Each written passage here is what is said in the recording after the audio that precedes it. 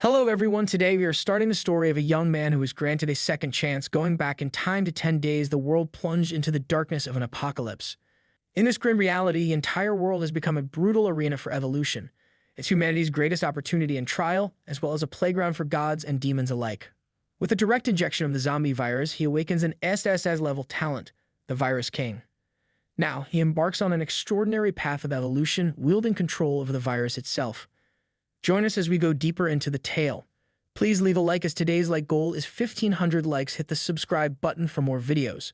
So let's start the story without any delay. The tale begins as the goddess of darkness, Heloise, flies over the White Demon Castle. Her voice rings out furiously as she addresses the young man below as the White Demon Saint Chen Bai. She berates him for his failure in the mission, declaring that his incompetence has put her in a foul mood. With venom in her words, she commands him to go to hell. Tensing up, Chen implores Lady Goddess Heloise to wait, seeking another chance based on his past accomplishments. However, Heloise swiftly rebuffs him, asserting that lowly humans have no right to request opportunities. She declares that his white magic castle will be obliterated along with the darkness. Suddenly, black waves rise at the White Demon Castle, enveloping Chen from all sides and dragging him downward into the river of darkness. As he's pulled by the waves, he wonders how, despite nearly completing 100 tasks for the Lady Goddess, one failure means he's going to be wiped out simply because he's a lowly human. In a moment of defiance, he refuses to accept his fate and starts laughing hysterically. Just before being fully consumed by the darkness of the water, he defiantly shows his middle finger to Lady Goddess Heloise and shouts that he will fuck her no matter what. Within the darkness of the water, Chen is surrounded by endless blackness, sinking deeper into it. Suddenly, his hourglass locket activates and miraculously, Chen wakes up in his bed, still furiously shouting at Lady Goddess Heloise. Upon seeing his surroundings, Chen is shocked and begins to wonder how he isn't dead yet and where he is. After analyzing the room carefully, he realizes that it's his dorm room from his college days. He starts to wonder how he ended up there and why he wasn't killed by Lady Goddess Heloise. The decades of turmoil felt so real to him that he begins to question if it could have been a dream. Suddenly, his focus shifts to his hourglass locket and he notices something strange. He remembers that the hourglass was the item he obtained 20 years after the arrival of the universal will when the trial began. He also remarks that the hourglass is the most unique item he had ever seen. It couldn't display his attributes and couldn't be destroyed, so he always kept it with him. He carefully looks at the hourglass and wonders. He remembers that the sand was at the bottom and it wouldn't flow even when turned upside down, but now, to his surprise, it was at the top. So he interprets that time as reversed. Curiously, he checks the time and discovers that it's the day of June 5th, 2032, just 10 days before the arrival of the universal will and the start of the apocalypse. Chen reflects that in 10 days on June 15th, the universal will would officially arrive and begin the trail. During this time, more than 90% of humanity will perish and the deceased will transform into various zombies and monsters. All the conventional weapons will fail and the whole world will witness its demise in just one night. However, along with the dangers of the universal trial come opportunities. Those who survive will awaken innate abilities within themselves. Many magical equipment and items from various realms will also descend to Earth along with the universal will. These treasures garner the interest of gods who govern the rules of the universe, and since these gods couldn't directly intervene in the trial, they entice humans under the guise of protection, seeking to reap benefits from it. Ken reflects that in his previous life he wasn't strong enough, and after much struggle, he eventually joined under Lady Goddess Heloise's command. He desperately completed the tasks she assigned, striving to elevate his status. However, he never anticipated being erased simply due to one failed mission. As he glances at his mobile phone, breaking news flashes across the screen. The first headline sparks chatter about a new disease reminiscent of rabies or cinematic zombies. The second headline reports on patients at Jiangxing Hospital exhibiting erratic behavior, resorting to biting others. Lastly, a third headline describes an unbelievable event. A body undergoing forensic dissection suddenly awakens. Rising from his seat, he absorbs the tumultuous updates and resolves to forge his own strength, determined not to rely on others. He vows to achieve such strength that even the demon goddess Heloise will kneel before him and sets out towards an uncertain destination. Along the way, Chen recalls that 10 years after the trial began, someone claimed to have discovered the only way to upgrade innate abilities. This person revealed that 10 days before the trial started, innate abilities actually became effective, and if one discovered and utilized their abilities during this period, it could upgrade them.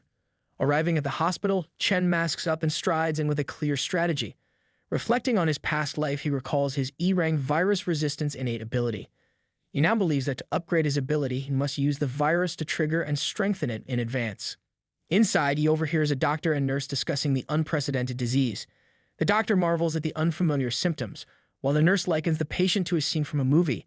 Approaching the patient's room, Chen observes the restrained figure and confirms its transformation into a zombie. Armed with a syringe, he moves to draw its blood, explaining to the zombie that its cooperation is vital for his training. With a sufficient sample secured, Chen anticipates triggering his innate ability. Following that, he checks the dormitory to see if anyone is around and realizes it's empty. He deduces that everyone is gone as they had stayed up all night. Preparing to inject the zombie's blood into himself, he hesitates briefly, knowing that if the theory is wrong, he might die. Yet brushing aside the consequences, he plunges the needle into his arm without hesitation. Reflecting on his struggles before the reset, enduring decades of weakness until finally making progress, he fears squandering opportunities if he remains feeble, despite knowing the future. Death seems preferable to restarting and remaining weak. As the blood courses through his veins, he collapses suddenly.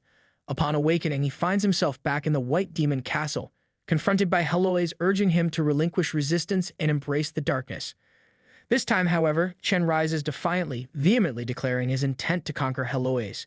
He then asks himself how he could fall here. Back at the hospital, Chen regains consciousness, walking strangely. Some people enter the room and are stunned to see Chen, his nerves seemingly protruding from every end, with blood coming out from his eyes and mouth. Recognizing Chen Bai, one of them anxiously queries him about the situation. Chen, momentarily stunned by the boy's presence, joyfully asks if he's back. With a nod, the boy agrees. Chen then excuses himself to wash his face, which the boy acknowledges with a simple okay. In the washroom, he gazes at his reflection, a smile spreading across his face as the theory proves true. The zombie virus didn't claim his life, and his innate abilities successfully upgraded.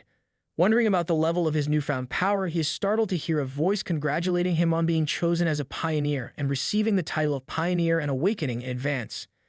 Hearing this, he realizes it's the voice of the universal will, and he feels happy that he has successfully awakened. He commands the interface to display the title information, and a screen materializes before him, detailing the privileges of being a pioneer. It states that individuals who could discover, utilize, and train their abilities before the trial began were eligible for this title. Notably, it enhances their attributes by 5% and boosts experience gained by 10%. Moreover, pioneers have the advantage of awakening the attribute panel in advance. Reading this, Chen feels delighted about the percentage boost, realizing it's a perfect title for him. Then he commands to open the panel of the innate ability, where his ability level shows as SSS, indicating he possesses a great amount of power within himself. It's revealed that the virus monarch reigns supreme as the mightiest skill in the virus element, capable of absorbing, utilizing, manipulating, transforming, and creating viruses. Chen reflects on his current abilities, noting that he can only absorb viruses with a limited range. Realizing the need for a significant virus supply to enhance his power, he heads back to the hospital. However, his return is met with chaos as people rush towards him, some pleading for help while others warn of a zombie outbreak signaling the end of the world. Recalling crucial information from his past life about peculiar incidents in Jiangxing before the trial, Chen recognizes the sealed hospital as the source. Ignoring bystanders' inquiries, he charges towards the zombie-infested area. As he absorbs the virus, his Virus Monarch talent skill begins accumulating points which could be used to strengthen abilities. After absorbing one zombie, he relentlessly pursues every other undead, boldly declaring that no zombie can evade him. Meanwhile, on the 4th floor of the hospital building, zombies relentlessly pound on the restroom door where Liu Feng, the hospital director, and nurse Sui Xin are trapped. Liu Feng grimly admits to Sui Xin that escape seems impossible. The door won't hold much longer, and they are doomed. He then turns to Sui Xin, his eyes filled with lust as he laughs. Sui Xin, crying and wondering what to do, suddenly notices Liu Feng's strange behavior and asks what's wrong with him. With a sinister grin, Liu Feng approaches her, saying he has pursued her for so long, but she never agreed. Now that they are about to die, he suggests she let him enjoy himself before they die. Shocked by his behavior, Sui Xin questions his sanity. Ignoring her, Liu Feng becomes increasingly desperate as the zombies breach the door. Panicked, he seizes Sui Xin, using her as a shield and pushing her towards the zombies to save himself. As he attempts to flee, he finds himself cornered at a window. With no other escape, he tries to jump but becomes stuck, vulnerable to the approaching zombies. 7 minutes later, the ground is strewn with the bodies of the bitten victims. Chen arrives at the scene and spots a medical staff girl seemingly unharmed. Recognizing the recent bite marks, he realizes there may still be time before she transforms. With the military preparing to seal the area, Chen determines he needs someone familiar with the hospital layout to navigate. Resolute, he decides to extract all the virus from her to halt the transformation. In a swift motion, he drains all the virus from her, saving her from turning into a zombie. Moments later, she regains consciousness, confirming Chen's success. Suixin expresses her gratitude to Chen for saving her. He remarks that it seems she hasn't completely lost consciousness. Suixin confirms with a yes, indicating her awareness of what had transpired. Chen then informs Suixin that he requires her assistance with something urgent. Agreeing to help, Suixin requests a change of clothes first. Chen, sensing the urgency, grabs Suixin's hand and begins to pull her, insisting there is no time for that. He implores her to lead him to the area in the hospital with the highest concentration of viruses. Suixin complies and then guides him to the laboratory, where most viruses are stored and tested. Chen collects some viruses, assuring her it should suffice. He combines them in a beaker, surprising and alarming Suixin. The concoction includes hepatitis, influenza, herpes, and HIV viruses, each contributing varying virus points based on potency. After absorbing all the viruses, Chen's next goal is to strengthen the zombie virus with them. He reviews his options on the point screen: Ancestor virus, Decay virus, T-virus, Coxy virus, and Dark Light virus. After careful consideration, he selects the Dark Light virus for upgrading, explaining its focus on devouring and evolving. Suddenly, Suixin alerts him to approaching zombies at the laboratory door. Chen instructs her to stay put and confronts the zombie, swiftly absorbing its virus. Observing Chen's actions, Suixin becomes perplexed. As he absorbs the virus, Chen notices the process is quicker than before, effortlessly lifting the 150 ulbs zombie. Seizing the opportunity, he tests his new ability on the zombie.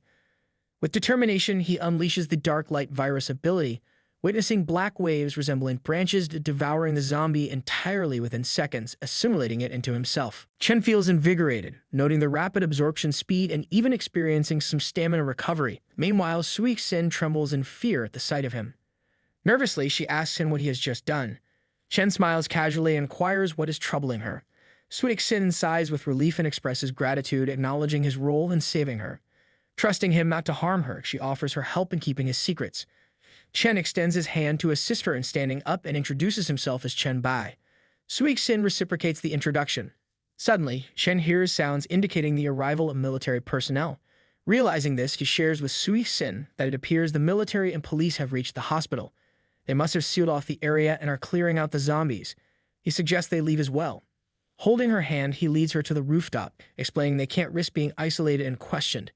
Suddenly, a strange creature materializes before them, startling Chen. As it attacks, Chen realizes it's not the right time for a confrontation. Stunned, Suixin hesitates, unsure of what to do, while the creature stands poised for a confrontation. In an instant, it attacks Chen and blood begins to pour from his hand. Nevertheless, Chen continues to smile, intrigued by the sight of the mutant before him, pondering what sort of evolution the Dark Light virus would undergo by assimilating the mutant. As the mutant advances to attack Chen, he leaps to dodge the strike and counters with a swift kick aimed at its head. However, the mutant proves to be highly agile. Before Chen can regain his footing, it lashes out with a slashing attack towards him. Miraculously, Chen manages to evade the attack, drawing his weapon imbued with the power of the zombies. He realizes the mutant matches his prowess. Nevertheless, he unleashes a powerful punch at the mutant, giving it his all. However, the punch only inflicts minor damage on the mutant. Realizing the mutants are on par with his own abilities, Chen launches another attack without hesitation. However, he quickly discerns that his attacks won't inflict significant damage on the mutant, realizing defeating it will require considerable effort. As the mutant rises from the damage, Chen takes a moment to heal himself. To his surprise, Suixin breaks the emergency box glass with her elbow, retrieving an axe and tossing it towards him as the mutant advances. Chen deftly catches the axe, grateful for her intervention as he prepares to face the mutant. Initiating his assault, he declares it's their brawl now, wielding the axe with precision. Dodging the mutant's attacks, he delivers a series of blows, eventually causing it to halt and clutch its wounded leg. In a moment of respite, Chen relaxes and remarks with a smile that it's surprising the mutant still holds on in such circumstances. He then positions his leg on the mutant's head, preparing to deliver the decisive blow by severing its head. Suddenly, the mutant retaliates with full force, launching a powerful counterattack against Chen, who collides with the wall, blood expelling from his mouth, the axe slipping from his grasp. Witnessing this, Suixin grows frightened and tense, her concern mounting for Chen. However, Chen remains unfazed, wearing a smile even in the face of adversity. He contemplates that when one is on the brink of death, there is no choice but to embrace it. Addressing the mutant, Chen questions if it desires to tear him apart. Confusion flickers in the mutant's eyes as dark waves emerge from Chen's stomach, ensnaring the mutant. Chen unleashes his evolution-devouring power, causing the mutant to howl in agony. Observing its suffering, Chen remarks on its newfound fear, though it's too late. Gradually, Chen consumes the mutant entirely, leaving nothing behind. Shocked yet impressed, Suixin praises Chen Bai for his remarkable feat. As the devouring process concludes, it becomes evident that Chen has absorbed a second-stage clawed zombie. The transformation of the blacklight virus continues, and upon completion, Chen acquires the bone claw ability characteristic of the clawed zombie. To his surprise, Chen's hands now resemble deadly claws, filling him with happiness as he realizes choosing the blacklight virus was the best decision he ever made. Shortly after, the military arrives, demanding confirmation of Chen and Suixin's survival. Chen's frustration is evident, but he swiftly gathers Suixin into his arms, urging her to hold on tightly. Ignoring the military's warnings, he dashes into action as gunfire erupts. Suixin directs him towards a safe passage leading to the rooftop. Despite being struck by bullets, Chen remains focused, silently enduring as they push forward. Finally, they reach the rooftop, where Chen kicks open the door with a powerful blow. Catching his breath, Chen turns to Suixin and asks about her home. Suixin quickly provides her address: Rongfeng Neighborhood, North 4th Road, Nanbei Street. Chen nods in acknowledgement, then swiftly sprints and leaps off the rooftop. Suixin, stunned and fearful, instinctively wraps her arms around Chen Bai as they plummet.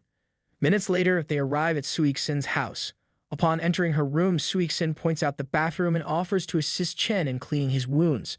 Chen reassures her, explaining that the bullets had not lodged inside and his injuries had already healed. He encourages her not to worry, indicating that he is fine. Suixin insists, her concern overriding any sense of embarrassment. Chen acquiesces with a nod and removes his shirt as she requests. As she examines his wounds, Suixin feels a bit flustered. She points out the remaining marks and traces of wounds on his hand, urging him to take a closer look. Glancing at his chest and stomach, Suixin suggests Chen inspect those areas as well, claiming they haven't healed properly. In truth, she finds herself drawn to him, particularly mesmerized by his defined six-pack physique. In a lighthearted tone, Chen teases Suixin, jokingly asking if he would immediately recover if he ate her and playfully questioning if she's willing to sacrifice herself for him. Feeling flustered by his banter, Suixin awkwardly responds that he wouldn't eat her, suggesting he would have done so already if he intended to. To her surprise, Chen draws close and whispers in her ear, revealing that her assumption was incorrect.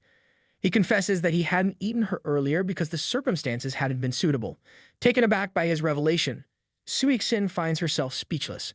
Suddenly, Chen removes the torn cloth from her body, indicating that now the environment is conducive to his earlier suggestion. He once more asks if Suixin would be willing to sacrifice herself to help him recover. Though Suixin doesn't explicitly say yes, she diverts the topic, suggesting they clean up instead. Interpreting her response as an indirect yes, Chen understands her reluctance due to embarrassment. With a nod of acknowledgement, he leans in and initiates a kiss, leading them to become intimate with each other. However, amidst their intimacy, Chen's phone begins to ring incessantly, bombarded with message notifications. Ken's friends Zhao and Songji message him, expressing concern for his well-being. Song asks if he's alright, having heard from another friend that he visited Jiangxing Hospital. Meanwhile, Zhao shares that the school's #1 beauty Songji had been asking about him, sparking curiosity about his whereabouts. Later, Chen wanders through the market, reflecting on the strange occurrences in Jiangxing before the trial. The sealed hospital, suburban bombing, and monstrous slaughter. He admits his limited knowledge of these events and wonders why they're rarely discussed. Pondering these mysteries, he develops a headache and becomes tense. Chen then receives a call from Suixin, who informs him that 2 people came looking for him, claiming Song Zijiang wants to see him. Chen acts nonchalant and Suixin expresses distrust, considering Zijiang's status as the queen of Jiangxing. Tense, she asks what to do. Chen assures her they're not lying and asks her to have them wait outside, to which Suixin agrees. Chen opens the chat with Songji, finding numerous messages inquiring about his health and whereabouts. He recalls that Zijiang is the mother of a classmate entangled with him, speculating that Songji went to see her mother, and if Zijiang could find her way to Suixin's place, she must know something. Chen decides it's necessary to meet Zijiang. Later, he arrives at the suburban freezer warehouse, where Zijiang's guards escort him to her. Reflecting on Zijiang's journey from rags to riches, becoming the wealthiest person in Jiangxing and excelling in both legitimate and illegitimate ventures, Chen recalls her rise to power as the Jiangxing queen. In his past life, he admired her, but now he laughs knowing things are different. If he can recruit her to his side, he could accomplish much more before the trial. They halt at the suburban warehouse corridor where Zikyung stands with her secretary, Ms. Lang. When Chen arrives, her bodyguard informs her of his presence. Zixiong apologizes for summoning him, explaining her inability to leave. Chen inquires about the specific matter she wishes to discuss. Surprisingly, Zixiong steps closer to him and adjusts his attire, explaining that she called him because Songji had returned home, expressing concern about his absence at Jiangcheng First Hospital and asking for help. She also admits curiosity about the man who could make Songji so nervous. Chen, preferring directness, asks Zixiong about her real purpose. She smiles, appreciating his straightforwardness, and suggests he become her daughter's husband, citing his apparent fondness for her. Ken replies that he doesn't believe there's a reason for Zixiong to want him. Zixiong mentions his heroic performance at the hospital and asks if anyone would develop feelings. Stunned, Chen admits to destroying the hospital's surveillance and power supply, questioning how she knew and found him so quickly. Zixiong urges him not to underestimate her, explaining her men could trace him at least from the lobby to the monitoring room. She asserts she has someone inside the hospital and shows Chen her chat with a girl named Lulei, who sent a video of him running away with Sui Xin. Zixiong mentions finding a colleague of Sui Xin named Liu Feng among the survivors brought up by the troops, who seemed familiar to her. Surprised at the mention of Liu's name, Chen is taken aback. Chen recalls the night before at Sui Xin's house when she mentioned Liu Feng. He asks if Liu was the one who not only tried to molest her, but also pushed her towards the zombies. Sui Xin confirms, recounting Liu's attempt to escape by jumping out of the window but getting grabbed by zombies, ultimately meeting his demise. Chen is surprised, realizing Liu Feng was the person hanging on the window, thinking he was already dead. Sui Xin expresses her hatred towards Liu Feng, wishing he were already dead. Back at the suburban freezer warehouse corridor, Chen asks Zixiong if she will disclose the location of the isolated survivors. Zixiong responds, offering the information if he becomes her man. Chen asserts that she underestimates him. Zixiong admits she can't match his skills with just information, but still has leverage. Chen interjects, rejecting her proposal and implying she knows too little about him. He suggests that if she knew more, she would realize he couldn't be her man, but rather she should be his woman. With these words, he draws out his claws, surprising Zixiong and prompting her secretary, Ms. Lang, to step forward protectively. Zixiong questions if this is a mutation of the zombie virus, but Chen denies it, proposing that she becomes his woman in exchange for learning more. Zixiong smiles, indicating that merely showing his claws won't win her over. She mentions his relationship with Sui Xin, questioning why he's interested in her. Chen approaches Zixiong closely, holding her face and suggesting that everyone has their strengths and weaknesses. He hints that there's much more she could do for him than Sui Xin in these days before the apocalypse. Hearing Chen's mention of the apocalypse, Zixiong curiously inquires further. Chen counters, stating that zombies aren't even worthy of being called a warm-up. This prompts Zixiong to realize that Chen possesses substantial knowledge. Chen confirms her suspicion, asserting that his knowledge surpasses her imagination. Recognizing their shared disposition against submission, Zixiong proposes cooperation, offering her help in exchange for his information. The Jigachad responds affirmatively, recognizing that conquering the Queen of Jiangcheng is indeed not an easy task. Zixiong agrees, revealing her anticipation of encountering a man capable of conquering her. She encourages Chen to persist in his efforts, genuinely impressed by his boldness.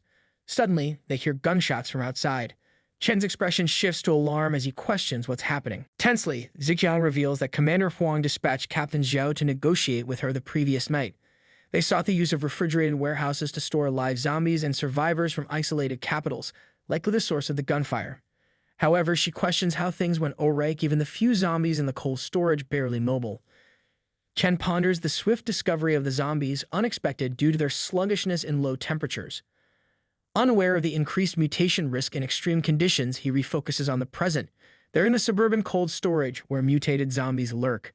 It dawns on him that this site could be the suburban bombing location.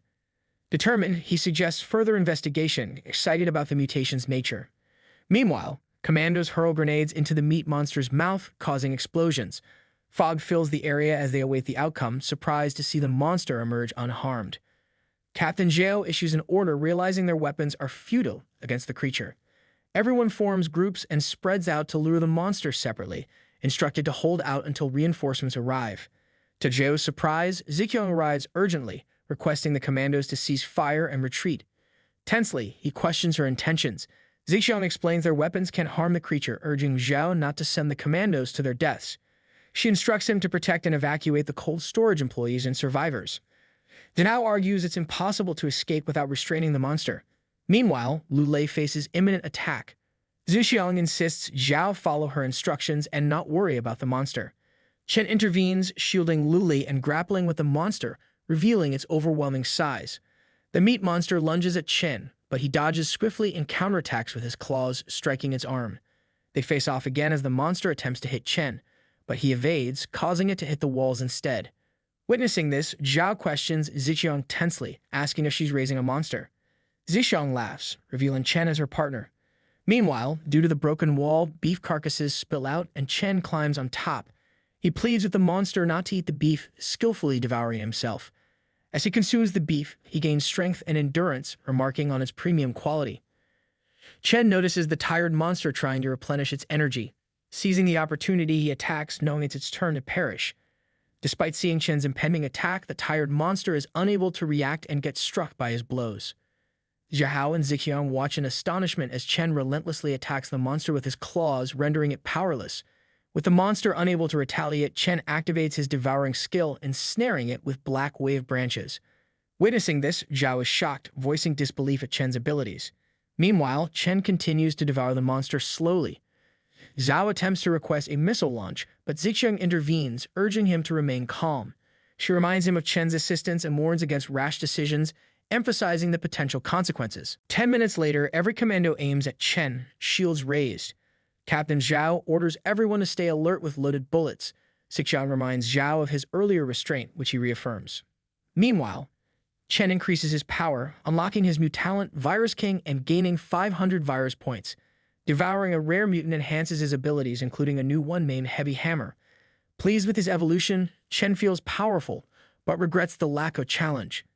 He reveals his biggest gain of the day, a Flesh Mountain core. The core holds potential for crafting equipment and creating a flesh wall if controlled properly. Chen ponders whether to feed it more to grow another Flesh Mountain. His thoughts are interrupted when Zixiang calls him, prompting him to conceal the core. Zixiang introduces Chen to Lu Lei, a well-known journalist and internet celebrity. Chen asks if she secretly filmed him in the hospital, which she confirms with gratitude for his rescue. Chen modestly dismisses it, then asks if she captured his battle with the Meat Mountain mutant on camera. Upon hearing this, Lu Lei becomes a bit tense and apologizes, explaining that it's a professional habit of hers. Chen reassures her it's fine and instructs her to keep the footage, stating he has a use for it. Zhao then approaches Chen, relaying the district military commander Huang's request for Chen to explain himself and what he knows to the military. Chen remains silent, his thoughts drifting to Commander Huang Xingshu, a name difficult to forget. He recalls Huang's coercion of the weak and isolated awakened individuals after the trials, exploiting them like commodities. Initially, patriotism and righteousness reassured everyone, but it devolved into beatings and insults. Chen reflects on his own struggles and starvation, remembering how attempting to leave meant being branded a traitor and hunted down, forcing him to flee Jiangcheng. Addressing Zixiang as boss Zixiang, Chen asks if he should go and explain. Zixiang responds with a firm no, explaining she lacks sufficient information. Chen attempts to discuss the potential consequences, but Zixiang reassures him, insisting she'll handle it. Zhao interjects, emphasizing the duty of citizenship in Longo for both of them to understand. Zixiang steps closer to Zhao, expressing her anger and dismissing the concept of duty as a mere joke. She urges Zhao to drop his official tone, reminding him of his position as just a platoon leader, lacking the qualifications for such matters. Zixiang instructs Zhao to inform Huang Xingshu that any issues should be addressed to her first. Before Zhao can respond, one of his soldiers approaches, seeking guidance on handling the isolated personnel causing trouble. Ken eagerly inquires if a person named Liu Feng is among the troublemakers. Zhao also asks if it is true. The soldier confirms, stating that Liu is indeed causing the most trouble. Chen then asks Zhao that he wants to see Liu Feng. Zhao agrees to Chen's request and instructs his soldier to bring Liu Feng to them. After some time, Liu arrives, inquiring if Zhao is searching for him and if his dad, Liu Huinam, has called. He mentions his father's role as the vice president of the first hospital. Surprising Liu, Chen places his hand on his shoulder, covertly injecting him with the zombie virus. Claiming to seek Liu on behalf of someone with a message, Chen fabricates a story about Suixin's alleged desire for Liu's demise due to his actions with the zombie. Confused, Liu asks who Chen is. Chen concocts a tale about Suixin's supposed confession during a moment of intimacy. Shocked, Liu questions Chen's source, deeming it impossible for Suixin to be alive. Suddenly, Chen retreats, urging everyone back as Liu begins to show signs of transformation. Liu becomes furious, denying the accusation and demanding answers. Others react defensively, soldiers readying their guns. As Liu charges toward Chen, unaware of his own transformation, Chen delivers a powerful punch, sending him flying. Witnessing this, Zhao is astonished, questioning Chen's mutant ability and humanity. Impressed by the punch's effectiveness, Chen addresses Zixiang as Boss Zixiang, acknowledging her performance and promising to share information with her later. Zixiang invites Chen to call her by her name or initials, hinting at a deeper connection. Surprised, Chen questions her motives. Zixiang subtly expresses her interest in a deeper relationship, indirectly probing Chen's feelings. Understanding her intentions, the Jigachad responds, emphasizing that her value and performance will determine their future. Later, as they drive back, Zixiang invites Chen for dinner. Politely, Chen asks her not to disturb him until they arrive, to which Zixiang agrees with an okay. Chen begins pondering if it's time for the lucky draw, checking his inventory for potential rewards from defeating the Meat Mountain monster. To his surprise, he finds 2 skill books. The first is Rampage Bloodlust, boosting all attributes for 10 minutes with a 1-day cooldown, but decreasing all attributes by 50% during cooldown. Chen deems it useless and shifts focus to the second book, Muscle Enhancement. It significantly increases muscle mass and strength growth rate, but users risk losing flexibility and becoming muscle freaks. Chen acknowledges the value of both books for faction building or rallying people in the early stages of the trial, although they're not personally useful to him. Contemplating faction building, Chen assesses his rewards: 6 gold coins from defeating the meat monster, totaling 6 gold coins, 35 silver coins, and 6 copper coins. Knowing that creating a chat group requires gold coins, he decides to utilize them to gather pioneers for establishing a solid foundation before the trial. Chen emphasizes the importance of early-stage relationships in shaping later-stage factions based on his past experiences. Opting to create a group, he cancels naming it, resulting in the system automatically naming it Group 01 by default. After creating the group, Chen laughs and calls out Heloise's name, expressing his ambition to build the Divine Emperor city and establish a divine kingdom where she would be beneath him. 3 hours later, they arrive at Zixiang's private villa, where Chen has already shared some future information with her. Zixiang repeats his words regarding the cosmic trial, noting the uselessness of firearms and electronic devices, as over 90% of participants will undergo gifted evolution and become monsters. Chen acknowledges her understanding and inquires if she can leverage this knowledge for an advantage. Zixiang firmly responds with a no, stating it's not enough. Cutting to the chase, Zixiang asks Chen how she could become his ally. Chen emphasizes the need for ability and absolute loyalty, likening it to a loyal dog to its master. Zixiang confidently asserts her influence, wealth, and status in Jiangcheng. Chen counters, explaining how post-trial dynamics will render her current power meaningless, urging her to envision a future where everyone vies for the former queen and princess of Jiangcheng. Hearing Chen's response, Zixiang becomes tense, questioning the distinction between loyalty to him and being treated as a plaything elsewhere. Chen reassures her, promising a platform to showcase her abilities under his guidance without restriction. Touched by his words, Zixiang smiles and admits hesitation may lead to missed opportunities. Without delay, she approaches Chen, gracefully bending her knee, expressing her readiness to serve him and proclaiming him as her master. Thrilled by her commitment, Chen acknowledges the emotional value she brings due to her reputation and status. He gently touches her face, requesting to witness her charm firsthand and assigning tasks for her to handle. Later, in Chat Group 01, Zixiang messages Ms. Leng, asking if Luli has sent Chen's video. If yes, she instructs Leng to take Luli home for rest, considering her recent experiences. Additionally, Leng is tasked with ensuring Chen's posts are prominently displayed on major forums, sharing the title of his posts to the pioneers with the post ID Pioneer White Emperor. Surprised, Leng relays Zixiang's instructions to Luli, urging her to send Chen's video and accompany her home for rest. Luli expresses surprise at the instruction and questions if she should return home. In response, Leng explains Zixiang's concern for Luli's well-being and the need for rest. Accepting the directive, Luli responds with an okay, reflecting on her recent encounter with zombies and Chen's strength. She wonders if she's become more accepting of the possibility of danger or if Chen's presence has reassured her. Back at Zixiang's villa, her phone rings and it's her daughter Songji calling. Chen notices and answers instead of Zixiang. Without delay, Songji questions the urgency of her request to come home, relayed by Ms. Leng, and asks if something is amiss. Chen reveals that he's the one who answered, surprising Songji. She questions why he has her mom's phone and where her mom is. Chen explains Ziqiang's busy schedule and insists on an important discussion at home. Songji reluctantly agrees and instructs Chen to wait for her, expressing frustration at his previous lack of response. Before she can finish, Chen hangs up, infuriating her. She vows to assert her authority over him sooner or later. While sitting at his feet, Ziqiang asks if Chen would protect her daughter as well. Chen replies that Songji lacks ability and character due to indulgence. However, with more effort from Ziqiang, he can ensure Songji won't become a monster during the trial. Ziqiang expresses gratitude for his assurance. Later, Ziqiang and Songji travel in a car to the suburban secret warehouse. Overhearing her mother's conversation about Chen, Songji questions Ziqiang's trust in him, finding it absurd. Ziqiang explains she stopped Songji from seeking Chen due to her doubts and warns her to remain obedient and silent after they exit the car. Songji agrees compliantly. Meanwhile, at the suburban secret warehouse, Ms. Lang reports to Chen that she scouted all rumored locations of zombies and monsters in the city the previous day, finding only this warehouse. She explains it used to be an underground casino, now occupied by about 160 zombies who were former gamblers, without any special zombies like the Meat Mountain. Chen acknowledges this and considers the idea of a zombie slaughterhouse.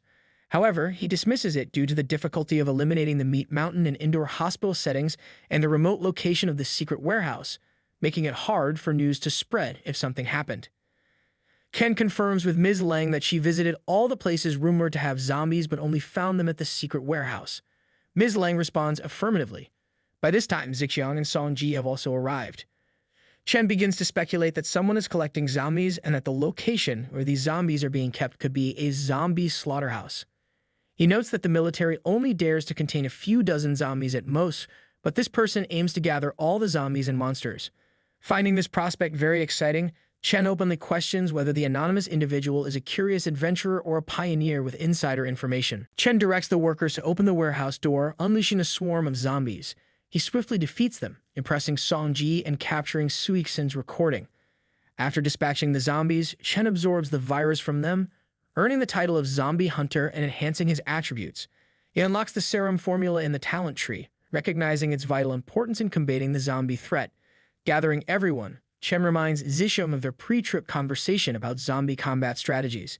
Ziqiang confirms while Songji watches in disgust as the zombies are eliminated.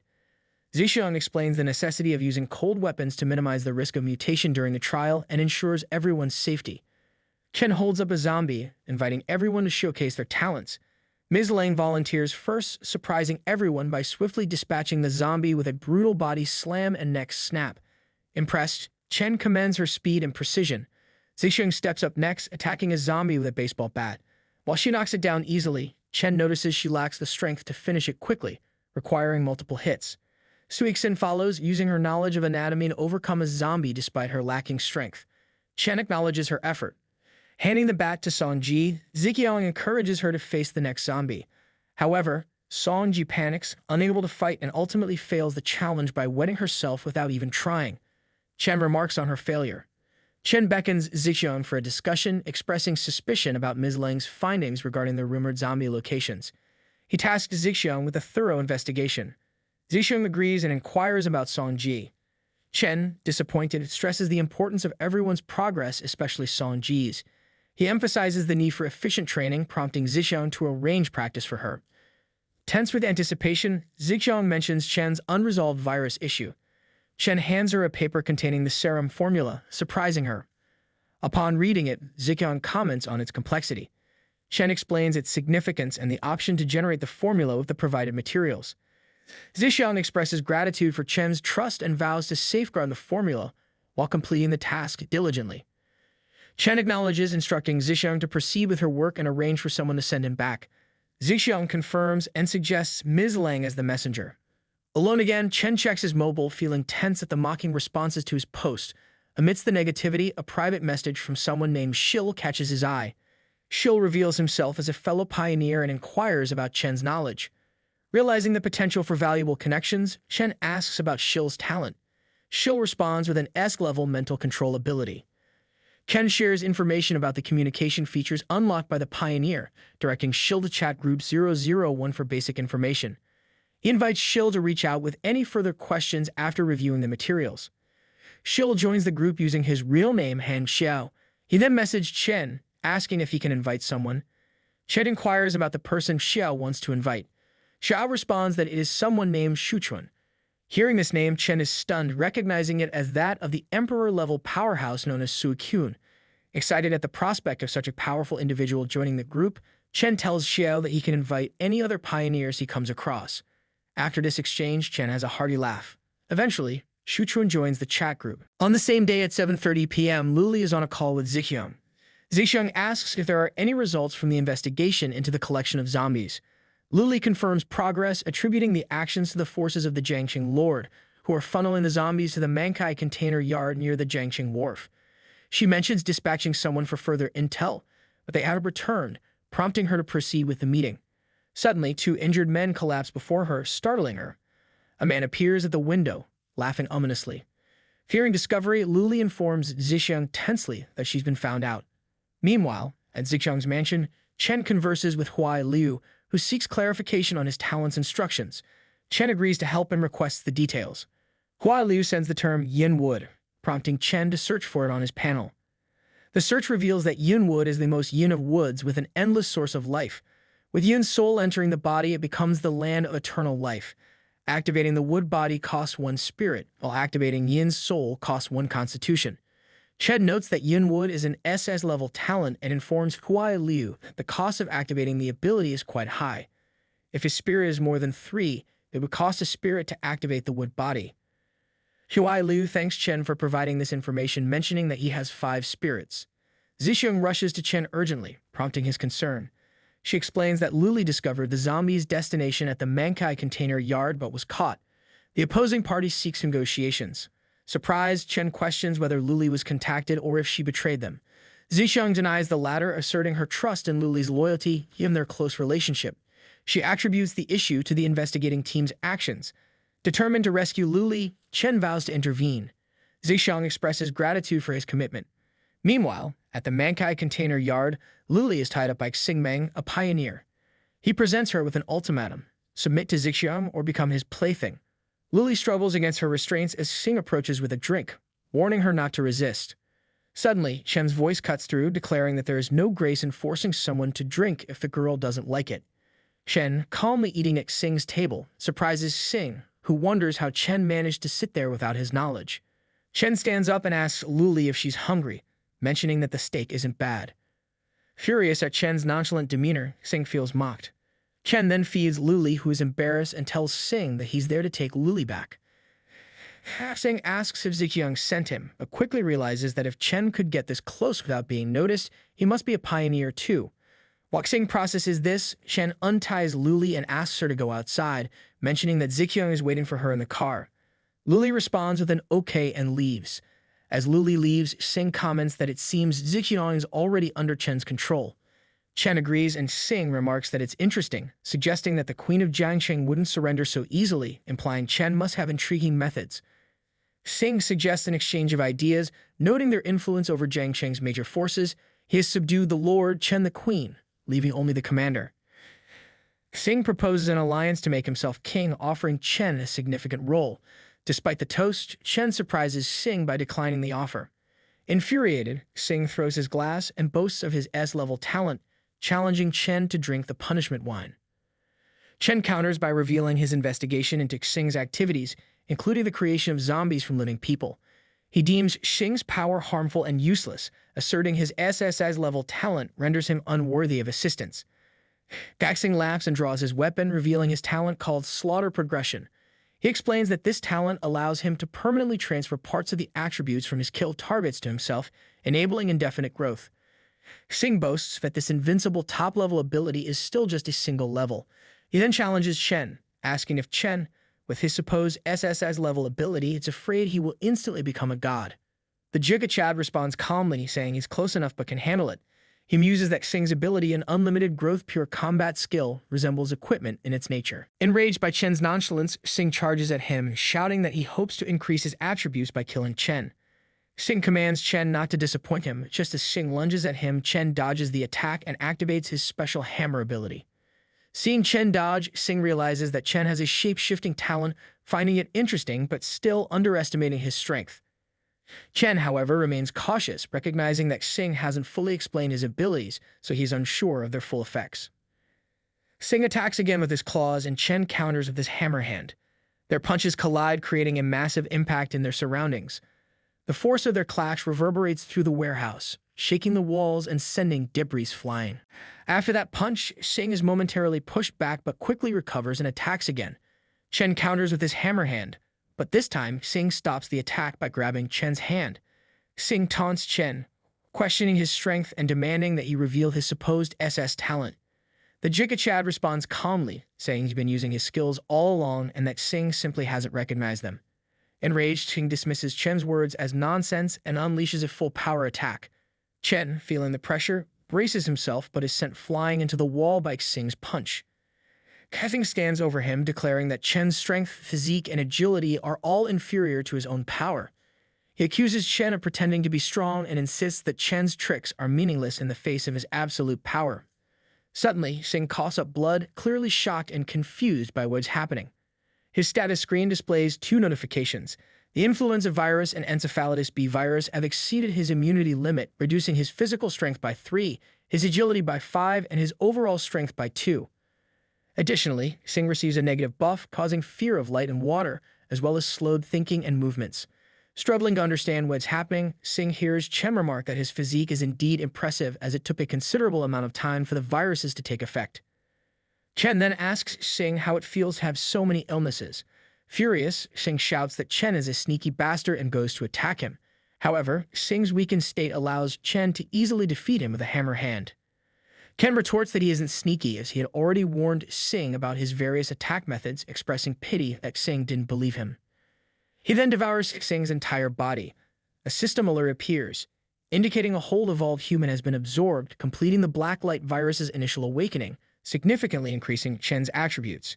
Additionally, a notification shows him that his Black Light devouring ability has evolved, allowing him to view part of his target's memories with a low probability of obtaining their mastered skills.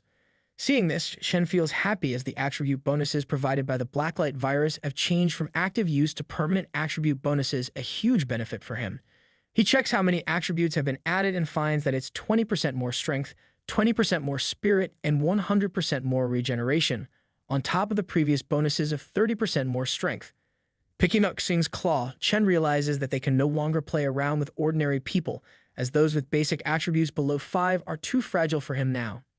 He then examines the description of Xing's zombie claw, noticing equipment blueprints and consumables. Chen concludes that Xing must have been lucky to have obtained such items, possibly by defeating mutant zombies. Reflecting on Xing's fortune, Chen realizes it's a second-level production blueprint indicating Xing's high luck attribute.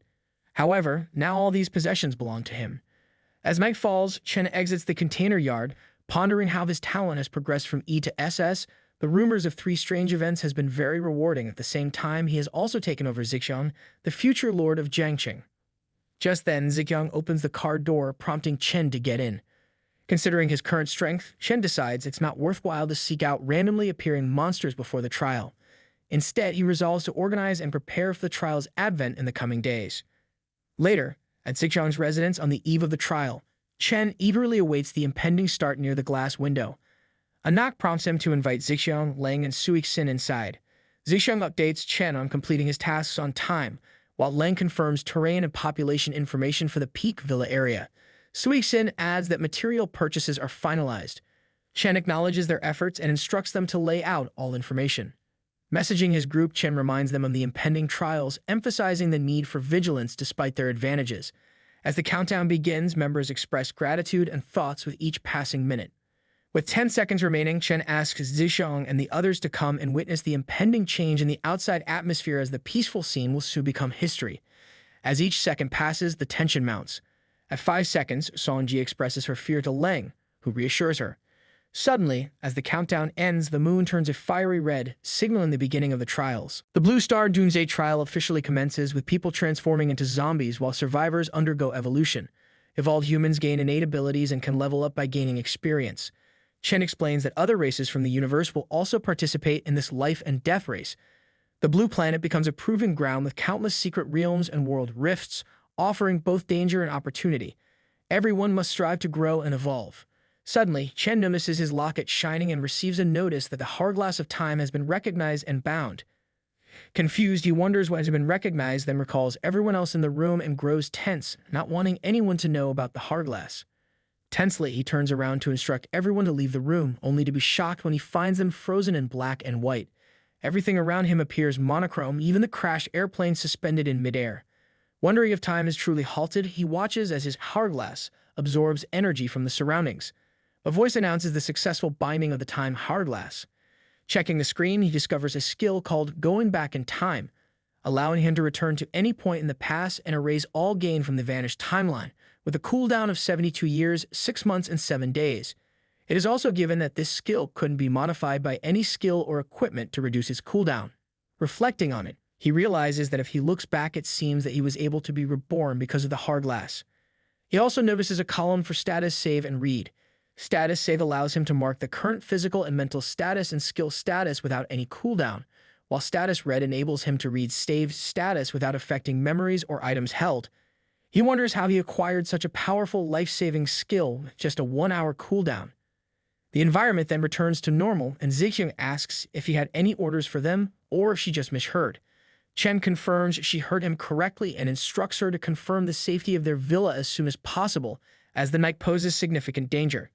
He directs her to put everyone on alert and begin clearing the villa area at daybreak. Zixiang and Lang affirm with a yes. The following day, zombies launch an attack at the villa.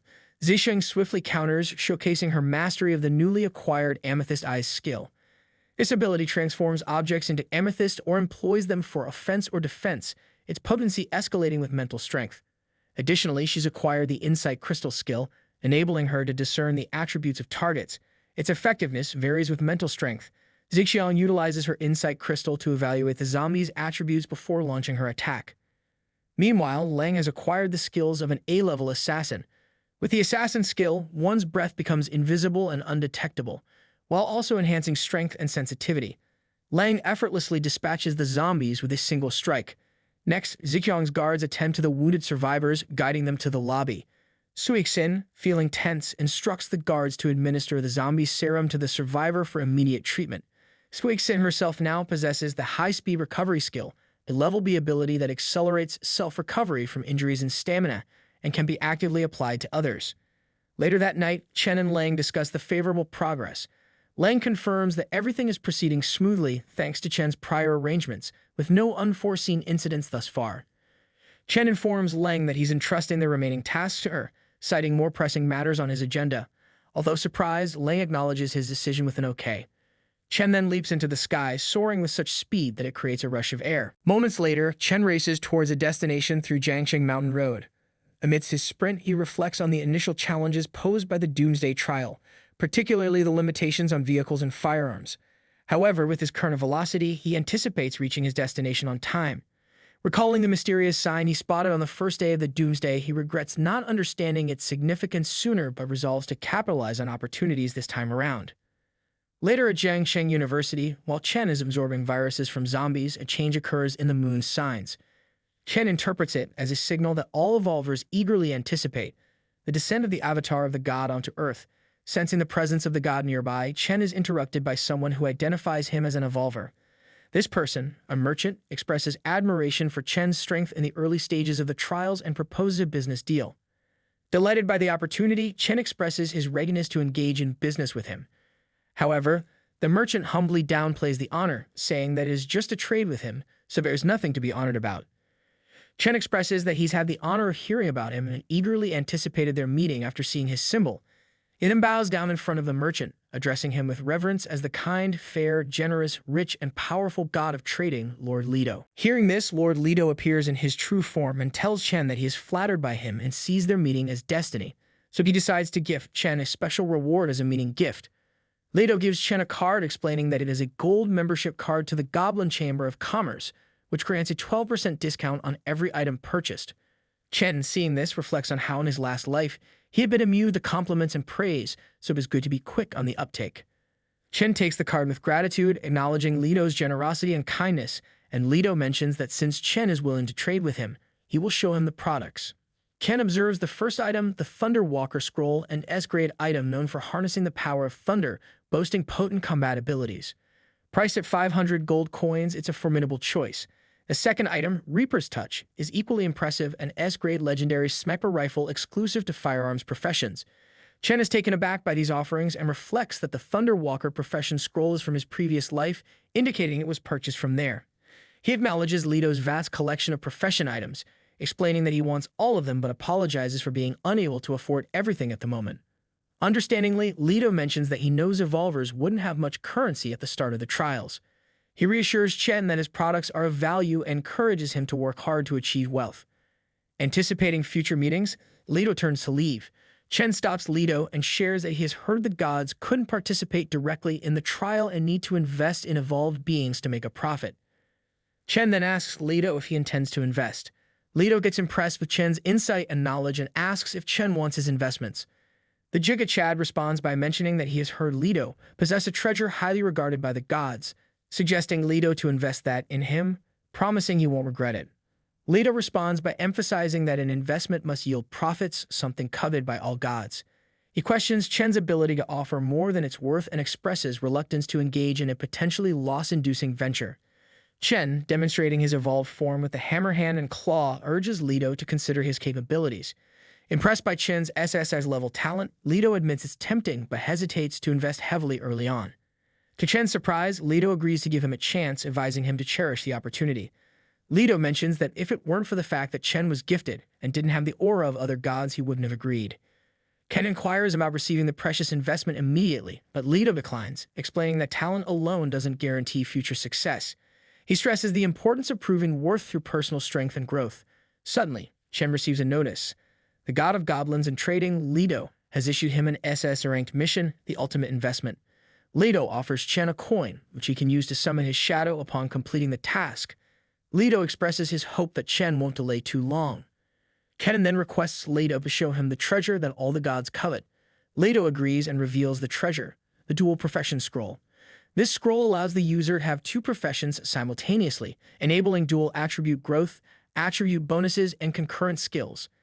Chen is stunned by this revelation, pondering if it's truly a dual profession. Leto confirms the transaction's conclusion and prepares to depart. Before leaving, he remarks that his day's harvest has been pleasant and expresses hope for Chen's task completion. After Leto's departure, Chen checks his mission panel to review the task details. The description states that to secure the most valuable investment from the god of trade, you must prove his worth by locating a special copy of the secret realm in Jiangxing University, defeating the creature inside, and obtaining a part of its body to present to Leto. Chen notices in the reward area that the reward will be decided by Leto. Impressed, Chen thinks that Leto truly embodies the essence of a god of trade. He reflects on Leto's good reputation from his previous life, surmising that he wouldn't suffer any loss if he didn't perform well. Chen then wonders about Jiangxing University, contemplating whether it had a secret realm in its early days. If true, it must have been well hidden as he had never heard of it before. He begins contemplating where to start looking first. Meanwhile, in the gymnasium of Jiangxing University, a young man is bullying students. Tom the bully demands that students plead to be his servants in a manner that pleases him, threatening harm if they refuse. The students defiantly reject his demands, calling him names. Tom becomes agitated and threatens to harm them, reassuring them that he won't let them die easily. Lin Qi, one of Tom's comrades, tries to intervene, but Tom hits her too, telling her to stay out of it. Suddenly, an explosion erupts in the wall, causing everyone to tense up.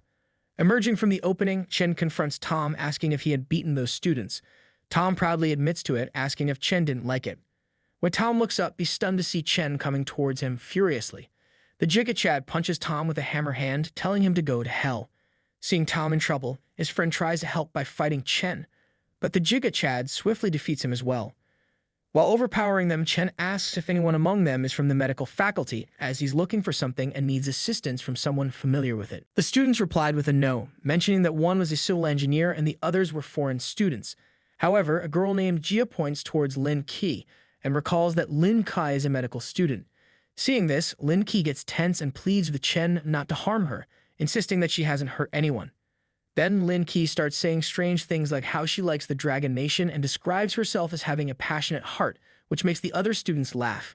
Embarrassed, Lin Qi asks Chen to spare her, promising to do anything in return. Jia reiterates that Lin Qi hasn't done anything wrong and has even tried to stop the two guys. The Giga Chad responds that he understands. Outside, Chen instructs everyone, except for Lin Qi, to leave. He tells them to follow the trail of zombie corpses to the Jiangxing City East Mountain Villa area and report his name as Chen Bai. The people there will take care of them. Hearing this, they all become tense, expressing concern about the city being full of zombies and the distance to East Mountain Villa from the university. They fear they could die on the way there. Chen reassures them that he has cleared almost all the zombies along the way, so they don't have to worry much as they won't be in danger. He also mentions that since they are all survivors, they will be gifted evolvers too. Chen points out that if they are too scared to face the zombies now, what will they do when the zombies and monsters start growing in numbers? They will be as good as dead. Hearing this, they all are stunned for a moment. Jia thanks Chen as she understands what he is trying to say. Then, everyone leaves from there. Lin Qi asks Chen why she can't leave with the others and why he's keeping her there, but Chen doesn't respond. Feeling embarrassed, Lin Qi wonders if Chen is keeping her there for romantic reasons, assuming students in the Dragon Kingdom love foreign girls like her. She concludes that Chen must be the same. Lin Kai then asks Chen not to use violence against her, saying she'll be his wildest horse. Chen smiles and clarifies that he isn't interested in a horse with 1,000,000 riders. He reminds Lin Kai that he needs someone to help him find something in the medical department. Lin Qi feels embarrassed and apologizes, admitting she was so scared before that she didn't hear anything. Then she furiously shouts at Chen, saying he can't insult her like that, claiming she hasn't been ridden by thousands of people. She quickly adds that she hasn't been ridden by anyone until now, and she can prove it. The Jikachad responds with an okay, understanding her frustration. Later, they arrive at the Jiangxing University Stadium, where Lin Kai tells Chen she's tired from walking so much and asks if they can take a break. The Jikachad responds with a no and surprises her by holding her waist, explaining they need to go fast, and they start running. Lin Qi's shirt falls to the ground and she shouts about it, but Chen doesn't hear her. After a few minutes, they reach the medical department research building. Lin Kai, frustrated, accuses Chen of being too pushy, explaining that if she hadn't caught her foot in her shirt, it would have been embarrassing for her to be left in her underwear. Chen asks if it's the research building and Lin Qi confirms, mentioning a research room on the 3rd floor only accessible to professors. She adds that it's said to contain many samples and information about bacteria and viruses. She also points out the building's side, mentioning it's not a garage but Mr. Oshi's house and incinerator. Speculating about hidden secrets in the medical department, she suggests this might be the only place to look. Chen stands and asks her to follow him. Later, Chen is impressed by the numerous types of viruses stored in the virus research laboratory. He didn't expect the university to have such a valuable collection. He begins absorbing all the viruses, noting that most of them are the flu virus, but he doesn't mind given it's a university. His screen shows he has enough influenza virus points to upgrade it to a skill, so he decides to give it a try. After the upgrade, he successfully gains the influenza skill, which releases a flu virus that infects a target within its range, reducing all attributes and adding a negative condition. It also interrupts all chance accumulation and aiming when triggered. Reading about the influenza virus, Chen is pleased with its strength, interrupt capabilities, and powerful control, especially with the sneeze effect. Chen realizes that he hadn't paid enough attention to the reality of the viruses while going through the virus tree and acknowledges the need to focus more on this aspect in the future. The SSS level proves to be indeed terrifying, noting that he still has some virus points left and considering the complexity of the Goblin God's trial. Chen decides to use the remaining points to further increase his strength. Chen orders the Blacklight virus skill tree to open. He unlocks 2 skills, flying and concentration. The flying skill lets him cling to any surface, enhancing his balance and sense of direction. The concentration skill improves his dynamic vision and reflexes, doubling his muscle control. Chen ponders the phrase all muscles and touches a wall, damaging it with just 1 touch. Lin Qi is shocked and thinks it's fortunate Chen didn't use this skill on her earlier. Chen is pleased, realizing he can deliver a powerful blow regardless of the size of the target. Noticing Lin Qi blushing, Chen asks her about it. Lin Qi responds that it's nothing. Ken shares that there's nothing more for him in the laboratory and suggests they go to Mr. Oshi's repository. They reach the repository. Lin Qi is scared because there's no electricity. Chen asks her to be quiet and stay still, sensing a strange vibe from the incineration room. He opens the room and tells Lin Qi to stay outside. Lin Qi admits she's scared. Ken receives a notification on his screen asking if he wants to enter the dungeon named Cold Incinerator. He responds with an absolute yes. The screen indicates that a successful clearance could make the dungeon permanent, but if not cleared within 2 days, it would disappear forever. Chen realizes why he hadn't heard of it before. As he gets ready, activating his evolver form in passive mode, all the monsters begin attacking him furiously. The first mutant monster attacks Chen, but he easily defeats it with a claw slash, meaning 400 experience points. Surprisingly, second mutant waits for the first to fall, then begins to consume it to power up its attack. Suddenly, it unleashes a thunderstorm-like attack on Chen. He dodges it and realizes that each mutant has different attack skills, and the second's attack could harm the first. Despite the situation, Chen remains unfazed as the attack poses little threat. He retaliates with a powerful hammer hand punch, defeating the mutant. His screen displays that he has vanquished a level 7 spiced infant spider, earning 1,000 points. Chen feels delighted, realizing the dungeon offers plenty of experience points. He shouts at the mutants to come as fast as they can and proceeds to defeat them one by one, earning 400 to 1,000 experience points each time. Gradually, he dispatches dozens of mutants until finally receiving a notification that he has leveled up to level 4, gaining 2 attribute points as a reward. Ken addresses the main monster, mocking it for not coming out despite defeating all its minions. He even offers assistance, extending a hand. Suddenly, a wall of the machine breaks, revealing a massive meat-like monster emerging from it. Startled, Chen feels tense, wondering how it could evoke such a strong sense of danger. He quickly formulates a plan to eliminate it before it evolves further. Without hesitation, Chen launches an attack, but the monster swiftly defends itself. Undeterred, Chen attempts to infect it with his evolved flu virus, only to find it ineffective. As the meat monster fully emerges, it transforms into a giant form and retaliates with a powerful punch, sending Chen flying backward, crashing into the wall. Ken's screen displays the monster's name as Biomaniac. Undeterred by Biomaniac's fury, Chen defends himself and counterattacks with all his power. However, Biomaniac swiftly regenerates, recovering from the onslaught. Despite the intense battle, Chen seems oddly happy. He explains that since his rebirth, he hadn't been able to fight with all his might, but now he's thrilled to unleash his full power against Biomaniac. Chen also mentions that in a few more days, his hands and feet will become rusted, revealing his plan to use Biomaniac to restore some of his strength. The fight continues relentlessly, with Chen launching attack after attack while Biomaniac continuously heals himself. After an hour of non-stop combat, they are still locked in battle. Chen is amazed by Biomaniac's seemingly infinite regeneration, wondering if there's any limit to it. He activates his Hourglass status read ability. Chen declares his determination to test whether Biomaniac is truly immortal or not. Another hour passes, and this time Chen calmly observes that Biomaniac is taking longer to heal. He begins to wonder if there's a limit to Biomaniac's regeneration, questioning whether the monster will eventually stop healing altogether. Another hour elapses, and this time Biomaniac's size has significantly diminished, leaving the monster lying on the ground. Chen, feeling a twinge of sadness, urges Biomaniac that he isn't done playing with him yet. The fight continues at a slower pace, and after yet another hour, Biomaniac lies motionless on the ground, no longer glowing and reduced to the size of a small piece of meat. Chen observes this and realizes that Biomaniac isn't going to recover anymore. With determination, Chen decides it's time to end the chapter of Biomaniac. He stomps on Biomaniac, crushing it into pieces.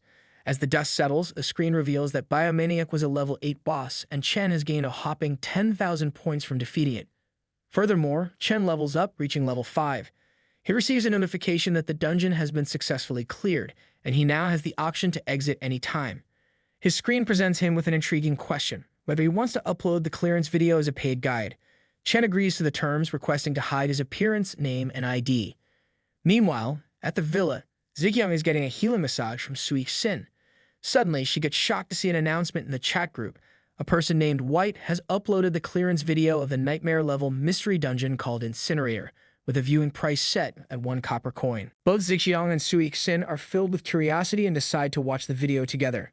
Meanwhile, other pioneers also tune in from wherever they are. One girl is stunned by the speed at which Chen fights the monster. She has to slow down the video to observe carefully. Some viewers are impressed by Chen's skills, while others grow tense witnessing the monster's rapid recovery speed, questioning whether it's wise for Chen to engage in such a battle. However, a child pioneer girl feels joy seeing that Chen has fully recovered after defeating the monster. Simultaneously, inside the cooled incinerator dungeon, Chen absorbs the remains of the monster, and a notification shows him gaining 300 Blacklight virus evolution points. Reflecting, Chen notes that the Blacklight virus has its own evolution points, which he can only use to update its skills and abilities. Another notification appears, indicating that the Blacklight virus has evolved, increasing the speed of recovery by 300%. He has also acquired the biomaniac skill, Cell Regeneration, Grade A. This skill allows him to regenerate a severed limb using stamina or energy as quickly as possible. Delighted to obtain this passive skill, Chen acknowledges the low probability of acquiring such skills. Excitedly, he then decides to inspect the items dropped by this nightmare-level boss. In front of Chen, 3 golden items hover in the air, gleaming with an otherworldly allure. As curiosity gets the better of him, he grabs the first item, a golden scroll. The description reveals its dark nature. The Biodemon Professional Scroll, A-level and unique. It's an ominous profession feeding off other living beings to enhance itself, with the unsettling ability to stimulate its own cells, boosting strength and recovery. Of course, there's a catch. A little too much absorption might lead to disintegration or some uncharted genetic mutation. The scroll casually mentions that the consequences are unknown, which is probably code for you might want to think twice. To wield this power, one needs to be at evolved level 10 and physical level 15, a requirement that suggests this isn't for the faint of heart. Chen examines the item in his hand, weighing its potential. He recognizes it as a unique A-class profession with both risks and rewards, but he already possesses the Blacklight virus, a formidable power on its own. Deciding to move on, he picks up the next item, a golden test tube. The description reads Genetic Essence, Grade C, a perfect genetic enhancement that promises to significantly boost a person's physical condition, though it's a one-time deal for each evolved individual. With a casual flick of his finger, he pops the cap off the tube, noting that this one might actually be worth his time. Without hesitation, he pours the contents into his mouth. Instantly, his strength, physique, and agility receive a permanent upgrade. The next item catches Chen's attention with its air of mystery. With a delicate touch, he lifts it, trying to decipher its purpose. It appears strange, almost otherworldly. He wonders if this is a special item or a piece of equipment. Chen opens what looks like a long, jumpsuit-sized skin and reads its description. Faceless skin, Grade D special defense. This peculiar item boasts a mix of multiple genes, offering excellent defense while also addressing the ever-so-common problem of skin flexidity. It comes with a boost of plus 10 to agility, physique, and defense. As if that weren't enough, it promises body modeling, with prolonged use potentially improving one's shape and has better effects on women, or so the description suggests. What really seals the deal is its dynamic nature. After using it, the wearer can change the color and shape of any part of their body to match their whims. It's like having a built-in makeover machine, except it's a skin suit. Chen observes the item attentively, contemplating its potential. After a moment of silence, he muses that the description of this dynamic skin seems a bit ambiguous. He ponders its true nature, wondering if it's meant for body modification or simply serves as equipment. Holding the skin aloft with his purple aura, Chen examines it closely, trying to unravel its secrets. Then Chen accesses his inventory, recalling that he also picked up some items from fallen monsters earlier. These turn out to be common equipment pieces suitable for use as internal armor. Not bad at all. Among them, he finds a skill book, and with a hint of excitement, he selects it. Reading its description, he learns that the skill book offers a power called Activate Cells. This ability boosts cellular activity for a short period, significantly enhancing recovery capabilities, but comes with a cooldown of 10 hours. There's a caveat, though. If one already possesses the advanced version of this skill, Cellular Regeneration, this skill book becomes redundant. After carefully reading the description, Chen concludes that the skill book is invalid for him.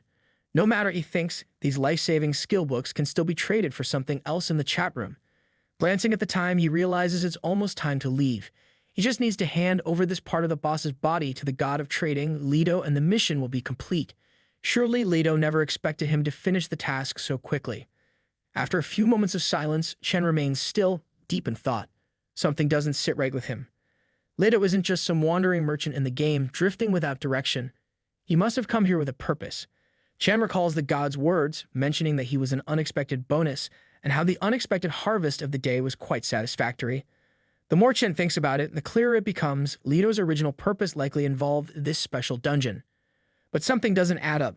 The amount of experience Chen is gaining here doesn't seem significant enough to warrant the presence of a divine avatar. He wonders, could it be that Leto's true purpose has nothing to do with this dungeon at all, or is he overlooking something crucial? Assuming an investigative posture, he begins to piece together the puzzle. Chen closes the dungeon exit window and decides to head toward the incinerator, the same one where the biodemon made its grand entrance. If there's anything left unexplored in this dungeon, it's the interior of that ominous incinerator. Without a second thought, he crouches down and squeezes into the small compartment, navigating through iron plates dotted with tiny holes, clearly meant for some not-so-pleasant fire exits. The walls, coated in oil and grease, make the place feel like the world's worst slip and slide. At first, it seems like nothing more than a grimy, claustrophobic tunnel, and Chen can't help but wonder if he's just wasting time in a glorified chimney. But as he reaches the end, he spots a round opening above him. He wonders if there is something hidden up in that pipe. He figures that a little climb might reveal what's been lurking just out of sight. Besides, missing out on hidden secrets isn't exactly his style. Chen leaps toward the pipe, using his hands and feet to climb upward. The pipe seems much longer than expected, far exceeding the height of the room below. As he ascends, his expression shifts. Something surprises him. He realizes there's nowhere else to go. It's a dead end. He wonders, is that it, a dead end? It doesn't add up. There's nothing here, he thinks, as he continues squeezing through the narrow pipe, elbowing the final wall in frustration. Just as he's about to give up, something catches him off guard again. A face with a yellow glow suddenly emerges from the wall, a mask with open eyes and mouth, frozen in an expression of dismay. Startled, Chen retreats instinctively, caught off guard by the mask's sudden appearance. Almost without thinking, he reacts, delivering a punch to the mask. The mask shatters in a burst of bright yellow light. A few seconds pass, and Chen remains frozen in an expression of dismay, but then the item finally reveals itself, along with its description. The incinerator phenomenon is caused by an unknown force, and the mask, with its eerie glow, seems to possess miraculous functions and effects. The mask glistens brightly as Chen examines it, its features twisted into a face full of panic and terror. Chen stretches out his hand and picks it up, noting the unsettling way it's labeled. Unnamed with a question mark. It seems more likely to be a fragment of an SS-class item or even a god-tier relic. Incredible, he thinks. This must have been what LEGO was after all along. He reflects that now he has to find out a safe way to keep it hidden. He gazes at the mysterious mask in his hands, and a mischievous smile spreads across his face. Some time passes, and night has already fallen outside the medical university building. Chen returns, emerging from the incinerator, where Lin Qi, the girl he had rescued, is waiting for him. Seeing him leap out of the incinerator, Lin Qi couldn't contain her excitement. She mentions having watched his video, her enthusiasm bubbling over as she declares she loves him. Meanwhile, Chen, ever the pragmatist, is more interested in something else entirely. He asks her if she has any copper coins. Lin Qi, still grinning from ear to ear, explains that while others were busy battling zombies, she managed to sneak in a last-minute attack herself. She mentions that the price to view the video was just 1 copper coin, so there must have been quite a few spectators. Chen, curious, opens his interface window to check his balance. To his surprise, he finds he's accumulated a total of 869 gold coins, 93 silver coins, and 15 copper coins. Chen realizes it's not enough. He needs 1,000 coins to unlock the storage, which is protected by the will of the universe, making it the ultimate safe place to store items without detection. It's a bit like having a cosmic safe deposit box, but he'll have to wait before completing his mission. Closing the interface with a sigh, he starts walking, the girl following closely behind. She asks if they're heading to the Dongshan Villa area he mentioned earlier. Keeping his pace steady, Chen shakes his head, explaining that the night holds too many unknown dangers. Instead, he suggests they find a place to stay for the night first.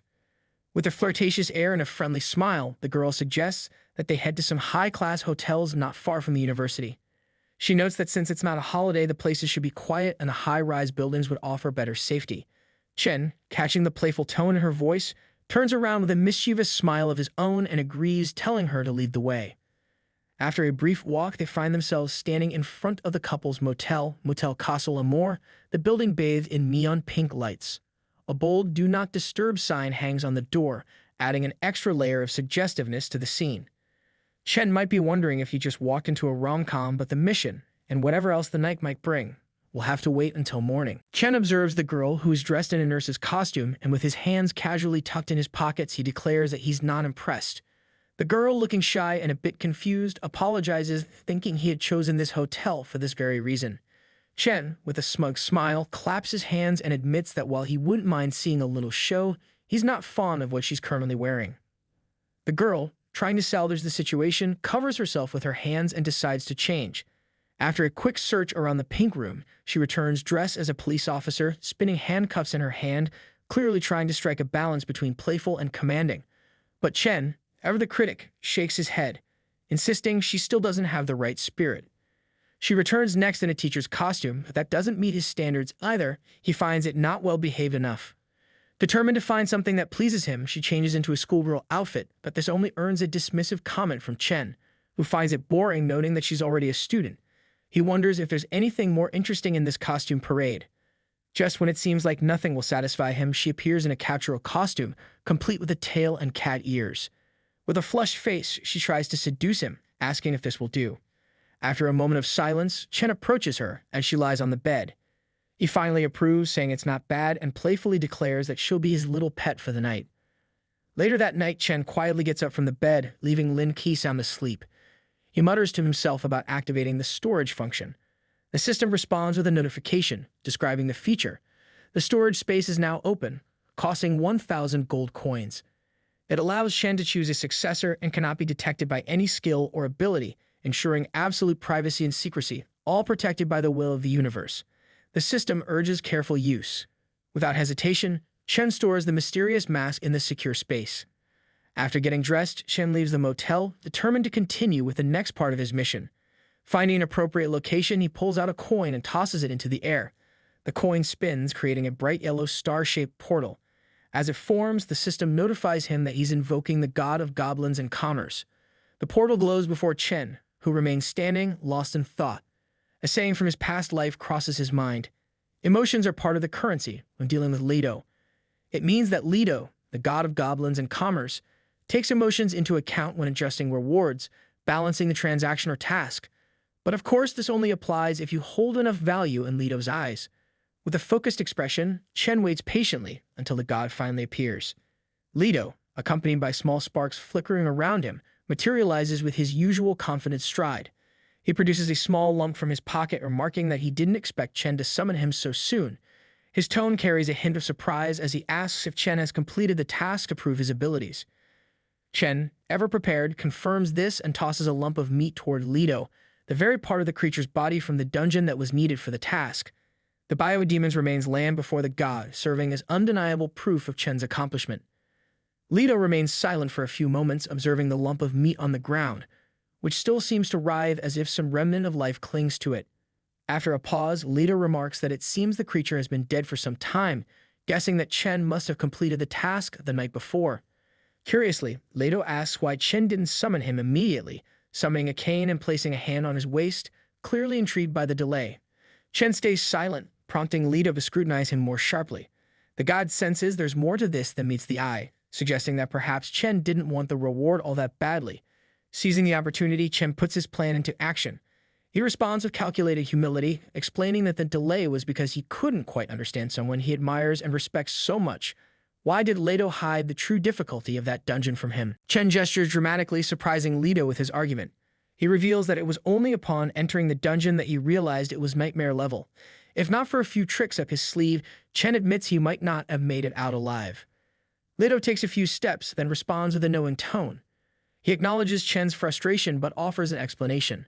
This challenge, he reveals, was also part of the test. He explains that he couldn't hand over such a valuable treasure to someone who can't handle the unexpected. Lido's mischievous smile suggests he takes a certain pleasure in the unpredictability of the game. Chen replies, conceding that he understands the reasoning. He then shifts the conversation, asking about the reward and the next task. Lido, clearly pleased with the turn of events, claps his hands and turns to Chen. He admits it was wrong to hide the information, but since Chen proved himself, the reward for this mission is his to choose. The next task, Lido adds, will be the final round. With a snap of his fingers, Lido offers Chen a choice of one of the highest quality B-rank items as the upper limit. Chen examines the item options, each one displayed on shimmering light blue cards surrounding him. Lido stands nearby, smiling proudly at his vast collection of treasures. After carefully considering his options, Chen selects an item called the Scroll of Recovery. As soon as he takes it in his hands, Lido closes the shop with a satisfied nod, stepping closer. Lido, clearly impressed, comments on Chen's choice. The Scroll of Recovery is a production plan, and Lido acknowledges that Chen is experienced and has clear objectives in mind. Then, with a wide smile, Lido presents the final task. Chen's eyes widen in surprise as he reads the mission details. The task before him is no ordinary challenge. It's an SSS-level task titled Final Investment, Final Round. The objective is to obtain 2 SSS-level profession scrolls. The question looms before him, will you accept it? The crescent moon shines in the sky as Chen gazes at the mission panel open before him. The task is daunting, 2 SSS-level scrolls. The difficulty of it hits him hard, and he can't help but express his shock to Lord Leto. He gives a half-hearted smile, a bead of sweat trickling down his temple, and points out that even the gods weren't born with SSS-level professions. But Leto, with his ever-present mischievous smile, is not in the mood for negotiation. He acknowledges that he's well aware of the challenge. After all, his own first profession was only A-level. However, this task involves his greatest treasure, and it must go to the best place. Otherwise, Leto admits he'd have a hard time parting with it. Chen remains silent for a few moments, weighing his options. Finally, he realizes there's no way around it. With a resigned sigh, he agrees, knowing full well that accepting this challenge is the only path forward. Back at the Dongshan Villa area, the sound of loud booms echoes through the night. In the midst of the chaos, a massive rat, grotesquely oversized, carries a corpse in its mouth. This level 5 mutant rat, towering and ferocious, is wreaking havoc, roaring amidst the rubble. Some evolved individuals in the area manage to glimpse a few of its stats, but for most, the system simply states that the level difference is too great to reveal the rest of its abilities. Luli, crouching behind one of the ruined structures, is visibly shaken. She deduces this rat is far larger than anything they've encountered before, and the 2 teams that faced it were completely obliterated. Song Zixiang is hiding beside Luli, fear evident on both their faces. Luli, sweating and tense, points out that the mutants' attributes are 3 to 4 times greater than their own. It's clear that their people are no match for this beast. Song, with a mixture of frustration and resignation, suggests they stay away from the creature for now, admitting they can't handle it in its current state. However, she stresses the importance of keeping it under constant observation. She then orders her 2 subordinates into action, one of whom is sporting a head bandage that suggests they had a rough day. Suddenly, Luli's sharp perception kicks in, sensing an imminent attack like a sixth sense. Honed for survival, and she tells everyone to get away. The mutant rat, not one to waste time, charges forward, smashing through what's left of the structures with the enthusiasm of a bulldozer on a rampage. Luli throws herself over Song in a desperate bid to shield her. Song lets out a scream as she slams into the ground, while the rat, in its wild momentum, stumbles and crashes down, sending bodies flying like ragdolls in a windstorm. Luli, ever the loyal protector, urgently tries to help Song to her feet, insisting she must escape immediately. But Song, crawling and all too aware of the rat's terrifying speed, knows they're out of time. The rat's crimson eyes blaze with murderous intent, making it clear it's not here for negotiations. With a deafening roar, the rat leaps toward them, its massive form blocking out any hope of escape.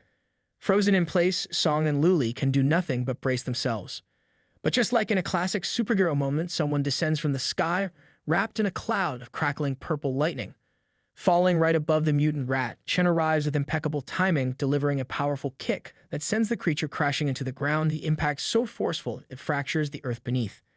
Song, eyes wide with a mix of relief and joy, can hardly believe it. Her savior has arrived. Chen, standing triumphantly above the downed mutant, casually remarks that it looks like he made it just in time. Without missing a beat, Chen starts giving orders. He instructs Xuan to gather the men, clean up the battlefield, and make sure to compensate and reward the families of those who fell in battle. He then turns to Song Zixiang, telling her to come back with him and explain the situation. Later, back at the Song mansion, Chen sits on the sofa, listening to reports while Song perches on the arm of the sofa beside him, and their companions gather around, attentively absorbing every detail. Chen reviews the situation. The zombies were eliminated, but just as the area was being secured, a swarm of mutant rats appeared out of nowhere. The origin seems to be to the east of the villages. One of the subordinates, looking weary, hands Chen another report, apologizing as she explains how these beasts suddenly appeared, destroying 6 warehouses and resulting in over 100 casualties. The detailed list of victims is included in the report now in Chen's hands. Chen, maintaining his composure, acknowledges the efforts made so far. He reassures them that what they've accomplished wasn't bad, especially given the circumstances. Recognizing their exhaustion, he instructs them to rest while he takes on the task of dealing with the remaining mutant rats in the village area and finding the source of the problem. Song leans toward Chen, her voice sweet as honey, thanking him for his concern but suggesting it wouldn't be wise if everyone went to rest, leaving no one to look after him. She then mentions she has someone in mind to recommend. Chen, ever the mischievous one, smiles and agrees. Song turns to the door and calls for someone to enter.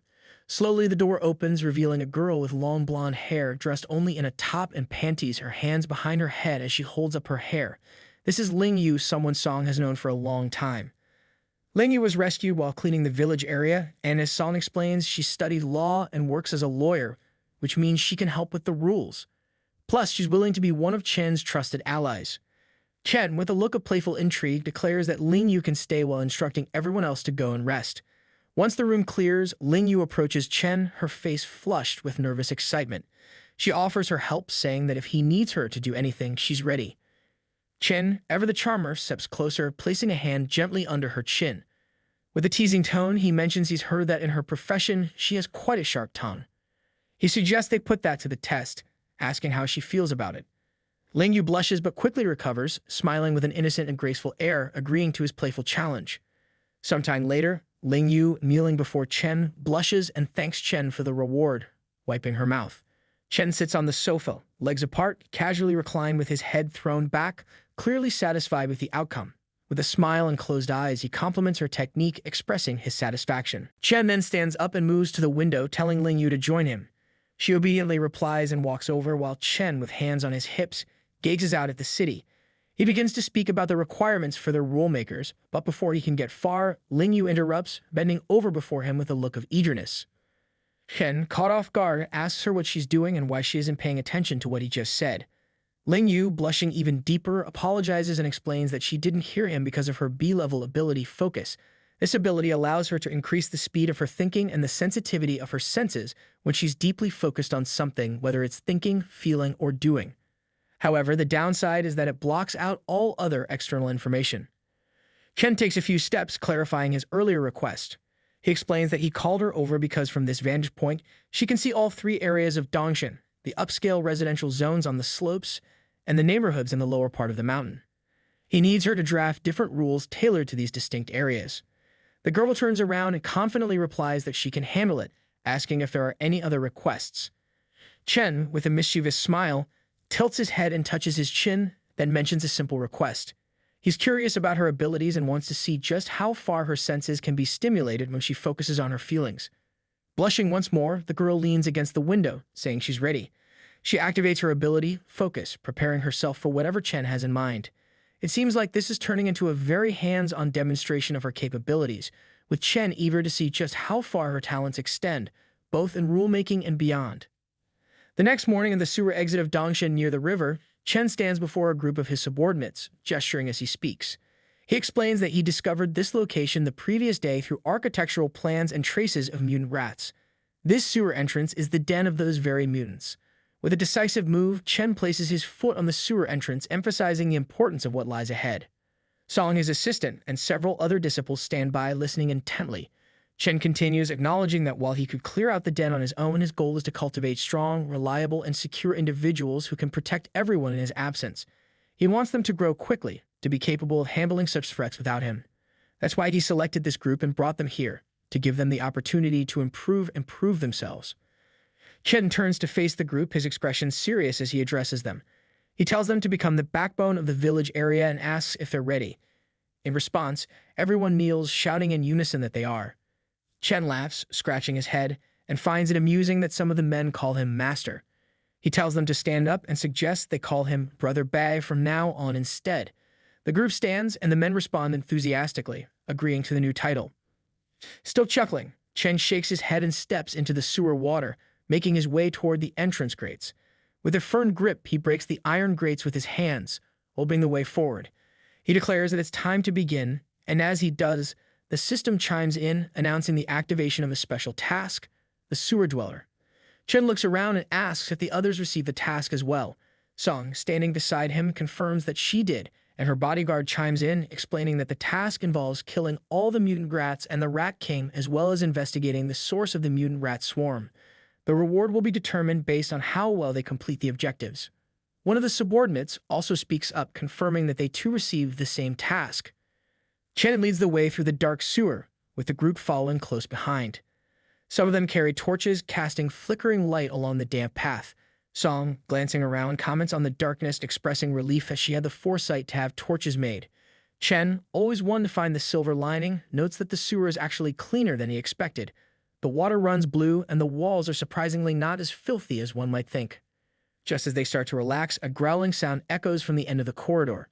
Chen quickly raises his hand, signaling the group to be cautious. Moments later, a horde of enraged rats appears, rushing towards them, leaping over the water with unsettling speed. With a grin of excitement, Chen activates his claw and hammer fist ready for the fight.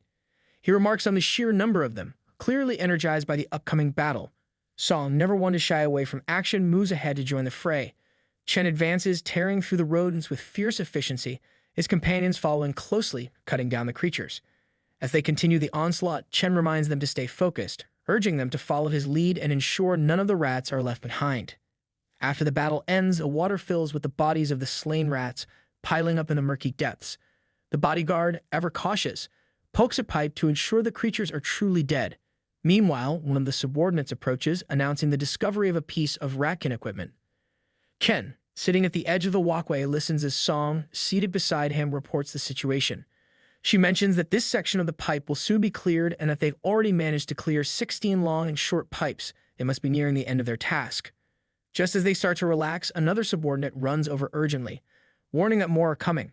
However, this time it seems there's only one. Smiling, Song volunteers to handle it, remarking that it's just a single opponent. Chen, still seated, calmly instructs her not to forget to use her abilities to investigate first. Song stands in the center of the tunnel, confidently activating her water volume perception vision. But as the figure comes into view, her expression quickly changes from confidence to alarm. She takes a few steps back, realizing the danger in front of her. It's not just any rat, but a boss-level creature, a level 7 boss. She reports in a startled tone that she can't see the specific attributes, but she estimates its strength is close to 30, with agility above 40, and its physique is formidable. Sensing the imminent danger, Chen swiftly activates his purple claw and leaps toward the creature, passing by Song, who shouts a warning, urging him to be careful. But her concern is quickly proven unnecessary. In front of her eyes, Chen's claw slices through the creature in a single devastating blow, tearing it in half with ease. The once formidable foe collapses, defeated, revealing a card labeled Plague Boots Quality E, part of a set armor. The description notes that these boots offer poison protection, reducing the effects of poison-type negative effects. Standing atop the fallen giant rat's body, Chen watches as his arm returns to its human form. With a mix of surprise and amusement, he comments on the unexpected drop, a set item from the Rat King. He quickly equips the boots, and as he admires them on his feet, he notes that although the quality is relatively low, collecting the full set would make it several times stronger than ordinary equipment of the same level. With the Plague Rat King now defeated, Chen turns his attention to the remaining task, investigating the cause of the mutation. The battle may be over, but the mystery behind these mutant rats still needs to be unraveled. Chen stands up and descends to join the group. As they move through the pipes, Song beside him voices her confusion about why they haven't encountered more rats after passing through 5 pipes. Chen, ever the cautious strategist, raises his arm, signaling everyone to hold off for a moment. He follows a trail of green mist, and as he advances, his system kicks into high gear, absorbing an unsettling variety of viruses, spores, bone spines, decomposition, mutated green spores, and black plague. With each step, the virus points in his system climb higher, like a twisted video game where the prize is more germs. Normally, a few viruses in a sewer are par for the course, but these strains are far from ordinary. Their sheer variety and intensity hint at something far more sinister, capable of endangering even an evolved being like Chen. He realizes that the source of the mutation must be close, probably lurking just around the next ominous corner. After assessing the environment, Chen turns to Song Ziqiang, deciding it's too risky for her to proceed any further. He instructs her to lead the group back to safety, leaving him to tackle the mystery alone. With a mix of reluctance and understanding, Song agrees and withdraws with the others, leaving Chen to walk the path where the virus points are spiking like an out-of-control stock market. As he continues deeper, Chen's curiosity grows alongside the virus points. The rapid increase fascinates him, making him wonder what lies ahead and how it might impact him. Turning a corner, he finally arrives at the heart of the disturbance. What greets him is a macabre yet oddly mesmerizing sight. A massive corpse floating midair, shrouded in a thick green cloud, clutching a scroll like it's holding onto its last will and testament. Chen can't help but think that this place is like paradise for him. The scene is both eerie and captivating, as if Halloween decided to show up early and bring a fog machine. The ghostly figure, draped in a tattered gown with long black hair cascading down, is surrounded by a soft, eerie green glow. Chen approaches the floating corpse, muttering to himself as he realizes that this must be the source of the plague virus. His eyes narrow as he examines the large, decaying figure, noting that the concentration of the virus seems to be emanating from a glowing scroll clutched in the corpse's hand. The scroll pulses with a bright neon green light, almost daring him to take it. Without hesitation, Chen reaches out, carefully removing the scroll from the corpse's grasp. As he unrolls it, he expects some sort of item description, but instead, he's met with a cryptic message. The priesthood of the plague made a sacred vow to consume the power of the spirits. Our cult locates the source of the plague. This plague is capable of creating eternal life. We sacrifice the most faithful to acquire the power of this scroll. This power grants us eternity. Our lives will be given to the heirs of the Supreme Master, and our spirits will always be by their side. Our names will be eternally remembered. Cult of the Plague. All things are corrupt, but life is not. Chen reads the ominous words aloud, the name Cult of the Plague striking a chord in him. He muses that he's never heard of this cult in his previous life, a rare occurrence for someone as well-versed in the arcane as he is. The cult's history is less of a concern to him now. What truly matters is the potential power contained within this scroll. No matter what mysteries this cult held, Chen knows that by absorbing all the viruses from this scroll, his strength is poised to make another qualitative leap. Holding the scroll, you can already feel the surge of potential within him. As Chen absorbs the virus, his hand becomes enveloped in a swirling green smoke, with lines of energy tracing across his skin. But suddenly, something goes awry. His arm reacts violently, transforming into a mass of purple tentacles that stretch and wriggle uncontrollably. Confusion and pain wash over him as he grits his teeth, trying to make sense of what's happening while clutching his own shoulder in an attempt to contain the chaos. A spiral of purple and green smoke forms, swirling around his arm as he struggles to endure the overwhelming strain of the absorption process. Just when it feels like he might lose control, the floating corpse that had been ominously suspended in the air suddenly crashes to the ground, lifeless once more. In that instant, Chen's arm returns to normal, the tentacles receding as if nothing had happened.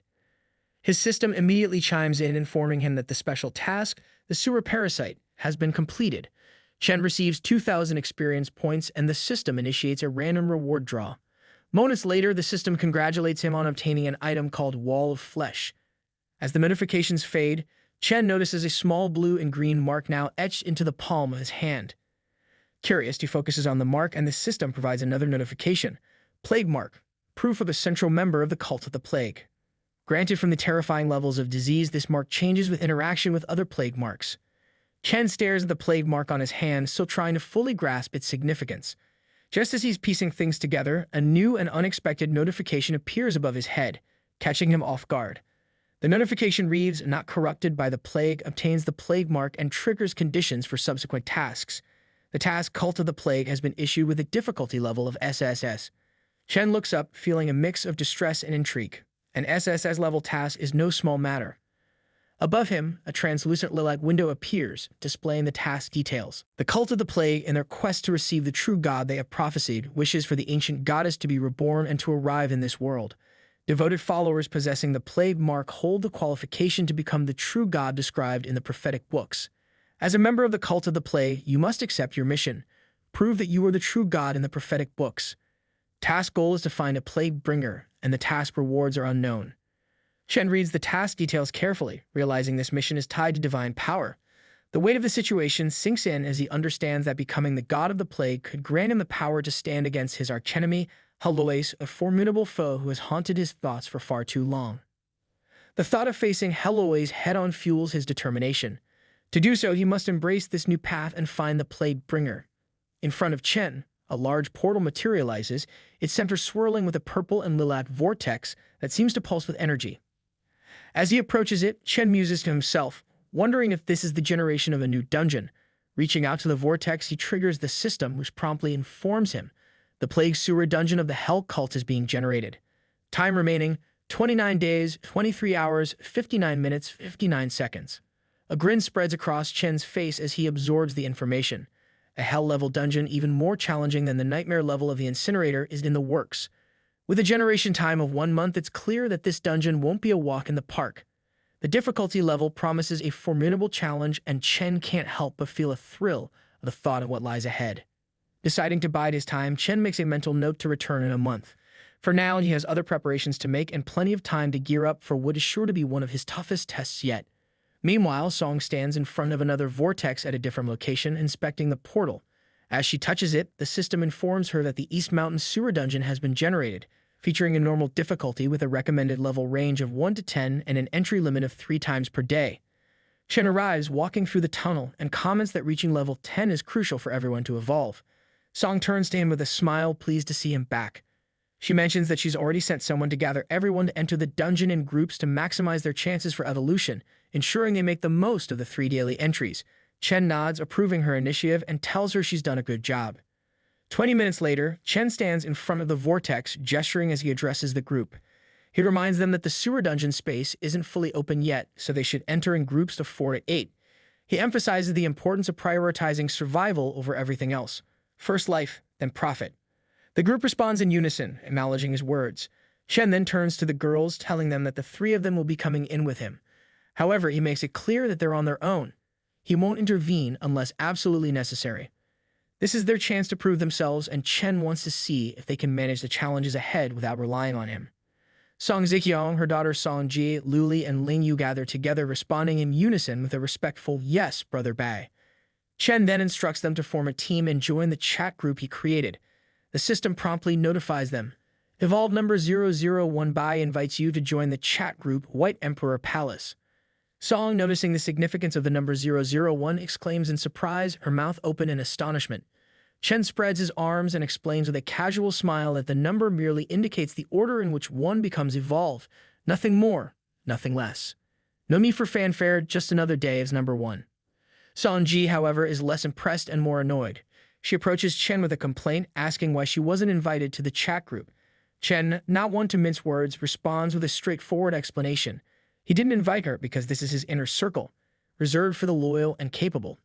With a hint of teasing, he reminds her of the time she got so scared by zombies that she wet herself, making it clear that someone who crumbles under pressure isn't quite ready for this exclusive club.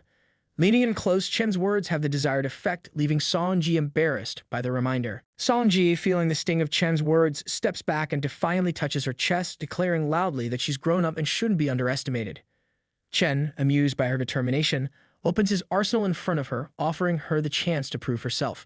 He tells her to choose some good equipment and enter the dungeon, challenging her to show him how much she's really grown. Once inside the sewer dungeon, they encounter various mutant rats. Song Ji, equipped with a dagger, cautiously approaches the creatures.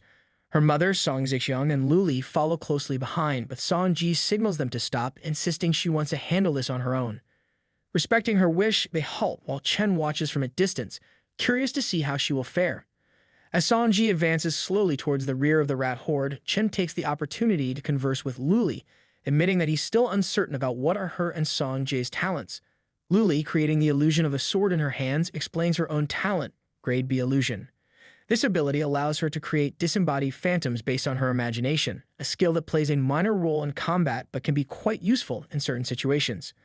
Luli then reveals Song Ji's talent, Grade C natural aptitude.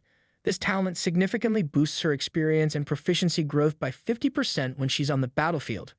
Meanwhile, Song Ji moves forward with determination, fearlessly taking on 2 mutant rats at once. Chen watches her with a smile, commenting on her accelerated growth. He notes to Luli that for now, her ghost creation ability might be more useful in combat. Luli nods quietly, not adding anything more. After a brief but intense fight, Song Ji successfully takes down another rat. Stepping triumphantly on the body of one of the fallen creatures, she proudly declares her victory, pointing out that she managed to defeat 3 rats on her own. She remarks on how much more powerful these rats are compared to zombies, clearly proud of her accomplishment. Chen approaches her with a smile, acknowledging her efforts. He teasingly suggests that considering how hard she's working, they might make an exception and agree to let her join his harem. Song Ji, blushing at the implication, quickly retorts that she has no interest in joining his harem, she just wants to prove herself. Chen, ever calm, gestures and tells her that he respects her decision and won't send her an invite. However, instead of feeling relieved, Song Ji blushes even more and stammers, unable to fully express herself. Chen, noticing her reaction, raises an eyebrow and asks what. The girl turns her face away, blushing even more, and finally admits that she wants to join. Chen, with a playful smile and his hands on his hips, teases her, pretending to hesitate. He acts as if her lack of enthusiasm might be a reason not to send the invite, savoring the moment as Song Ji pouts, trying to find the right words. Before she can respond, her mother, Song Ziqiang, steps in. She gently places a hand on her daughter's face and reveals that Song Ji really does want to join. Apparently, she was even upset earlier because the person her mother introduced to Chen was Ling Yu and not her. The revelation leaves Song Ji blushing even more, clearly embarrassed that her feelings are out in the open. Chen crouches down to Song Ji's level and tells her that seeing the sincerity in her mother's eyes, he has decided to let her join. He sends her the invitation, and the next second, the system chimes in, confirming that Song-ji has accepted the invite and is now part of the group. With a bright smile, she quickly turns and heads off to kill monsters, her earlier embarrassment giving way to determination. As she walks away, Chen can't help but chuckle, thinking to himself that this little princess has quite the attitude. Song Zixiang, standing beside him, reassures him that her daughter is just stubborn and that there's no need to worry. She even hints that after they complete their mission and return to the village, Song-ji will be calling him daddy without a second thought. Song Zixiang playfully touches Chen's chin, and he comments on how determined her daughter is. With a bit of pride, Song Zixiang agrees, saying that in a world that has changed so drastically, determination is essential. For Song-ji, a young girl who hasn't faced many hardships, having someone like Chen to look up to is something special. In the luxury suite of a hotel, one of the awakened members of Chen's chat group is enjoying a moment of relaxation in the bathtub. The steam rises from the warm water enveloping her body, while a towel rests on her head. She sighs contentedly, thinking about how comfortable her life has become in the midst of the apocalypse. All thanks to the great advice from the group leader, Chen. Suddenly, a system notification pops up informing her that Chen has taken his companions to a higher level of the dungeon. Her eyes widen in surprise and admiration as she reads the message. Chen has cleared another dungeon again. She can't help but marvel at how amazing he is, especially considering she hasn't even set foot in a dungeon yet. As the notification mentions a video, she grumbles about the cost -10 copper coins but quickly decides it's worth it. She gets up from the tub, dries her hair, and clicks on the video. As the footage plays, she notices Song-ji, Chen, and Luli in action. Her initial excitement is tempered by some skepticism as she watches the group, particularly focusing on the women. Meanwhile, a muscular boy sits on a bench, casually holding a spear surrounded by the unconscious bodies of other defeated men. He's watching the same video on his device. He comments to himself that while these girls clearly have good talent, they're still too green when it comes to real combat. Growing impatient, he grumbles about wanting to see Chen in action instead. With a quick tap on his screen, he fast-forwards through the footage, eager to get past the preliminary skirmishes and see the real star of the show. The masked boy in a green hood, perched atop a building, notes that the monsters in the deeper levels of the dungeon are far too powerful for the group to handle, even with Bad's guidance. The challenge has clearly escalated beyond their abilities, and now the group leader is finally stepping in to take action. Another group member notices the boss's arrival, noting how formidable it appears. A strong black man in an orange tank top, clearly skeptical, questions the strength of the so-called Eastern inferior. Another man sitting below him dismisses any concerns, attributing their failure to find the dungeon to bad luck, and confidently claims that this Eastern challenger can't possibly be stronger than Tom, who boasts an S-level talent. However, Tom, sitting right beside him, quickly shatters that assumption. With a mix of surprise and resignation, he admits that the boss was taken down in mere seconds, making it clear that this supposed inferior is actually much stronger than he is. Lying naked on the bed, the blue-haired girl, fresh from her bath, reflects on the impressive feat she just witnessed by defeating a level 10 boss. The group leader's strength clearly knows no bounds, and his advice on women's fighting techniques is just as sharp. She can't help but feel a pang of envy for those lucky girls in his city, getting all that personal guidance. As her thoughts drift to Chen and the video she just watched, her hands slowly glide over her body, lost in the moment. Meanwhile, in the office of Song Zixiang's villa, Chen is busy giving instructions to Song Zixiang. He points out that once everyone clears the sewer, there will be a lot of low-level equipment up for grabs. Chen stresses the urgency for Song, Lingyu, and Luli to collaborate swiftly in establishing rules for the base's economy and equipment trade. With time ticking, their coordination is crucial. Song, standing before him, listens intently, prepared to execute the orders without hesitation. Chen then directs her attention to a table where several items are arranged, noting that he has something special for her. With a nod, Song approaches and picks up the first item, a meatball-like object that appears rather strange at first glance. It's marked as flesh and blood wall material, something that can be cultivated by devouring flesh and blood. It's stronger than any wall they could build and also has a strong deterrent effect when used correctly. Song then takes the second item, a shiny purple scroll. By reading the scroll, one can return to the marked city with its effectiveness depending on the manufacturing materials. This is something that can save one's life. Song comments that with this they can become the sole ruler of Jiangche in a short time. Finally, she picks up the glowing golden jumpsuit, something that seems like it's straight out of a sci-fi movie. She reads that it can enhance body shape and allow the wearer to transform into any appearance.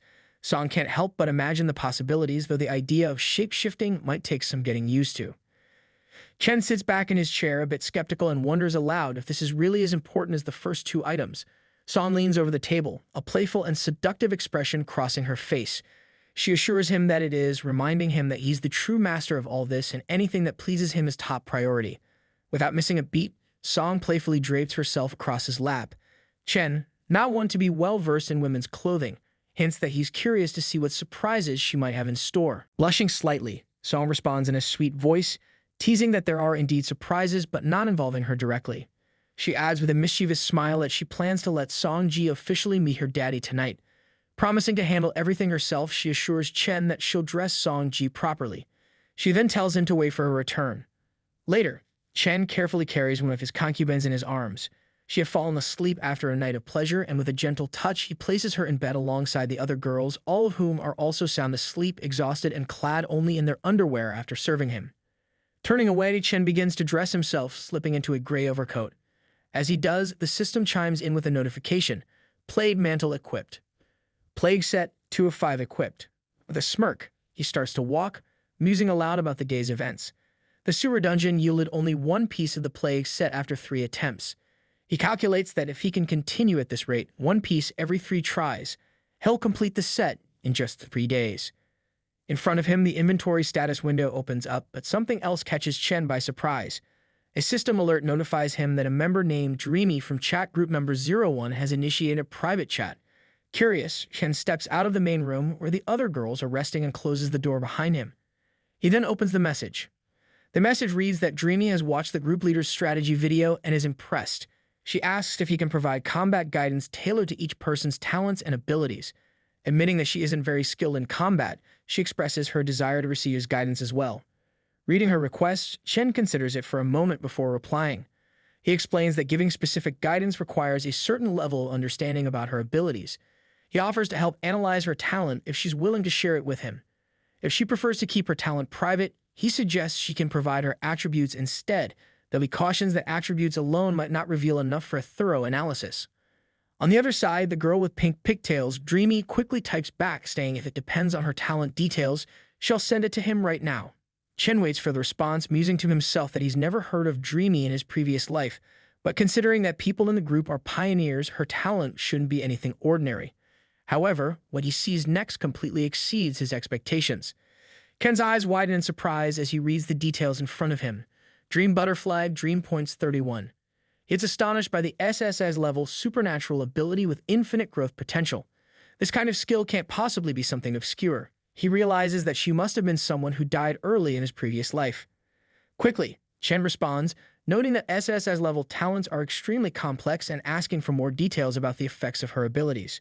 The girl responds without hesitation. She explains that Dream Butterfly allows her to enter a dream world identical to the real world and even enter other people's dreams. Additionally, she can retrieve certain things from the dream world. She goes on to describe dream weaving, which lets her adjust anything in the dream world, though she can only alter a few things at the moment. To dream with her, others must be invited into her dream world by creating a dream totem. Ched reads everything and then smiles, thinking to himself that as long as the real body isn't discovered, this ability is practically invincible. Dreamy then suggests an idea, proposing that she could send a dream totem in the form of an image to invite him into her dream world for guidance. However, Chen immediately refuses, noting that he would have no protection in her dream. But the girl isn't so easily deterred. She quickly counters, suggesting they sign an evolutionary contract, promising not to harm him in any way. Chen is taken aback, his thoughts racing at the mention of an evolutionary contract. He knows that such a contract, recognized by the will of the universe, would cost at least 10 gold coins. Curious, he quickly questions her, wondering aloud why, if she has the means to get 10 gold coins, she would still need to ask him for combat advice. Dreamy replies confidently, explaining that she can kill monsters in the dream world, and they will also die in reality. Additionally, she can use dream weaving to adjust the drop rate of monsters in the dream, which is how she has enough gold coins. To sweeten the deal, she even offers to give Chen additional rewards, sending over 2 special items, 1 D level and 1 F level. Chen examines the items. He seems impressed by the girl's incredible ability. He muses that her talent might even rival his own Virus King. Dreamy, sensing his hesitation, bites her lip and pleads with him. She admits that while she is very strong in the dream world, she feels weak in reality. There's a strong fear gnawing at her, that if she doesn't improve her combat abilities soon, she knows she will die sooner or later. Chen considers her words carefully. Her hunch is spot on. Her ability, while powerful, doesn't improve her physical aptitude at all. That's a significant weakness, one that could indeed be dangerous if left unchecked. He responds to the girl, asking her to send over the draft of the evolutionary contract she prepared. As he moves to one of the rooms, Chen thinks to himself that if she's willing to sign a contract, then of course, he'll help her. A talent as powerful as hers is something he should definitely recruit for his own purposes. Soon after, the contract arrives and Chen reads through its terms. The system alert reads, "Evolutionary player Dreamy has sent you an evolutionary contract." Evolutionary contract. Dreamy promises not to take any actions that cause harm or negative impact to Chen. Violating the contract will result in the loss of her evolutionary status. Contract validity period, 24 hours. Chen considers the terms carefully, knowing the serious consequences of any breach on her part. This contract might just be the key to securing her incredible abilities for his own advantage. Chen accepts the contract, then changes into different clothes before heading to the guest room of the villa. He lies down on the bed, getting comfortable while reflecting on how Dreamy's totems require the observer to remain relaxed and focused for 3 seconds to enter the dream. If the observer is cautious, it might take a bit longer. In the private chat, a small totem appears, a pink and purple letter with glowing, mystical designs. Chen examines it closely, pondering just how terrifying this ability could become if it evolves to allow the user to see and enter dreams at will. Suddenly, after just a few seconds, Chen finds himself in a completely different room. He's no longer lounging on the bed, but standing in a brightly lit space, face to face with a pink-haired girl wearing slippers and a brown nightgown, clutching a teddy bear like she's ready for the world's most adorable battle. She introduces herself with a friendly smile, explaining that her name is Meng, which means dream. She adds that she's the Dreamy who just signed the contract with him. Chen introduces himself, saying his name is Chen Bai, but she can just call him Bai. He glances around, noting that while this is her dream world, it doesn't seem like the best place for combat training. The girl, placing her teddy bear in the corner of the bed, responds with a playful smile, telling him she's already prepared a gym not far from here. With a casual wave of her hand, she opens a portal framed by pink butterflies that reveal a sky on the other side. Chen can't help but think to himself how surreal it all is. Dreams really do come with all the bells and whistles. Peeking through the portal, Chen finds them hovering over a large city, the buildings below stretching out like a maze of concrete and glass. Ken, curious about their destination, asks if this is the gym she mentioned. He can't help but notice how expansive her dream world seems. The girl, who stands much shorter than Chen, smiles up at him and explains that the dream world is independent and doesn't actually belong to her. She clarifies that as a dream traveler, she can only enter and modify it. Based on her explorations so far, she's discovered that the dream world reflects the real world. Ken gestures in understanding, ready to get started. He suggests they head to the gym and begin the training. Meng cheerfully agrees, and as she steps through another portal, it leads them to an empty space with a pink bridge stretching out before them. Chen follows her, carefully stepping onto the bridge as translucent pink butterflies flutter around them, adding a whimsical touch to their surreal journey. They arrive at basketball court inside the gym, where Meng, with a playful flair, brings a large beam of light to illuminate the court. Chen, hands casually in his pockets and head tilted back, can't help but think that Meng looks a bit like an elementary school kid showing off a new trick. She, with an innocent smile, reveals a bit of her past, mentioning how she used to be a novelist before the apocalypse. Chen can't help but think that's quite the career pivot, from writing stories to navigating dream worlds. Taking a seat at the edge of the court, Chen gets ready for the training. He knows Meng wants to strengthen her abilities in the real world, and the best way to do that is through combat. He tells her not to rely on her dream world tricks this time. He wants to see her current fighting level. The girl raises her hands, getting into a defensive stance. She explains that in the dream world, her attributes are boosted to match her mental strength, which is at an impressive 48. She warns Chen to be careful, clearly feeling confident about her enhanced abilities. Chen stands up, unfazed, and encourages her to attack with all her strength. The girl responds eagerly, charging forward with a shout, throwing herself entirely at Chen. But with just one step, Chen easily dodges, causing her to nearly tumble to the ground as she passes by him. He calmly points out that her balance is off. Without it, she can neither land a hit nor retreat effectively. He suggests she try again. Confused but determined, she turns around and starts swinging her arms wildly toward Chen, looking more like she's flailing in a cartoon than executing a proper attack. Chen chuckles, noting that her moves resemble the infamous turtle punch from children's martial arts. Effective if you're fighting imaginary foes, perhaps. As she stumbles and falls again, Chen dodges her attack effortlessly and begins instructing her, demonstrating some precise punches in the air. He emphasizes that balance is key. A punch that leads you off kilter is the weakest. Next, he advises her to focus on the target, aiming where she wants to strike instead of flailing randomly. Lastly, he tells her to keep an eye on her opponent, not just get lost in her own attack. Chen launches a quick attack at the girl and she falls back, unable to keep up with his speed. He then walks over, offering a hand to help her up, and calmly tells her that he now understands her current level. He reassures her, saying that if she focuses on the 3 key points he mentioned earlier, she'll be fine. He adds that his punch speed didn't even exceed 20 and she still couldn't keep up. Meng stands up a bit embarrassed and admits that she's not very good at this. Chen, ever the patient instructor, tells her there's no need to apologize. What matters is working hard and training. The girl blushes, lowering her head slightly, and promises that she'll put in the effort to improve. 7 days later, back at Dongshan village, Song leans on the sofa, recounting the latest events to Chen. She informs him that all the laws have been posted, and there are people stationed in front of each panel to explain them to the residents. Chen, sitting on the sofa, nods in approval, acknowledging that the Dongshan area is back on track. He then mentions that he's been busy cleaning up the Dongshan area over the past few days, but now that things are in order, he's leaving the management to Song. With a hint of finality, he adds that he'll be heading out early tomorrow, leaving the village in her capable hands. Song leans in at a hint of concern in her voice and asks if Chen is really leaving so soon.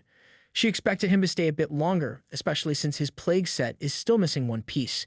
The status panel in front of Chen indeed shows that the plague set is only 4 out of 5 items. Chen leans forward, resting his elbows on his thighs, and explains that he doesn't have time to wait around for a low-grade E-item set. There are too many opportunities and precious treasures out there, and he needs to go out and claim them. Song, not easily dissuaded, leans over him, letting her chest brush against his face, and teasingly suggests that he should think about them too and come back soon. She adds that if the Emperor Bai's palace gets flooded, no one will be able to control it. Chen chuckles, playing along with the metaphor.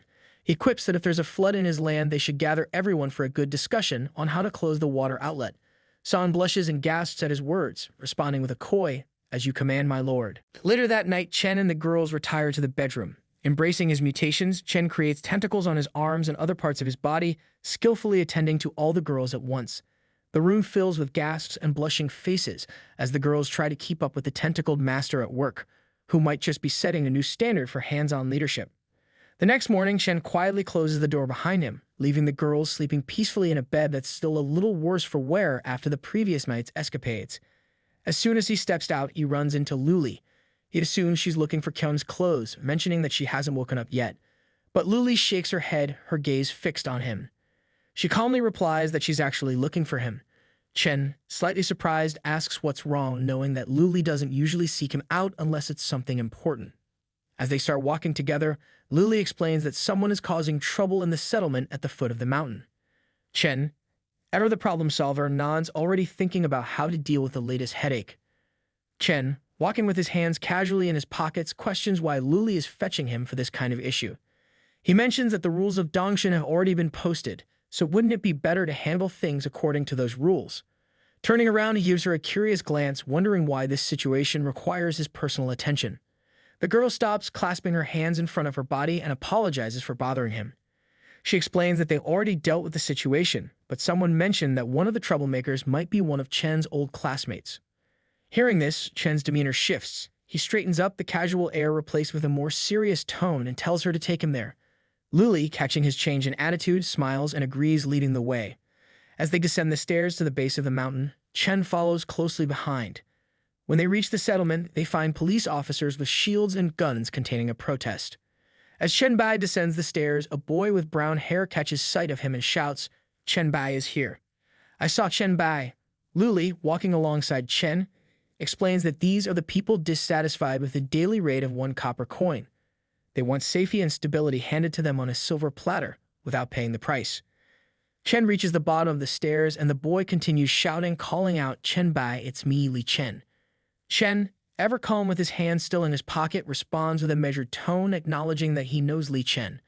As he approaches, Chen gestures and asks why they're causing trouble, pointing out that the rules aren't strict. Earning a copper coin is as simple as killing a zombie.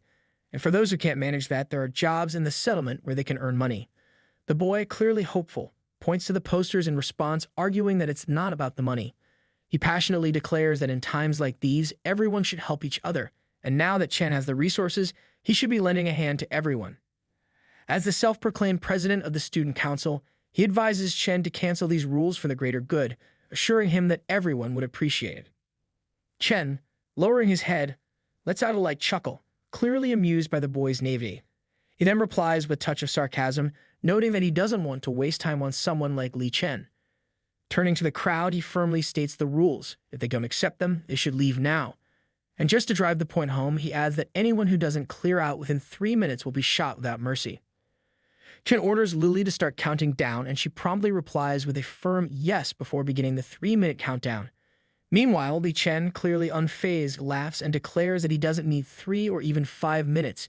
He's not leaving at all. He claims he's trying to save money for everyone, hoping that his efforts will earn their support and gratitude. One of the guards, clearly irritated by Li Chen's grandstanding, snaps back saying that a copper coin isn't a burden for anyone here. He points out that those who refuse to pay are either useless or just plain greedy, and the camp has no interest in protecting such people. Another guard, fed up with the spectacle, gives Li Chen a shove with his spear, taunting him by calling him trash for not even being able to kill a single zombie a day. The guard mockingly suggests that if Li Chen can't earn a copper coin, he could come work as his guard dog, promising to pay him 2 copper coins. A generous offer by guard dog standards. The situation escalates as another guard shouts for Li Chen to get out, reminding him that the camp was built by those willing to work and contribute, and that Li Chen has no connection to it. Irritated, Li Chen starts to sweat, the veins on his forehead bulging with anger. He glares at the guards and shouts, "You all of you." He then declares that he'll leave if he has to, but not without a final warning.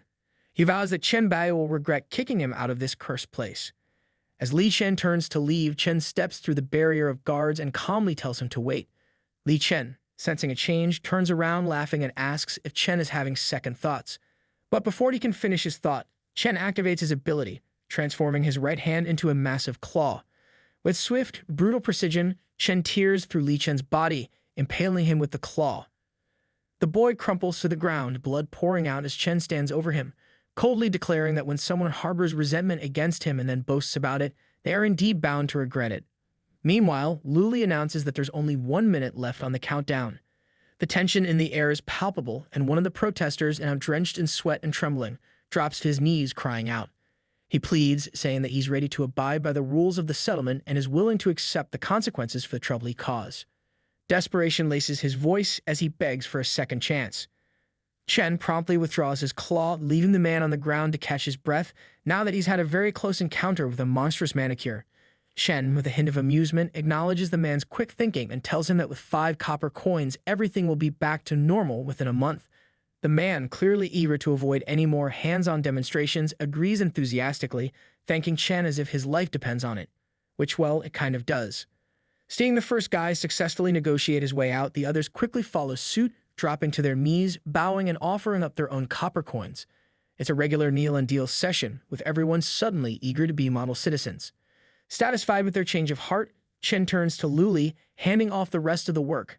He tells her it's in her hands now, and Luli, ever the cool and collected one, nods with confidence, assuring him that there's nothing to worry about. Chen can't help but think that if managing a post-apocalyptic settlement were this easy, he might just be tempted to start a franchise. As Chen walks away, his system alerts him to a new message from Meng Meng. Opening it, he reads that she's finding it tough to improve her skills in reality. Despite her high spiritual energy, she's got no offensive abilities, like having a state-of-the-art gaming console, but no games to play on it. Chen, taking on the role of mentor, advises her to be patient and take it slow. He promises to help her find some skill books that can enhance spiritual energy attacks. Meng Meng inquires Chen about his home, already planning a visit as soon as she can leave. Chen shares that he resides in Jiangcheng. Meng Meng, feeling a bit like they've won a small lottery, notes that they're practically neighbors and she lives in Wucheng. Ken offers to meet up with Meng Meng, thinking it might be nice to break the monotony. Meng Meng, thrilled by the prospect, eagerly accepts the offer, practically ready to roll out the red carpet. However, Chen's mind drifts to thoughts of his previous life, where Wucheng had been the location of an S-grade professional mission he once completed. While it wasn't an SS-grade mission, it still held significant value, enough to trade for the materials or information he needs. With that in mind, Chen decides that Wucheng will be his first stop. Meanwhile, in a hotel in Jiangcheng, 2 men engage in a tense conversation. Jiang Luping, staring out the window with a concerned expression, asks the other man, Song Ji, about their remaining food supplies. Song Ji, with a concerned expression, responds that they don't have much left and with 10 people to feed, their rations will only last for 3 more days. Jiang Luping mutters a curse under his breath, his frustration evident as he peers out the window. He's still fuming over that special zombie, the one that made quick work of 5 of their men as if it was all just a warm-up exercise. To make matters worse, this zombie seems to have senses sharper than a hawk on caffeine. Every time they attempt to move down to the 10th floor, the zombie seems to instantly become aware of their presence, making even the idea of escaping through the back door feel like a death wish. It's as if this zombie has a personal vendetta against their escape plans, turning what should be a simple getaway into a nerve-wracking game of cat and mouse. The mutant causing all the trouble is a big red titan, a formidable opponent that has them cornered. Song Ji, resigned to their fate, mutters that they seem to be trapped. Just then, one of the girls with dark brown hair and wearing a red blouse rushes over to the window and points outside. She spotted something, or at least she thinks she has. Jiang Luping squints, trying to make out what she's pointing at. All he can see is a faint blur moving swiftly across the rooftops of the nearby buildings. Puzzled and uneasy, he wonders if this could be a new type of zombie.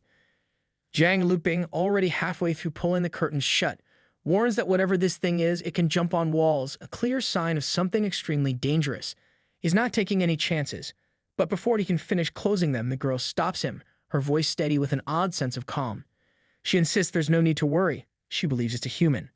Song Ji, clearly skeptical, steps closer and questions how that could even be possible.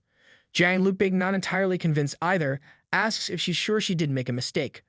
The girl, Wei Shihu, meets their doubts with confidence, reminding them not to forget about her abilities. Beside Wei Shihu, her friend Zhang Yishui, with her black hair tied back and wearing a yellow crop top, stays silent, watching the scene unfold with cautious eyes. That is until Wei Shihu suddenly announces that someone, or something, is heading straight for them, leaping across the buildings with surprising agility. It turns out to be Chen, who's moving swiftly through the city, his keen senses picking up on the presence of the enormous red titan, ominously surrounded by a red cloud. Chen's eyes light up at the sight. This isn't just another obstacle, it's an unexpected reward. A tyrant, of all things, just when he happens to need tyrant bone for a weapon he's planning to craft. But Chen knows better than to be reckless. He contemplates the situation, deciding that his giant hammer, while powerful, might not be the best tool here. After all, using it could mess with the drop rate of that precious bone, and he's not willing to take that risk. Instead, he opts for a more precise approach, planning to decapitate the creature cleanly. With that thought, Chen activates his claw and leaps, free-falling with deadly intent toward the titan, ready to claim his prize. The group of young people huddles in the dim room, closing the curtains tightly to avoid drawing any unwanted attention. Song Ji, straining to catch a glimpse of what's happening outside, admits he can't see clearly and asks for an update on the situation. Jiang Luping, already backing away from the window, advises against looking at all. Whatever's out there is far too dangerous. Despite his warning, the friends can't resist crowding around the curtain, their curiosity getting the better of them. Wei Shihu, keeping a keen eye on the unfolding scene, reports that the battle has already begun. She notes, almost in disbelief, at the man's hand and is transformed into claws. Jiang Luping, less impressed and more alarmed, quickly retorts that this only proves his point, that man is a monster as no normal human has claws like that. Wei Shihu suddenly exclaims that the giant titan is dead, her voice tinged with both surprise and disbelief. But what catches her attention next is even more shocking. She notices that the man is somehow absorbing the essence of the defeated monster. And then, with a gasp, she catches a glimpse of his face, the realization hitting her like a lightning bolt. Meanwhile, Chen stands triumphantly beside the fallen titan, his breath steady as the system feeds him the details of his victory. The reward is substantial. The system reports that he has slain a mutant zombie of the plague virus, an elite model with enhanced offensive and defensive capabilities, earning him a solid 2,000 experience points. The elite mutant's body has been absorbed, boosting his dark virus powers. The comprehensive plague zombie of the 3rd stage, with all dark virus abilities enhanced, has granted him 800 virus points and 500 special evolution points for the dark virus. The dark virus within Chen evolves, acquiring new forms, muscle augmentation, and a powerful shield. Suddenly, a surge of energy envelops his left arm in purple flames, and it gradually transforms into a large shield, while the muscles of his right arm are augmented with enormous strength. Chen then reads out the description of his new abilities. The muscle augmentation can boost any part of his body without the usual awkward side effects. No weird body shapes or uncomfortable changes. That's a relief considering he's not looking to turn into a muscle-bound giant with back pain. Then there's the shield, a magnificent defensive tool with a strength nearly double his base power. Chen can't help but feel a bit impressed with himself. This new power is definitely going to come in handy. Just then, Wei Shihu, full of excitement, pulls open the curtains and shouts Chen's name twice, Chen Bai, Chen Bai. Chen looks up puzzled as he sees the girl. For a moment, he wonders who she is and why she's so eager to get his attention. Chen Bai spots an open window on one of the upper floors of the building ahead. He scales the wall and slips through the window. He looks closer at the woman inside. Recognition flickers. She's a close friend of Miss Song Ji. So that's who it is, he thinks, relieved to finally put a name to the face that had been puzzling him. Wei Shu beams at him with a smile that could light up the darkest apocalypse. Her eyes gleam with anticipation as she eagerly asks if he knows how Song Ji is doing. Later, in a hotel in Jiangsheng, Chen Bai sits at a table surrounded by students. He calmly informs them that he has established a settlement in the Dongshan village area, now home to a few hundred people. He casually adds that Song Ziqiang is helping manage the settlement, ensuring that Song Ji is very safe. Almost as if running a post-apocalyptic community is just another day at the office. Wei Shihu can't help but exclaim in amazement, genuinely impressed by the scale of Chen Bai's efforts. Beside her, Zhang Yishu stares at Chen with wide eyes, equally astonished, as if Chen just casually mentioned he's been juggling planets in his spare time. Meanwhile, Zhang Luping chimes in with a sarcastic remark, mocking the idea of Chen Bai establishing a settlement with hundreds of people. Not to be outdone, Song Ji adds with equal sarcasm that the so-called Queen of Jiangsheng is helping him manage it. They both sound like they're convinced Chen is spinning a wild tale for laughs. Chen, unfazed by their disbeliefs, simply crosses his legs casually and responds with a cool confidence, assuring them they'll understand once they see it for themselves. He points out that he wouldn't bother lying about something so easy to verify. Just then, the door swings open and a boy in a blue shirt bursts in, grinning from ear to ear as he calls out Chen Bai's name. Chen turns toward the door and recognizing the newcomer as Qi Zheng. Behind Kai Zheng were Lai Feng and Zhao Mu, his classmates whom he left at the hospital, appear, looking relieved to have found him. Qi Zheng, while looking at Chen, remarks that he knew he heard someone calling his name just now. Zhao Mu, wearing a bright red shirt that practically screams for attention, exclaims with a mix of surprise and relief that Chen Bai is really here, as if he half expected Chen to be some sort of mirage. Chen stands up, smiling at the sight of his old friends, and asks what they're doing here, genuinely curious about how they ended up in this strange reunion. As they approach, Kai Zheng casually drapes an arm over Chen's shoulder, explaining how, on the day everything went down, Brother Zhang Luping had rallied a group of students to support Wei Shihu at the script killing shop where she worked part-time. Zhao Mu then tells Chen that they were hoping to ask if he was available, but Lai Feng figured he'd probably be too busy saving the world to hang out. Ken smiles at the playful jab and asks if many of their classmates from Jiang University are around. He then casually invites them to join the settlement in the Dongshan village area, though he throws in a lighthearted challenge. There's a rule requiring everyone to hand over a copper coin each day. With a teasing grin, he asks if they think they can handle that, as if the real test of survival is whether they can keep up with the settlement's quirky economy. Kai Zheng's face lights up with excitement at the idea, while Jiang Luping, ever the realist, quips that if they hadn't been trapped here by that monster, they might have even stumbled upon gold coins by now. However, he adds that the path to the settlement is dangerous. He looks at Chen and asks if he could come along to ensure they don't end up as Monster Chow. Chen, with a casual gesture, declines, explaining that he has other matters to attend to, but he reassures them, mentioning that on his way from Dongshan, the only threat he encountered was a single tyrant. Jiang Luping, not exactly reassured, frowns and asks if that means it's not just an ordinary monster. He mutters that they are really unlucky then. Ken opens his inventory panel and, with the flair of a magician revealing a trick, places several translucent blue items on the table. He casually tells Qi Zheng, Zhao Mu, and Wei Shihu that these are just low-level items he doesn't need anymore, so they might as well take them off his hands like he's giving away old t-shirts instead of survival gear. In his usual hurry, Chen mentions that he needs to hit the road, the urgency in his voice making it sound like he's late for a coffee date rather than heading into a danger zone. Now that they know the settlement's location, he figures they can handle things from here. Before heading out, Chen gives Zhang Luping a friendly pat on the back, receiving a grateful nod in return. With a final wave that's more casual than it probably should be, Chen heads out the door, his friends calling after him to take care, like he's just off to run a few errands instead of facing the apocalypse. Chen leaves the building, effortlessly jumping between rooftops like a parkour pro in an action movie. Just as he's about to make another leap, a notification pops up in his field of vision, causing him to pause mid-air. It's Meng Meng starting a private chat because apparently even in the apocalypse, you can't escape instant messages. The next message flashes across the screen. Meng Meng informs him that Master King Han Wang is complaining in the group chat again. She thinks her new skill might be able to help him out, but before she can elaborate, Chen quickly sends a reply, cutting straight to the point. He tells her there are too many people in the group and she should just tell him directly what's going on. Chen wonders about King Han or perhaps Han Xiao, the name Meng Meng mentioned in passing. Meanwhile, back in the building, the students continue their conversation. Zhao Mu leans in closer to Jiang Luping, his excitement barely contained, suggesting they head to the settlement. The idea of a safe haven, filled with more evolved people, clearly appeals to him. Jiang Luping nods thoughtfully, recognizing the importance of such a place for their survival. However, he also knows they can't afford to rush into it. He points out that getting to Dongshan from Jiangsheng is almost like taking an inner-city road trip, except this one's filled with monsters and other hazards instead of traffic jams. They'll need to prepare well if they want to make it there in one piece. Li Feng adjusts his glasses, about to share a thought when suddenly Wei Shifu interrupts, her gaze shifting to the window. She blurts out in surprise, asking why Chen Bai has come back again, as if he's forgotten his keys or something equally mundane. Everyone's attention snaps to Chen, with Li Feng looking particularly irritated at the interruption, his moment of intellectual brilliance cut short yet again. Wei Shifu approaches Chen as he climbs back through the window, her concern evident. She asks if something's wrong, her curiosity piqued by his sudden return.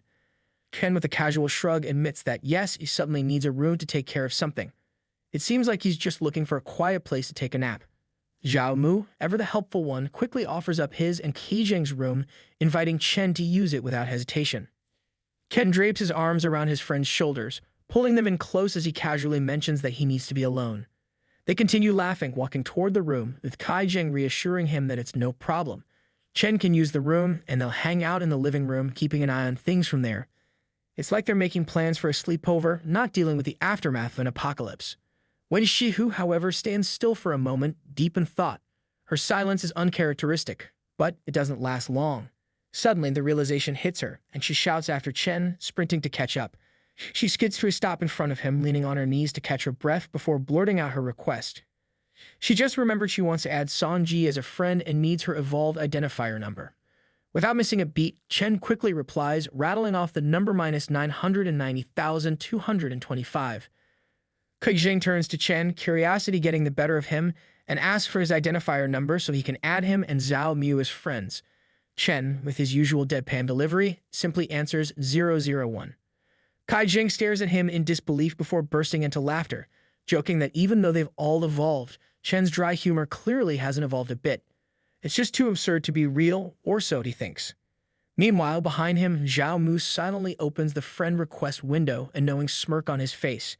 He taps Qi Zheng on the shoulder, hinting that he should go ahead and send the request, promising that he's in for a surprise. Still confused but curious, Qi Zheng sends the friend request. His eyes widen in shock when the response pops up.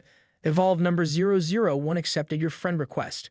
For a split second, the reality of what he just saw sinks in, and then he lets out a scream, completely freaked out.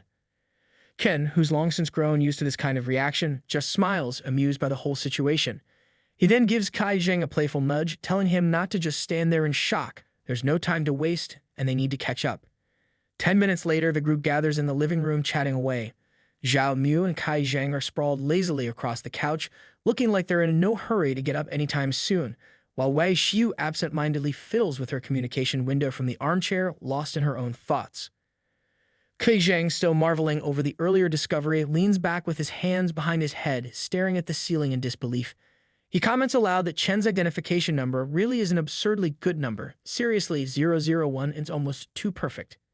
He adds that Chen casually mentioned it's the sequence for becoming an evolved one, revealing that he was the very first to undergo the transformation.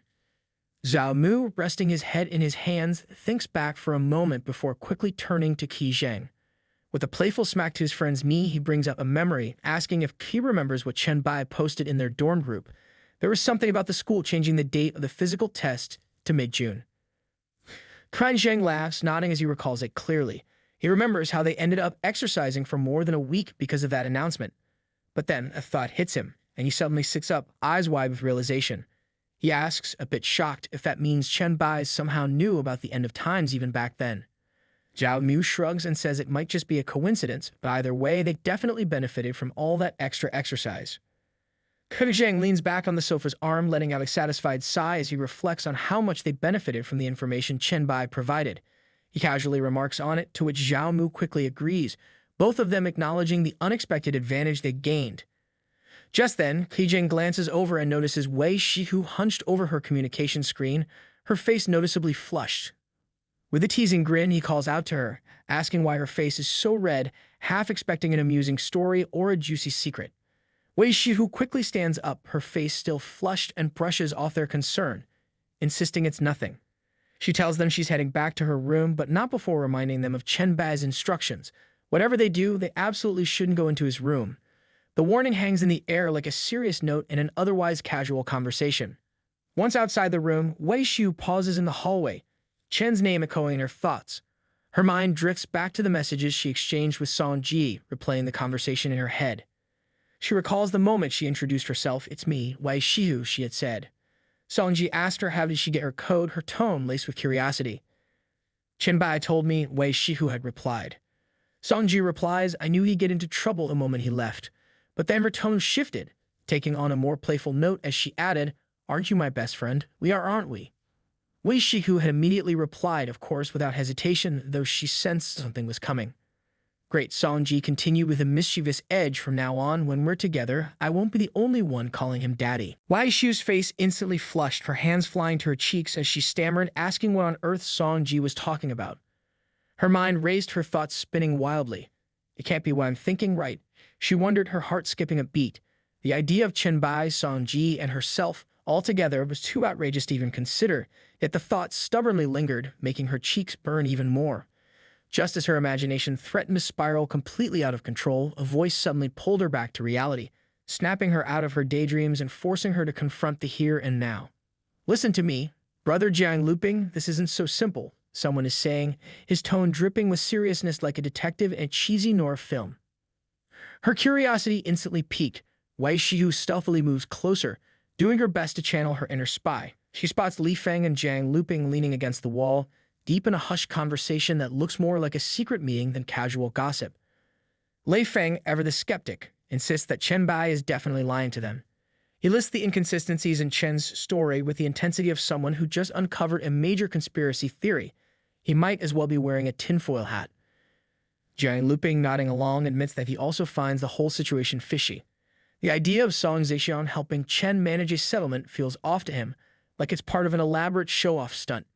Meanwhile, Wei Shihu watches them in silence, her earlier embarrassment now swapped for a mix of unease and amusement.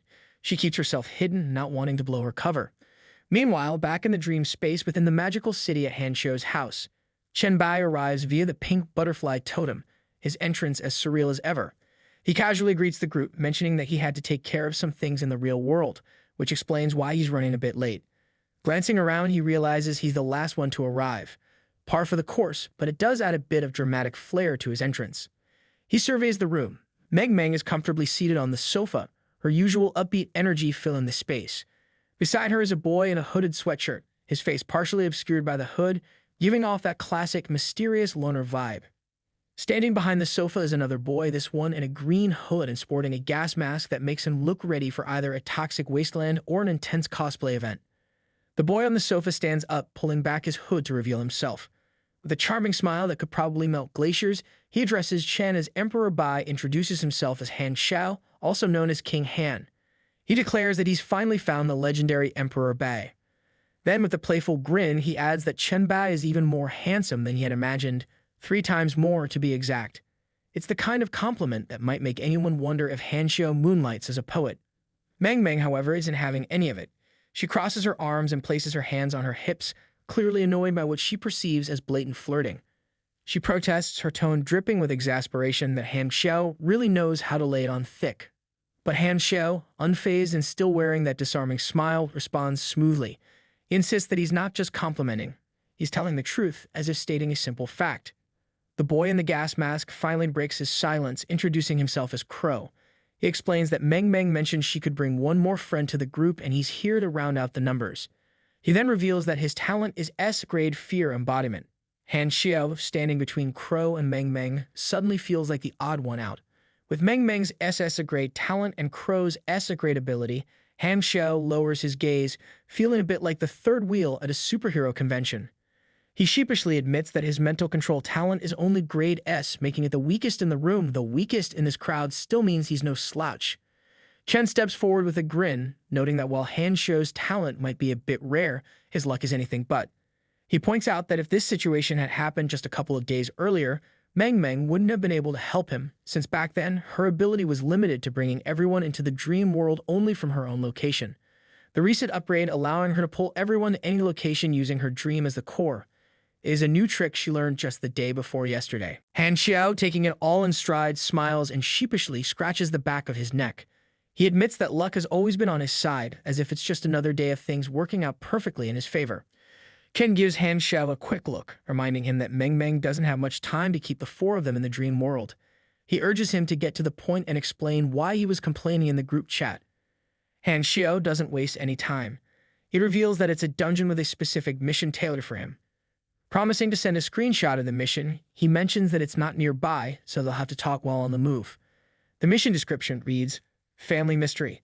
Exclusive mission grade S, it details how he found a medical record among his father's belongings from Red Star Psychiatric Hospital, bearing the name of an aunt he's never heard of. The record references a familial genetic disorder. Questions Squirrel. What is this genetic disorder? Why has his aunt never been mentioned? And more importantly, could his powerful mental talent be connected to this mysterious genetic condition? The Red Star Psychiatric Hospital seems to hold the key to unlocking these secrets. The group walks through the dream space, navigating its surreal landscape until they arrive at the specified location. Before them stands the entrance to Han Xiao's mission, a red portal pulsating with an ominous glow. It's unmistakable as the gateway to the Red Star Psychiatric Hospital. Han Xiao steps forward, his expression a mix of determination and unease. He explains that when he first discovered the hospital, it had already transformed into a dungeon. He ventured in once, but quickly realized he was out of his depth. The monsters within, ranging from level 5 to 12 on the nightmare difficulty scale, were far more than he could handle at the time. The experience was so harrowing that he had to retreat, vowing to evolve and return stronger. But abandoning the dungeon came with a price. After he left the cosmos, a mysterious force that seems to govern these strange occurrences informed him that his presence had been noticed. Worse yet, someone else might now be aware of the dungeon's existence and could potentially take everything from it. Chen simply raises his hand, cutting through the tension with a calm, I understand, which catches everyone off guard. The system immediately prompts him, asking if he wants to lead the team into the dungeon of the Red Star Psychiatric Hospital. He confidently responds with a yes, and a strong light begins to emanate from beneath his feet. The group is then instantly transported into the dream space, now deep inside the eerie dungeon. They find themselves in the magical city, but this time it's twisted into the unsettling environment of the Red Star Psychiatric Hospital. The atmosphere is thick with tension, and the air feels heavy with the weight of unseen dangers. From a distance, Crow spots something moving. He squints and points out a little monster lurking in the shadows. Meng, usually so full of energy, hugs herself tightly as a shiver runs down her spine. She admits that she has a bad feeling about this place. Han Xiao reminds everyone that the monsters right at the beginning of this dungeon aren't to be underestimated. His warning is clear. They need to stay on their toes if they want to make it through this nightmare unscathed. Suddenly, a creature stumbles into view. A zombie woman dressed as a nurse, trembling with every step, awkwardly holding a syringe and groaning like she's got a bone to pick with gravity itself. This not-so-graceful figure is known as Monster Nurse. Crow strides forward, clearly unbothered by the nurse's lack of coordination. He gestures for everyone to stay back, determined to test this creature's strength. As if on cue, Monster Nurse hurls herself at Crow with the grace of a malfunctioning robot.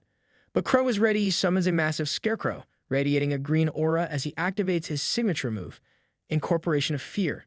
The effect is instant. Monster Nurse freezes, her undead heart racing, eyes wide with terror as if she just remembered she left the oven on. Crow, not one to waste time, casually snaps his fingers and declares, Fear mode, right explosion. And just like that, Monster Nurse drops as if she'd seen her worst nightmare, a patient without insurance. The system informs Chen that a team member has just taken down a Monster Nurse, and the experience points are promptly shared among the group. Meng, observing from a safe distance, notes that this scene resembles the defeat of a classic villain boss. Han Xiao, momentarily stunned, silently marvels at the sheer power of the ability used. Chen crosses his arms, clearly satisfied, and gives a nod of approval. Just then, a translucent blue skill card gracefully floats down. The card reads, Sharp Screeching Thought Explosion, Level D active. It describes an ability that unleashes a mental attack through a sharp scream, causing mental damage within a certain range. Of course, the catch is that the sound is likely to attract every nearby monster, like announcing an all-you-can-eat buffet for the undead. Crow picks up the card, holding it up for everyone to see, and remarks on their good fortune in getting a skill drop. Chen, ever the leader, quickly decides that since both Han Xiao and Meng Meng have mental talents, they should determine who gets the skill. Han Xiao, with a casual shrug, steps back, indicating that he's not interested. He's more focused on gathering items for his exclusive mission, and besides, his talent already includes a similar ability. Meng Meng, not one to miss an opportunity, approaches Crow with a grin. She takes the card from his hand, clearly pleased, and thanks him without a second thought. Just as she embraces the card, her hair starts to dance in the air, charged with a strong pink and purple aura. The energy around her intensifies, and the system chimes in, confirming that the skill Sharp Screeching Thought Explosion has been successfully learned. It's like watching someone unlock a new level in a game, complete with flashy effects and all. Chen approaches Meng Meng and gently touches her arm, encouraging her to use the newly acquired skill. Meng Meng flinches slightly, explaining that while the skill's damage range isn't impressive, the sound it produces is widespread and could attract monsters from even the farthest rooms. Chen, unfazed, reassures her that this is exactly what they need. Searching room by room is far too tedious. He assures her that everything will be fine. Meng Meng, blushing slightly, agrees. She then levitates, gathering her energy, and releases a sharp scream that resonates through the air, followed by a powerful explosion of pink aura that spreads throughout the place. The sound does its job, pulling monsters from every corner like a dinner bell at a very chaotic banquet. Chen watches the approaching horde with satisfaction, noting that this monster-attracting effect is working even better than anticipated. Han Xiao, noticing the sheer number of monsters swarming the area, feels a wave of apprehension and remarks on the overwhelming presence. As the zombies begin to crowd around the group, Crow quickly reminds everyone to stay sharp and not lose focus. The team moves into formation, but Meng Meng, visibly anxious, turns to Chen with concern. She hesitantly asks if they can really handle such a large number of enemies. Chen, however, remains completely relaxed, his hands casually in his pockets as if he's just out for a stroll. With a confident smile, he assures her that there's no problem at all. In fact, he sees this as the perfect chance to put his newly updated abilities to the test. To top it off, he casually scratches his neck and stretches, looking more like someone preparing for a light workout than a battle against a horde of zombies. Han Xiao raises his hands, causing daggers to levitate around him, each one enveloped in a fierce purple energy. With a smirk, he acknowledges the group leader's confidence and feels reassured. Ready for action, he flings the daggers at the undead with all the enthusiasm of someone playing a high-stakes carnival game. Every blade hits its mark, perfectly lodging into the zombies' foreheads like a grotesque version of Pin the Tail on the Donkey.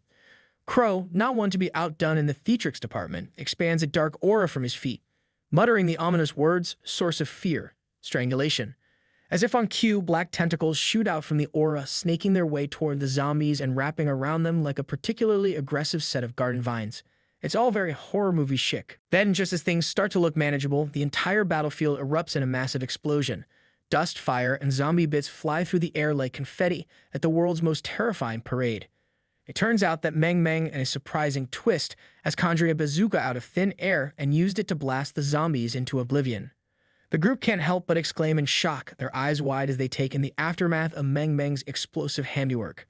Meng Meng, clearly pleased with herself, bites her tongue to stifle a grin and enthusiastically suggests they do it again, like she's just discovered the ultimate party trick. Han Xiao, still processing the fact that a bazooka just appeared out of thin air, turns to her with a mix of admiration and mild disbelief. He comments on the sheer power of her ability to create things in dreams, marveling at the possibilities. Half-joking, he wonders aloud if Miss Meng Meng might one day be able to build a full-fledged Gundam. Crow chimes in with a confident definitely, as if it's only a matter of time before they're piloting giant robots. But as the excitement simmers down, Crow turns his gaze toward Chen, curiosity creeping in. He can't help but wonder why the group leader hasn't made a move yet. Meanwhile, Chen, always the calm and collected one, has already activated his claws and waits patiently, thinking that the energy has finally reached its limit. He can't help but mentally sigh about the cooldown on this skill. It's like waiting for water to boil. Charging it during battle feels like trying to run a marathon with shoelaces tied together. But now, with a grin that suggests he's ready to steal the show, he decides it's time to unleash. Chen plunges his fists into the ground, and with a subtle command, the earth beneath them shatters into countless jagged pieces. Black energy spikes burst from below, shooting up like deadly thorns on a rosebush from a horror movie. The spikes impale the zombies with ruthless precision, sending them to their final resting place in a massive cloud of dust. When the dust clears, what's left behind is nothing short of a forest of menacing spikes, as if the ground itself decided it was fed up with the undead. The group, now staring in stunned silence, can't quite believe what they'd just witnessed. Meng, still wide-eyed, remarks on how incredibly powerful their master is, though she's clearly trying to wrap her head around the sheer scale of destruction. Crow, usually composed, is left stammering, trying to fathom how a single skill could wipe out an entire horde of zombies in one go. Han Xiao, never one to miss a dramatic moment, exclaims in awe, declaring this is the White Emperor Bai. Two more nurse creatures shuffle closer to Chen, their eerie movements catching Han Xiao's attention. Without hesitation, Han Xiao shouts and rushes forward, determined to take care of the last remnants of the horde. But just as he's about to spring into action, Chen calmly signals for him to stop, mentioning that these two are mini-boss nurses he intentionally left for later. With a casual wave of his left hand, Chen manipulates his energy, summoning tentacles that rise up and immobilize the nurse creatures mid-air like they're caught in an invisible net. Han Xiao, now frozen in his tracks, can only watch in stunned disbelief. He stutters in amazement, realizing that Chen has just captured them effortlessly. Crow, sensing his friend's shock, silently places a hand on Han Xiao's shoulder in a subtle attempt to console him, though it's clear he's just as impressed. At that moment, the system pings Chen with a new message. The black light swallowing ability has evolved. Chen now has the option to view fragments of the memories from the targets he's consumed, with a low probability of acquiring one of their mastered skills. Chen, with a determined expression, declares his intent to read and absorb the memories of the captured nurse creatures. He can't help but reflect on how long it's been since he last used this particular ability. The memory reading and absorption skill had been tucked away, almost forgotten, ever since he first acquired it before the apocalypse turned the world upside down. Chen places his hands on top of the two nurse creatures' heads, their hands shackled by black ties as if they're part of some eerie puppet show. Strangely, their once disturbing nurse uniforms have vanished, replaced by ordinary clothing, as if they'd just come from a casual day out. If that day included being undead, of course. Chen delves deeper into their memories, and the scene shifts, and suddenly he's witnessing something far more unsettling. He sees a woman crawling on the floor, clad only in her underwear, her body marked with strange inscriptions like someone's twisted idea of body art. The atmosphere becomes even more disturbing as he notices other women trapped on crosses, their bellies etched with similar inscriptions and barbed wire cruelly restraining them. The memories pulse with fear and confusion. One of the women, trembling on the floor, tries desperately to drag herself away, her voice filled with terror as she pleads for something, anything, to stay away. Her words are frantic, echoing Chen's mind as she stammers, "Please, stay away." In the midst of this nightmarish scene, a man in a blood-stained lab coat stands in the center of the room, smiling with a calmness that feels completely out of place. He addresses one of the nurse creatures by name, Nurse Kang, and tries to soothe her, telling her to calm down as if this whole horrific setup is just another day at the office. Just then, another scream of horror pierces through Chen's mind as he is thrust into yet another disturbing memory. The same man, now wearing glasses, appears again. He's calmly fixing a nurse's hair. He scolds her, frustrated that her mental strength is so weak, almost as if he's disappointed that she's not meeting some twisted standard. His voice drips with cold detachment as he laments that he was planning to offer her to the master, but now he deems her only fit to be the sacrifice for the following month. The memory shifts again, and Chen finds himself in a different scene. A red-haired nurse stands near a counter, turning to address another nurse. With a tone that tries to be comforting, she tells Nurse Wang not to be so sad, explaining that everyone is avoiding her because of what happened with Nurse Kang. Nurse Wang, a black-haired woman, responds with quiet resignation. She acknowledges that she too, like Nurse Kang, her words heavy with an unspoken sadness. The memory takes another dark turn, and Chen suddenly sees Nurse Kang, now tied to a hospital bed, struggling desperately against her restraints. She's in a state of pure panic, repeating the number 16 over and over again like a broken record stuck on a single haunting note. The significance of the number is lost in the chaos, but it's clear that whatever it means, it's driving her deeper into madness. Meanwhile, Nurse Wang lamented at the tragic fate of Nurse Kang. She reflects on how such a good and beautiful person could spiral into madness so suddenly. Chen, still holding Nurse Kang by the head, pieces together the fragments of memory with a sharp mind. The number 16 stirs something in his recollections. He remembers a connection to his previous life as a demon hunter, a time when he heard whispers of a psychiatric hospital in the magical capital that was linked to demons. The place was notorious for being a site where demons could be summoned, but back then, Chen's power level was so far beyond the limits of this place that he barely paid attention, only glancing at a few posts about it on the Evolutionaries forum. Now, though those faint memories take on new significance. After absorbing what he can from the nurse's memories, Chen releases them, their bodies going limp as the dark energy dissipates. Turning to the group, he addresses them with a calm authority, signaling that it's time to move on.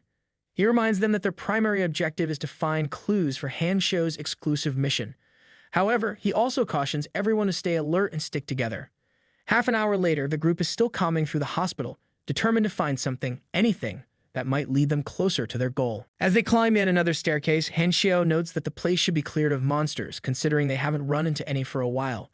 He mentions that they've already scored 3 floors without uncovering a single clue. The frustration is starting to creep in, but Meng, always the optimist, chimes in that they're not entirely without leads.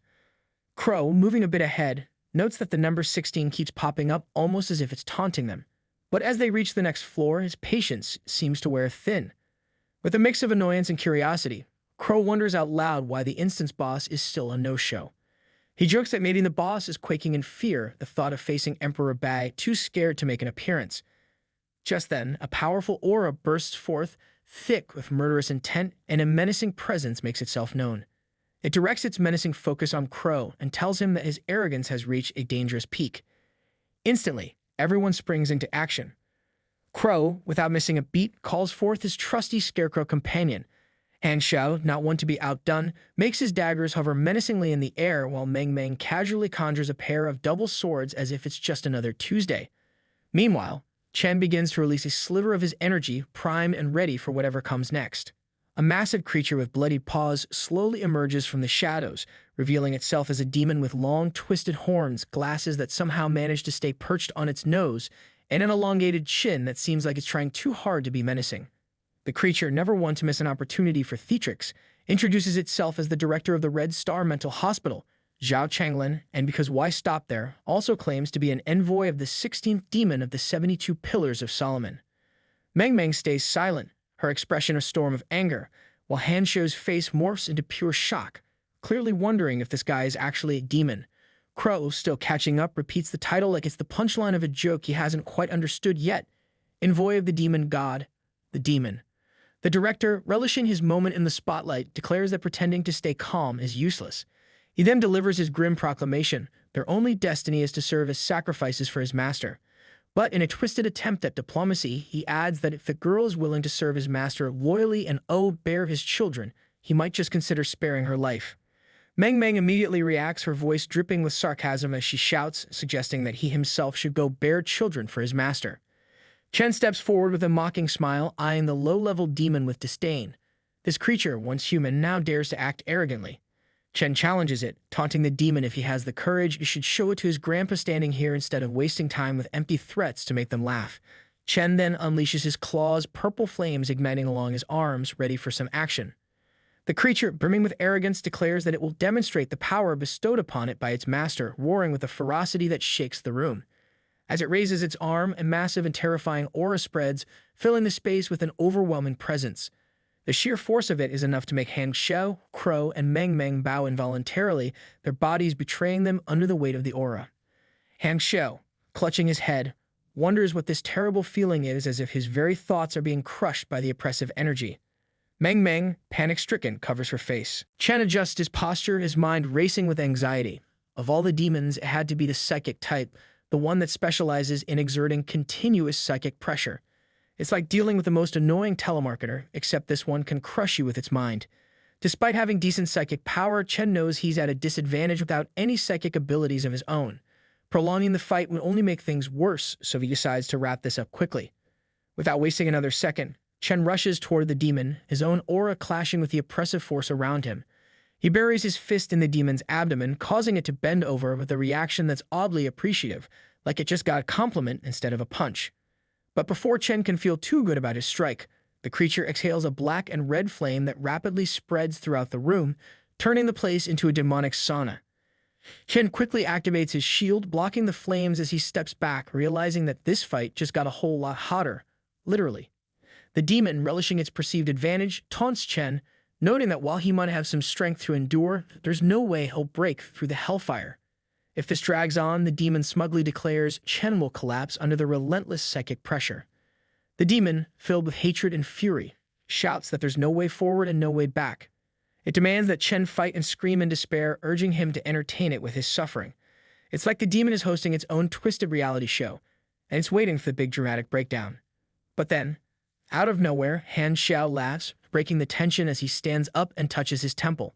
The psychic pressure that had been suffocating everyone suddenly vanishes, leaving the demon's plans deflated faster than a popped balloon. Crow, sensing the change, notes the disappearance of the pressure, while the blue energy radiates from Han Xiao, giving him an almost heroic glow. Meng, bewildered and a bit exasperated, asks Han Xiao why he didn't use this ability earlier. Han Xiao scratches his head, a shy smile spreading across his face. He admits somewhat sheepishly that he's not entirely sure what's going on, but it seems that by releasing a bit of his psychic power, he can resist the demon's pressure. It's like stumbling upon a cheat code in the middle of a boss fight, completely unplanned, but hey, who's complaining? Meanwhile, on the other side of the corridor, the demon director speaks up, revealing that it seems like Han Xiao is a descendant of the Han family, part of the master's bloodline. With a voice dripping with menace, it warns Han Xiao not to get too comfortable. Just because his bloodline is helping him resist the psychic pressure doesn't mean he's safe. The hellfire, after all, can still turn him to ashes. It's a classic villain move, reminding everyone that the situation is far from under control. But Han Xiao, now emboldened, steps forward with a mocking smile. He points out the irony, asking why the master's dog is trying to kill a descendant of the master's blood. He cheekily suggests that the demon might want to be careful, or the master could get pretty upset. Maybe even upset enough to take the demon out himself. The demon chuckles darkly, mocking Han Xiao, calling his family nothing more than traitors to the master.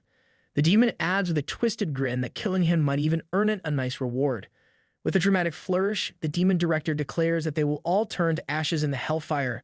Leaning back, it begins to gather a menacing flame in its chest, preparing to unleash a devastating attack. Sensing the danger, Han Xiao and Crow rush forward, determined to stop the demon before it can finish. Crow, in a moment of urgency, shouts that they can't let the demon start the fire and urges others to interrupt it. But just as they're about to reach the demon, it suddenly sneezes. Crow halts mid-stride, confusion plastered on his face. He blurts out, asking if the old man has caught a cold, while Han Xiao, equally bewildered, stops in his tracks and wonders aloud if this is some new technique. Chen, standing with his hands on his hips and a satisfied smile, chimes in. He notes that it took a bit longer than expected for the effect to kick in, but it seems the demon's constitution isn't so bad, at least for a lower demon. The demon starts coughing uncontrollably, clearly taken aback and bewildered. Between fits of coughs, it demands to know what's happening. Chen strolls over with a calm demeanor and gets uncomfortably close to the demon. He casually explains that the skill causing this commotion is designed to make enemies sneeze continuously. However, he adds with a hint of satisfaction that he's recently given it an upgrade, suggesting that the demon's current predicament is just the tip of the iceberg. This skill is called the flu and lung infection, and according to the system description, it evolves from the basic flu skill to a more advanced lung infection. When unleashed on a target, the effect depends on the target's constitution, taking anywhere from 1 second to 10 minutes to hit the first phase. In this initial phase, all attributes of the target gradually decrease as they suffer from 3 to 5 random disease-related debuffs. To make things even more delightful, any attack spells become prone to the sneeze effect, meaning they might fail, slow down, or just not work at all. And if a target's constitution drops below half, they enter the second phase, setting the stage for even more fun. The demon, now in a state of utter frustration, begins to curse and cough, exclaiming that it's impossible to have gotten sick. It's as if it can't believe its own misfortune, like catching a cold was the worst thing that could happen to a demon. Meanwhile, the system displays the next part of the description. Second phase, all recovery abilities drop to less than 90%, concentration becomes difficult, and 5 to 10 random disease-related debuffs start appearing. The demon's breathing ability also begins to fail. Chen, watching with a smirk, continues walking behind the demon, who is now struggling to move, leaning against the walls for support. The demon mutters in disbelief, lamenting its fate and questioning how it, a higher-level life form, could be brought down by such an affliction. The system then displays the final part of the description. Third phase, loss of the ability to breathe. The demon collapses, trembling and writhing in agony as it struggles for air. Chen, observing the scene with a sickly satisfaction, remarks on the effectiveness of the skill. He notes that it turns out even demons need to breathe. He reflects on the fact that the substantial amount of virus points he used was worth it. The system then chimes in with a notification, system alert, dungeon boss defeated. 30,000 experience points gained based on battle contribution. Chen shifts his focus to the group who are huddled together. With a curious tilt of his head, he wonders what on earth they're up to. The entire group jumps as if caught in the act, quickly covering their mouths and trying their best not to breathe. Han Xiao, in his usual dramatic flair, silently mouths that there is virus, while Meng Meng, with wide eyes, mentally adds that she really doesn't want to catch a cold. Crow stands by, looking worried as well, perhaps forgetting that he's already wearing a gas mask. Quite the fashion statement, really. Chen, with the calmness of someone who's been accused of worse, reassures his friends that they have nothing to fear. He's quick to remind them that as long as he doesn't release anything, there's no need to worry about catching any strange infections. Relieved, everyone exhales in unison, and Crow, feeling particularly brave, or maybe just a bit sheepish, finally removes his mask. Meng Meng, now sitting on the ground with an air of exaggerated admiration, dramatically throws her head back and declares that Master Bai's abilities are simply unmatched. Han Xiao, never one to miss an opportunity for some lighthearted flattery, gives a double thumbs up and gestures toward Chen with a wide grin. Chen, trying to keep his modesty intact, quickly waves off the praise. He points out that his skill is only effective against demons with weak physiques, adding with a hint of humor that there are still plenty of monsters out there who don't even need to breathe. Chen then turns to Han Xiao, mentioning that he's received the dungeon cleanup notice along with the notification to post a strategic video. He casually inquires about Han Xiao's progress on his task. Han Xiao, a bit perplexed, checks his notification window and is surprised to find that it's still not completed. Chen, ever the strategist, suggests that the mission hint must be hidden somewhere in the dungeon and urges Han Xiao to hurry up and find it. He then adds, almost as an afterthought, that he plans to release the dungeon cleanup video soon. With a mischievous glint in his eye, Chen asks if anyone wants to show their face and achieve instant fame. Crow, feeling the sudden pressure, promptly puts his mask back on and requests that their appearances be hidden in the video. Meng Meng also tells him to hide her face too. Han Xiao urges him to keep it down as well. He insists that they check out what the boss dropped first and then quickly help him locate the elusive mission clue. Not long after, a video was published with the grand title, The Emperor Bai takes team members Meng Meng, Han Xiao, and Crow to clear the Nightmare Dungeon. Red Star Psychiatric Hospital, levels 5 to 12. Quite the mouthful, but hey, marketing is everything. The dungeon strategy video, offered at the reasonable price of 5 copper coins, quickly gains attention. Song Zixiang and Luli are among the first to receive the notification, and they rush to watch it like it is the latest blockbuster. But it isn't just them. Soon, all the awakened ones on the internet are tuning in to witness the legendary feats of their ever-rising monarch, who seems to be racking up accomplishments faster than they could count. Fame has its perks, after all. Meanwhile, in Jiangsheng, within the confines of a certain hotel room on the 15th floor, the group of Chen's classmates is glued to the newly uploaded video. Zhang Yishui, eyes narrowing in recognition, remarks that despite the face being hidden, those claws are unmistakable. The figure of the White Emperor in the video is undoubtedly Chen Bai.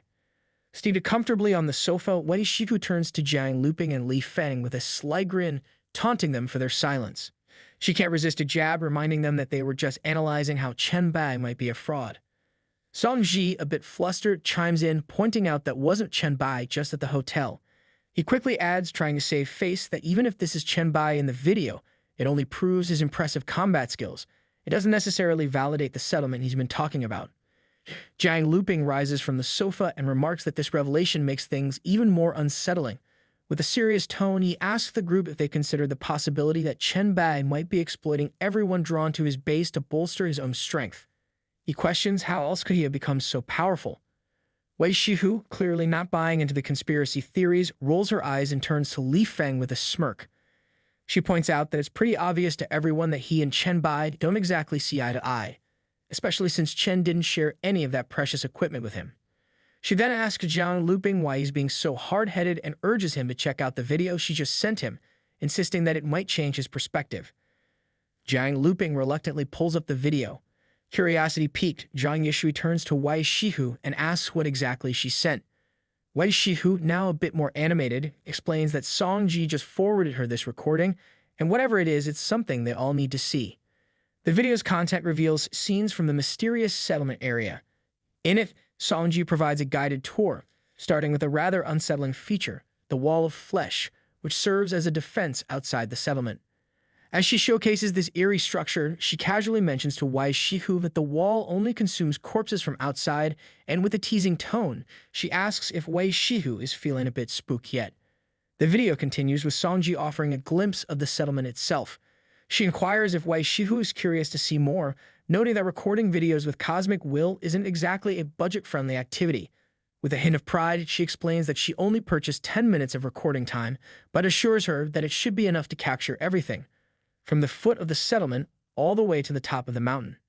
She points out that the foot of the mountain is the most crowded area of the settlement. It's bustling with activity and anyone can enter for just 1 copper coin per day. However, she cautions that causing trouble there could easily cost someone their life, a stern reminder that while entry is cheap, safety isn't guaranteed for those who stir up chaos. As the video pans up the mountainside, Songji explains that this area is where many of their relatives live. She tells her that they have big plans to expand and add numerous recreational areas, making it a more comfortable place for everyone. Finally, Songji highlights the villa area at the top of the mountain. With a mix of pride and nostalgia, she mentions that she still lives in her home there, reminding Wei Shihu that she knows her place well. She notes that the top of the mountain isn't heavily populated, but it's absolutely secure. Only a select few can access it, making it an exclusive and safe haven for those who reside there. She playfully teases Wei Shihu, suggesting that she might end up living in the settlement sooner than she thinks once she arrives. With a mischievous grin, she mentions that while Chen Bai hasn't made a move on Wei Shihu yet, it's only a matter of time before that big pervert takes an interest.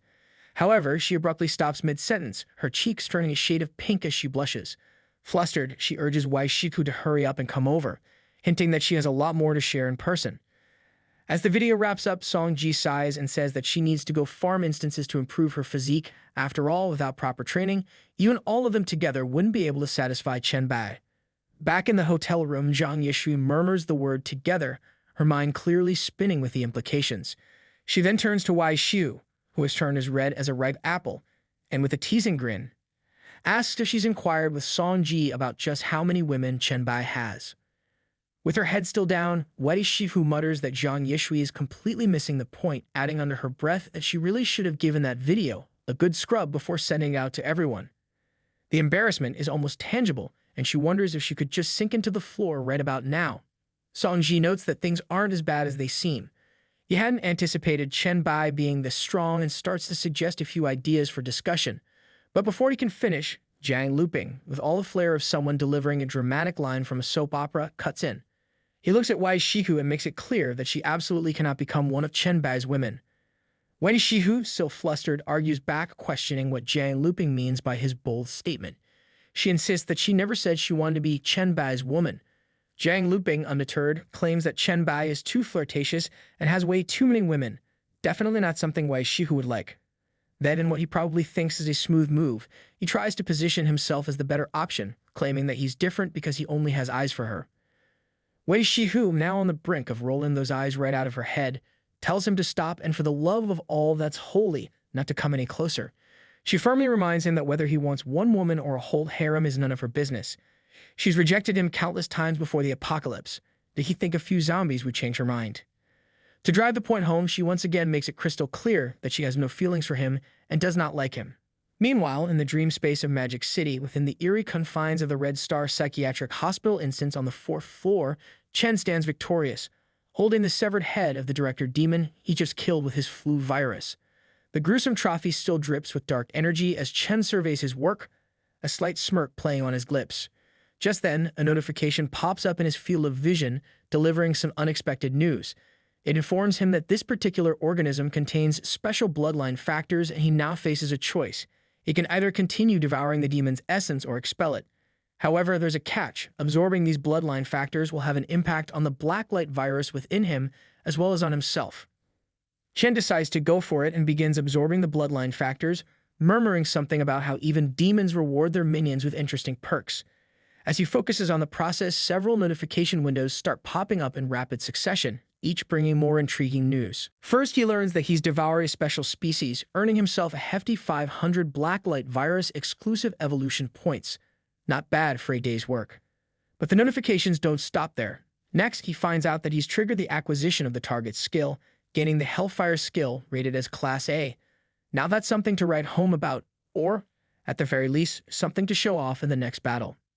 As the process completes, the bloodline factors are expelled and transformed into an item that suddenly materializes in his hand. He looks down to find a test tube containing a swirling dark liquid, blood, rich with the essence of the demon's lineage. He reads the description: Devil's Bloodline Essence, Class A item, potion type, a coagulation of the Devil's Bloodline. Can be devoured to gain a weak Devil's Bloodline. Usage requirements: mental power above 20, physique above 20. Grabbing the test tube in his hand, Chen examines it curiously, wondering if this is really the bloodline factor he just expelled. He reflects on how he expected it to simply vanish into thin air, but instead, it materialized into a tangible item. The unexpected bonus is both intriguing and slightly unsettling. After all, not everything that comes from a demon is something you want lying around in your inventory. Chen then turns his attention back to his group, casually asking how things went on their end and if the boss dropped anything worthwhile. Han Xiao, ever eager to share, proudly displays a scroll and a book announcing that they scored big this time. A Hell Messenger Job Scroll Class A and a Hellfire Skill Book, also Class A. Clearly, the loot gods were feeling generous today. Meng, not to be outdone, holds up a piece of paper with a detailed design on it and adds that they also found a piece of armor design and a D-class piece of equipment. The armor design that Meng holds up is titled Hell's Call, Shepherd's Horn Blueprint. It's an armor that ranges from C to S class depending on the materials used. The blueprint lists the required components: 1 pair of pure devil's horns, hellfire, and 1 dark crystal.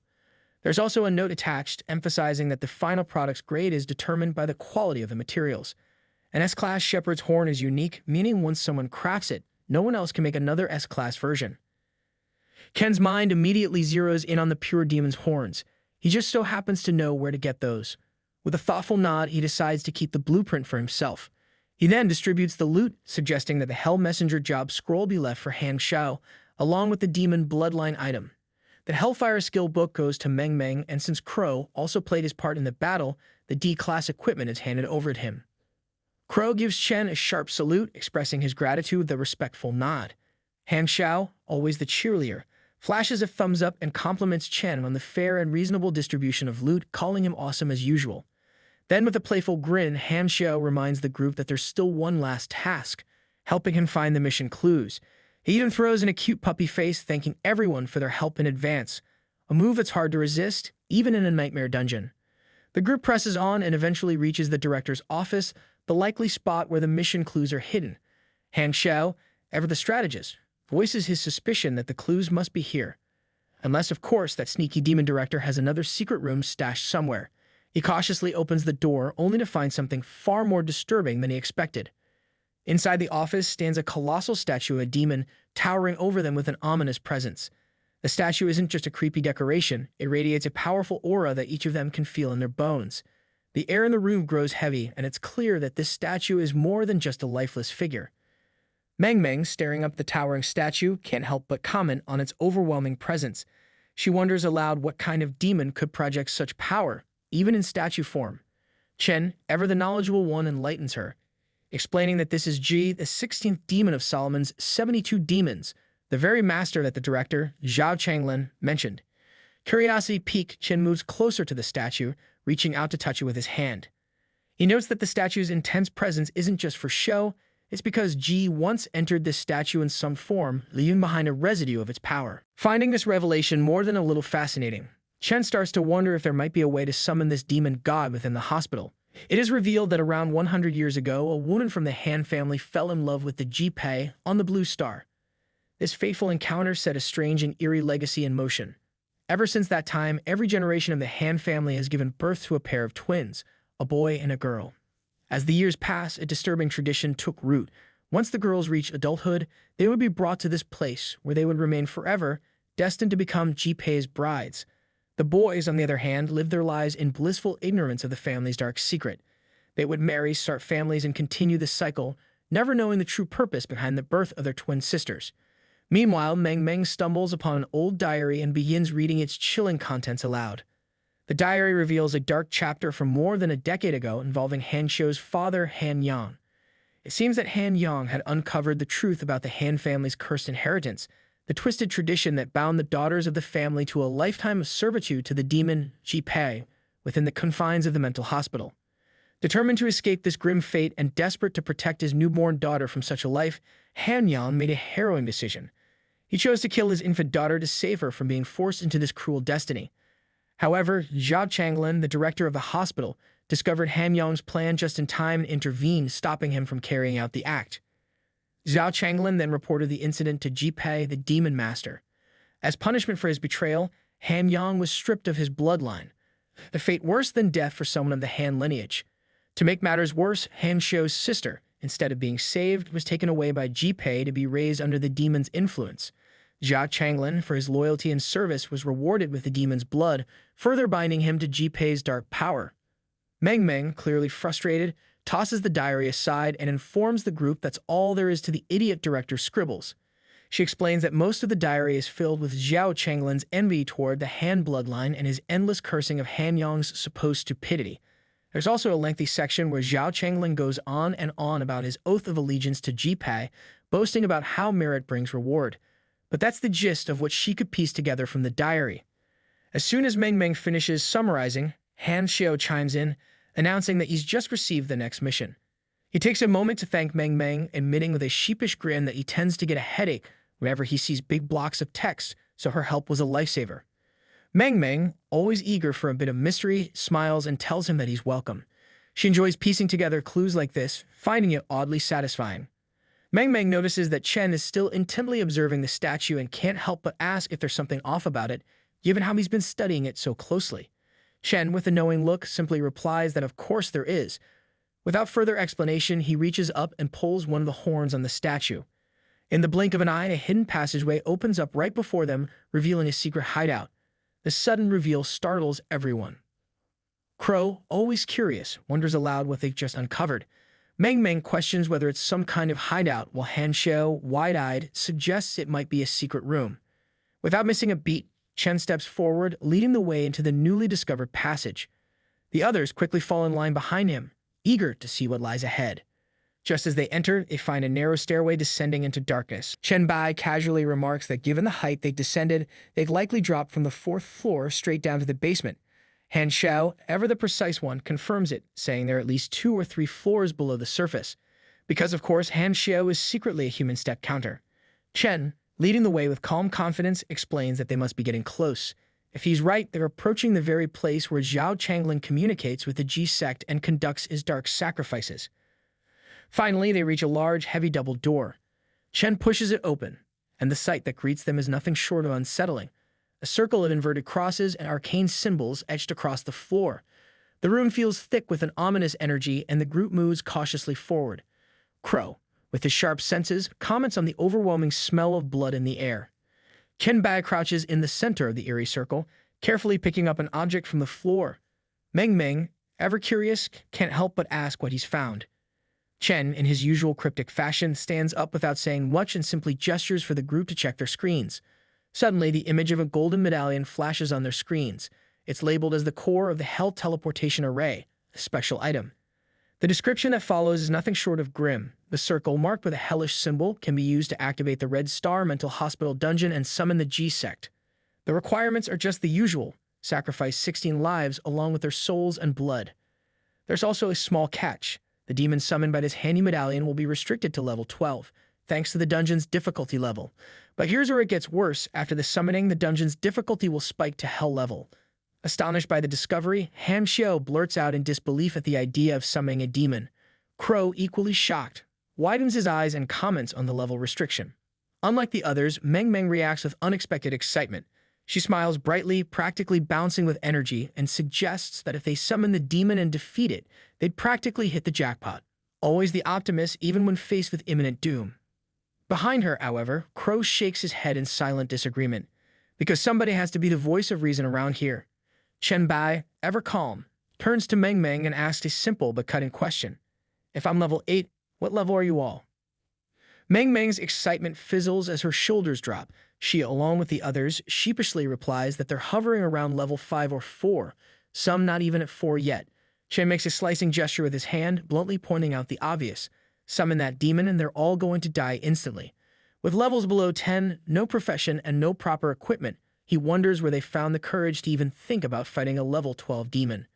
Confidence is one thing, but this is just reckless optimism. Han Xiao tries to lighten the mood, grinning as he points out that Chen Bai, the emperor, is with them. But Chen Bai humbly places a guiding hand on his shoulders and explains even with him present, it's not possible. The gap between a regular demon and a weak-blooded demon is vast. It's like comparing a kitten to a lion. Sure, they both have claws, but one of them will eat you whole. He advises them to turn back, focus on leveling up, and gain professions before even considering facing something that powerful. Crow turns to Meng Meng with a grin and asks her to make sure he's included when they come back next time. Meng Meng winks at him playfully, promising that he'll be at the top of the list. The group returns to the statue room, feeling the tension ease slightly. Meng Meng, ever practical, asks if this dungeon adventure is officially over or if anyone has something else they want to do. Han Xiao scratches his head, looking a bit puzzled, and admits there's something that's been bothering him. He starts musing about how he is a descendant of a demon and also has a sister, and if these facts appeared out of nowhere when the apocalypse arrived. Chen Bai touches his shoulder and tells him that he is not sure if they came from nothing or if they always existed, but they definitely exist now. Chen then asks Han Xiao why he suddenly asked this, and if his father acted strange before the apocalypse. Han Xiao, still lost in thought, explains that the relationship between him and his father was not close, and to him, his father was just an ordinary man living a life without much significance, until of course he turned into a different kind of zombie than others. Crow, always quick to imagine the wildest possibilities, pictures a red zombie with horns and white hair. He excitedly asks Han Xiao if his father turned into a demon zombie and remarks how cool it is. But Han Xiao, with a tense expression, shakes his head. It has nothing to do with demons. His father didn't turn into some epic demon-zombie hybrid. Instead, he became something far more terrifying, a plague zombie. He describes the hideous purple and green fungal spots that covered his father's body, radiating a sense of danger so strong that he didn't dare touch him. Faced with this horror, Han Xiao was forced to quickly master telepathy with his psychic powers. He explains that this was his father's last lesson to him, a grim final connection. Chen Bai turns to Han Xiao, intrigued by the mention of a plague zombie. Han Xiao explains that it must have been due to the chemical plant where his father worked. He mentions how his father wasn't the only one affected. His neighbors had those same ominous spots as well. Chen pauses, deep in thought, piecing together what he knows. He realizes that this chemical plant might be connected to the SSS-level mission of the plague sect. Chen then turns back to Han Xiao, expressing a strong interest in the chemical plant related to this strange plague. He requests that when he gets to Shanghai, Han Xiao takes him there. The boy, without hesitation, agrees because who wouldn't want to take a trip to a chemical plant possibly filled with zombie fungus? Crow, never one to miss a chance, raises his hand and asks Chen Bai for advice about his abilities. Chen, ever the patient leader, smiles and opens the floor for everyone to discuss their questions or share information. Later, as he thinks back on the day's events, Chen reflects that today's harvest has been quite fruitful. Not only have they discovered some valuable items, but he's also managed to pick up a few clues about the Plague Lord's mission. Meanwhile, back in Jiangsheng, inside the hotel room 1503, Chen Bai is resting peacefully on the bed, drifting in and out of sleep. However, the sudden sound of coughing jolts him awake. Startled, he looks around and is shocked to see his friends sprawled out on the floor of his room, coughing and struggling. Confused, Chen asks what's wrong with them. One of them tries to respond, but his voice is weak, barely audible. Chen quickly jumps into action, helping two of them to their feet and guiding them outside the room. The hero's work never ends, even when woken up from a nap. Once outside, Chen asks what's going on and reminds them that he had specifically warned them not to enter his room. He had released several viruses around the space as a precautionary measure to prevent any accidents, because clearly nothing says safety like booby-trapping your own room with viruses. As he helps one of his friends to the couch, the poor guy coughs out that he now has 20 diseases, each linked to negative buffs. As if catching a cold wasn't bad enough. The other, looking just as miserable, adds that he's been hit with 30 diseases and all his attributes have dropped to 0. 0. Not a great look for surviving in this world. Desperate, they ask Chen Bai if he has any antidote. Chen gets up calmly and reassures them, saying he has already removed the viruses from their systems. Their abilities will recover soon. He tells them to rest while he goes to find Jiang Luping. Just as he's about to leave, Wei Shidu approaches him with urgency in her voice. She warns him that Jiang Luping is actually here to kill him. Ken's eyes widen in surprise as he asks for the reason behind it. Wei Shihu explains that it all started when Jiang didn't believe the settlement Chen had mentioned was real. To verify, she asked Songji to record a video and send it, but things went south quickly. She hesitates to continue, clearly uneasy about what happened next. Wei Shihu then adds that after she rejected Jiang Luping's romantic proposal, his anger shifted toward Chen. He stormed in, shouting that all their problems began when Chen arrived and the only solution is to kill Chen, claiming it would somehow fix everything. Solid logic from a man who's clearly had one too many bad ideas. Chen and Wei Shihu sit at a table in the room, glasses of water placed in front of them. Chen leans back in his chair, commenting on the absurdity of Jiang's reasoning, wondering aloud if he's just an idiot. Wei Shihu, agreeing wholeheartedly, calls Jiang looping an idiot as well. She shares how he used to threaten any girl he interacted with, including forcing her childhood friend to drop out of school. If it hadn't been for Songji protecting her, she's certain Jiang would try the same manipulation tactics on her. She confesses how horrible it is being trapped in the hotel with him, making every day feel as long as a year. Luckily, she adds, Jiang's talents aren't strong enough to actually control her. Wei Shihu then looks at Chen with a glimmer of relief, saying how happy she is to see how strong he has become and that Songji is still alive. It's the little victories in a world of plague zombies and bad decisions. After talking for a while, they hear Jiang looping, coughing violently in another room. Both Chen and Wei Shihu stand up, heading towards the door. Wei Shihu, turning to Chen, asks if Jiang has already died in the trap he's been caught in. Chen shakes his head, explaining that common viruses weaken quickly, so it will take a little longer for them to be fatal. He's not the kind to rush a good virus, apparently. With a mischievous glint in her eyes, Wei Shihu says she has an idea. Chen, curious, asks what she has in mind. She leans in and admits she hates Jiang looping so much that she wants him to die with regrets. They open the door to see Jiang looping leaning against the bed, coughing hard, his eyes red and irritated. In a final act of defiance, the last thing Jiang sees is Chen and Wei Shihu sharing a kiss. Nothing like a little drama to seal the deal. Chen, always one to poke fun, asks Wei Shihu if a kiss is enough to irritate Jiang. She replies that it's more than enough, adding, "What else do you want to do? It's my first kiss, you know." 2 days later, Chen Bai finds himself moving swiftly through the watching mountainous forests just outside the city. He's leaping effortlessly between tree branches when his messaging window beeps. Song Zixiang is calling. As Chen answers, he asks what's up, his voice casual as ever. Sitting comfortably in an office chair, Song Zixiang reports the latest news. Their team has successfully picked up Wei Shihu and the others along the river road, and they're now on their way back. Chen Bai nods in approval, commending her for a job well done. Then, with a slight change in tone, Song Zixiang brings up something else.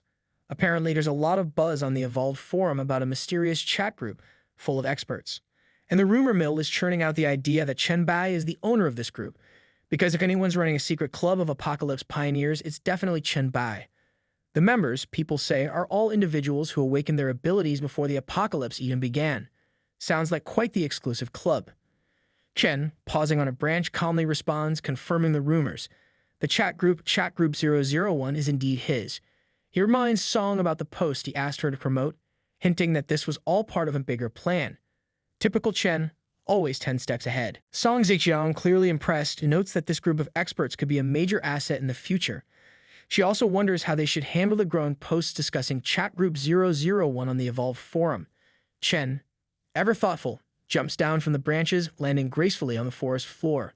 He tells her not to worry for now. He'll check the posts himself before making any decisions.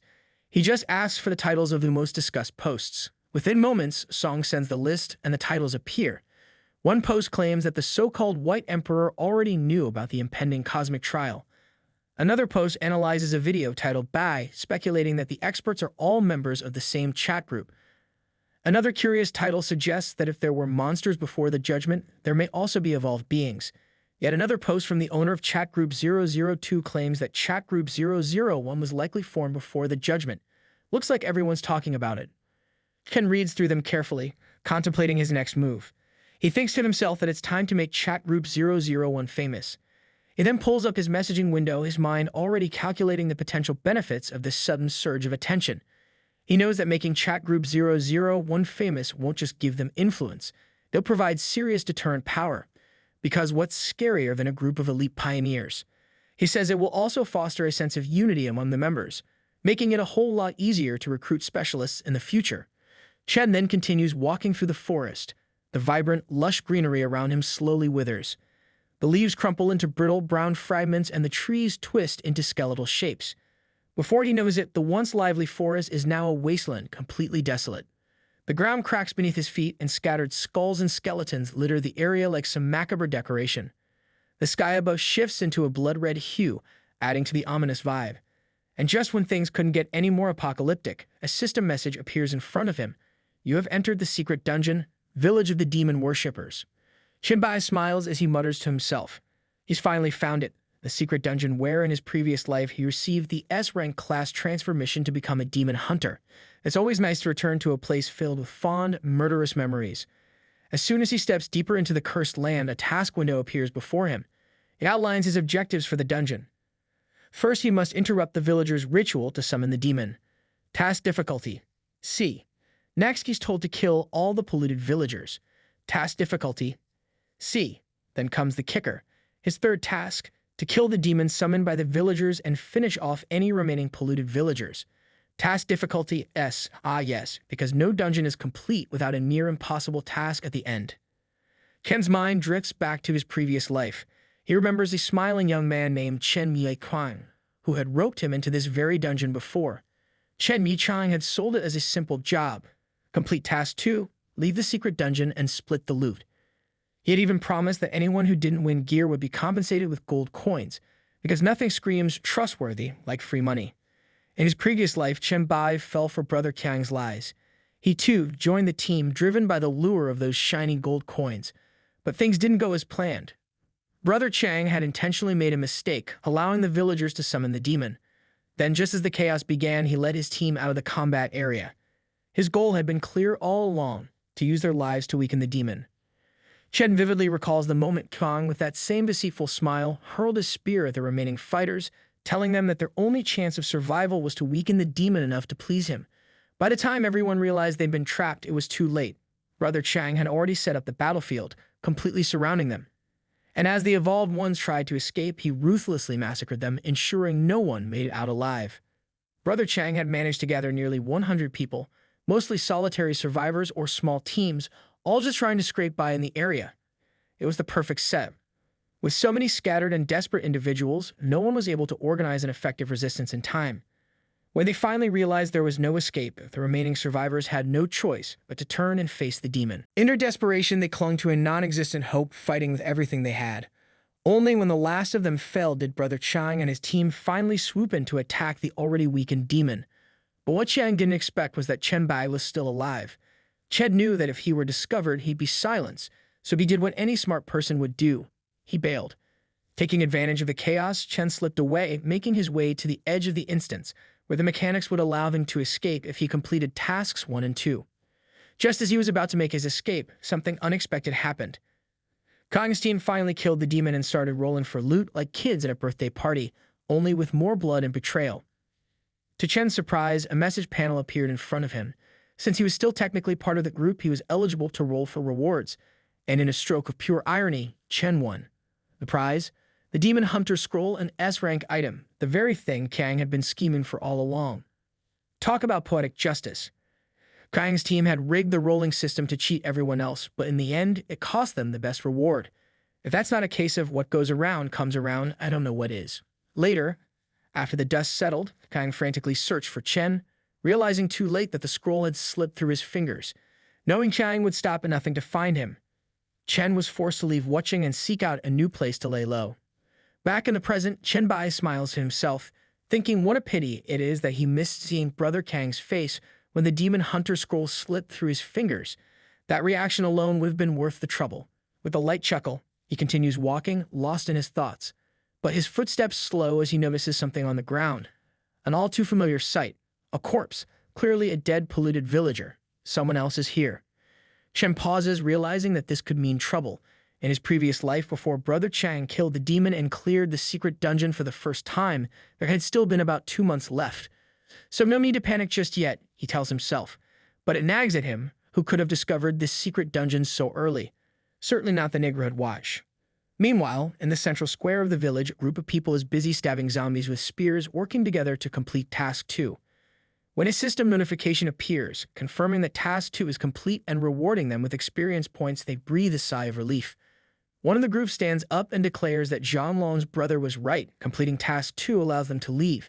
He suggests they get out while the getting's good, promising to return later to deal with the boss. Nothing like saving the biggest nightmare for a future to-do list. However, one of them, looking more than a little nervous, turns to the group and announces with fear in his voice that someone else has entered the dungeon. That someone is, of course, Chen Bai, who calmly walks toward them, asking if they're leaving already. He casually offers to take on the boss if they don't mind. The young man who had been leading the group walks by Chen, and with barely a second glance, gives him the go-ahead. Chen watches him pass, silently noting that it's Brother Chang himself. What a small, cruel world. He hadn't expected them to find the dungeon this early. Another member of the group, with a mix of concern and warning, tells Chen to be careful. The boss is a level 11 demon. Chen nods, thanking them for the warning, and bids them farewell. Level 11. Sounds like a Tuesday workout. As the group leaves, the large demon approaches, towering with muscles and horns exposed, roaring with arrogance. It sneers at Chen, taunting him about his fearlessness, wondering if he's quietly accepting his fate because he knows he's going to die. Chen, unbothered by the demon's theatrics, remains silent for a moment before replying that he's simply reminiscing. After all, it's been a long time since he faced a lesser demon alone. The demon, not liking Chen's tone one bit, declares him a despicable human and prepares to attack. But before it can make good on its threat, Chen moves with lightning speed, slicing the creature with a series of quick cuts.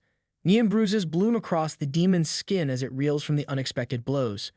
Turns out, demons don't handle rapid-fire humiliation all that well. Calmly, he remarks how after decades as a demon hunter in his previous life, he's lost count of how many lesser demons he's slain. Every movement, every weakness, and even the direction of each muscle fiber, they're all as familiar to him as the back of his hand. A lifetime of demon hunting makes dissecting these creatures almost feel like muscle memory. As the demon lays vanquished, Chen stands over it, feeling a rush of familiarity. His skills haven't deteriorated one bit.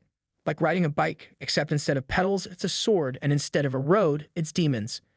In the distance, Brother Kang's group erupts into excited chatter. One of them shouts that he's received the participation reward minus 5,000 experience and a lineage item. Instant kill. The group is left stunned, barely able to comprehend what just happened. It's as if the loot fairy just dropped a present in their laps. Curious, one of Kang's men approaches the leader and asks if Chen absorbed the demon's body. Kang, clearly intrigued, tells them to check it out. The group heads back toward Chen, who turns to greet them with a grin. Because who wouldn't be grinning after making the demon look like a piñata? Noticing their return, Chen smiles and teasingly asks if they're here for a cut of the loot. Kang laughs, spreading his arms wide in a gesture of good-natured surrender, claiming it's just a misunderstanding. Yeah, sure it is. He tells Chen that he single-handedly defeated the demon boss, so how could he dare to take a share of the loot? Chen, however, isn't buying it. His expression remains serious as he thinks to himself how Kang knows exactly how to play things, but he's already seen through the man's true intentions. Fool me once, Kang. Playing along for now, Chen picks up some of the loot he's just acquired, holding up a few tantalizing items. He casually mentions that the demon dropped some pretty impressive stuff, including a B-level inferior demon lineage potion, an A-level lineage potion, and even an exclusive mission scroll for S-level demon hunters. He can't resist throwing in a little temptation, asking if they aren't even a little interested. One of Shan's subordinates, looking none too pleased, hands over a collection of vials filled with red liquid, acknowledging that these are the lineage potions everyone just received. Brother Kang, facing Chen, admits that it would be a lie to say he isn't tempted by the rewards, but he adds with a diplomatic flair that they aren't irrational people. The rewards for completing the task rightfully belong to Chen. Chen accepts the vials, his expression calm but his thoughts sharp. He responds that it sounds good, but quickly cuts through the pleasantries, pointing out that Kang didn't come back just to congratulate him. If there's something Kang wants to say, he should just get to the point. Chen's not one to waste time on small talk, especially when there are potential hidden motives involved. Kang, with his usual charm, gestures casually and claims it's nothing serious. He says he just wants to make friends and asks where Chen lives, mentioning that he's been clearing out the western suburbs of Wucheng recently. It would be unfortunate, Kang adds, if he accidentally invaded Chen's territory. Chen, however, isn't fooled. With a serious expression, he thinks about what Chang just said. The western suburbs, that's where Meng Meng lives near the sports complex. Kang's being polite on the surface, but it's clear he's fishing for information, trying to figure out what I'm doing in his supposed territory. Without showing his hand, Chen replies smoothly, assuring Chang that his settlement is in Jiangcheng, far from the western suburbs. As for that area, Chen says he only knows about the sports complex there. Let's see if Kang bites, Chen thinks to himself. Time to find out what they're really up to near Meng Meng. Kang, seemingly satisfied with the conversation, responds that his group recently took control of the sports complex in the western suburbs. They're now in the process of clearing the surrounding area. Kang, still trying to smooth talk his way into Chen's good graces, suggests they could become friends and help each other out. He compliments Chen's strength, hinting that he must have quite a bit of influence in Jiangcheng.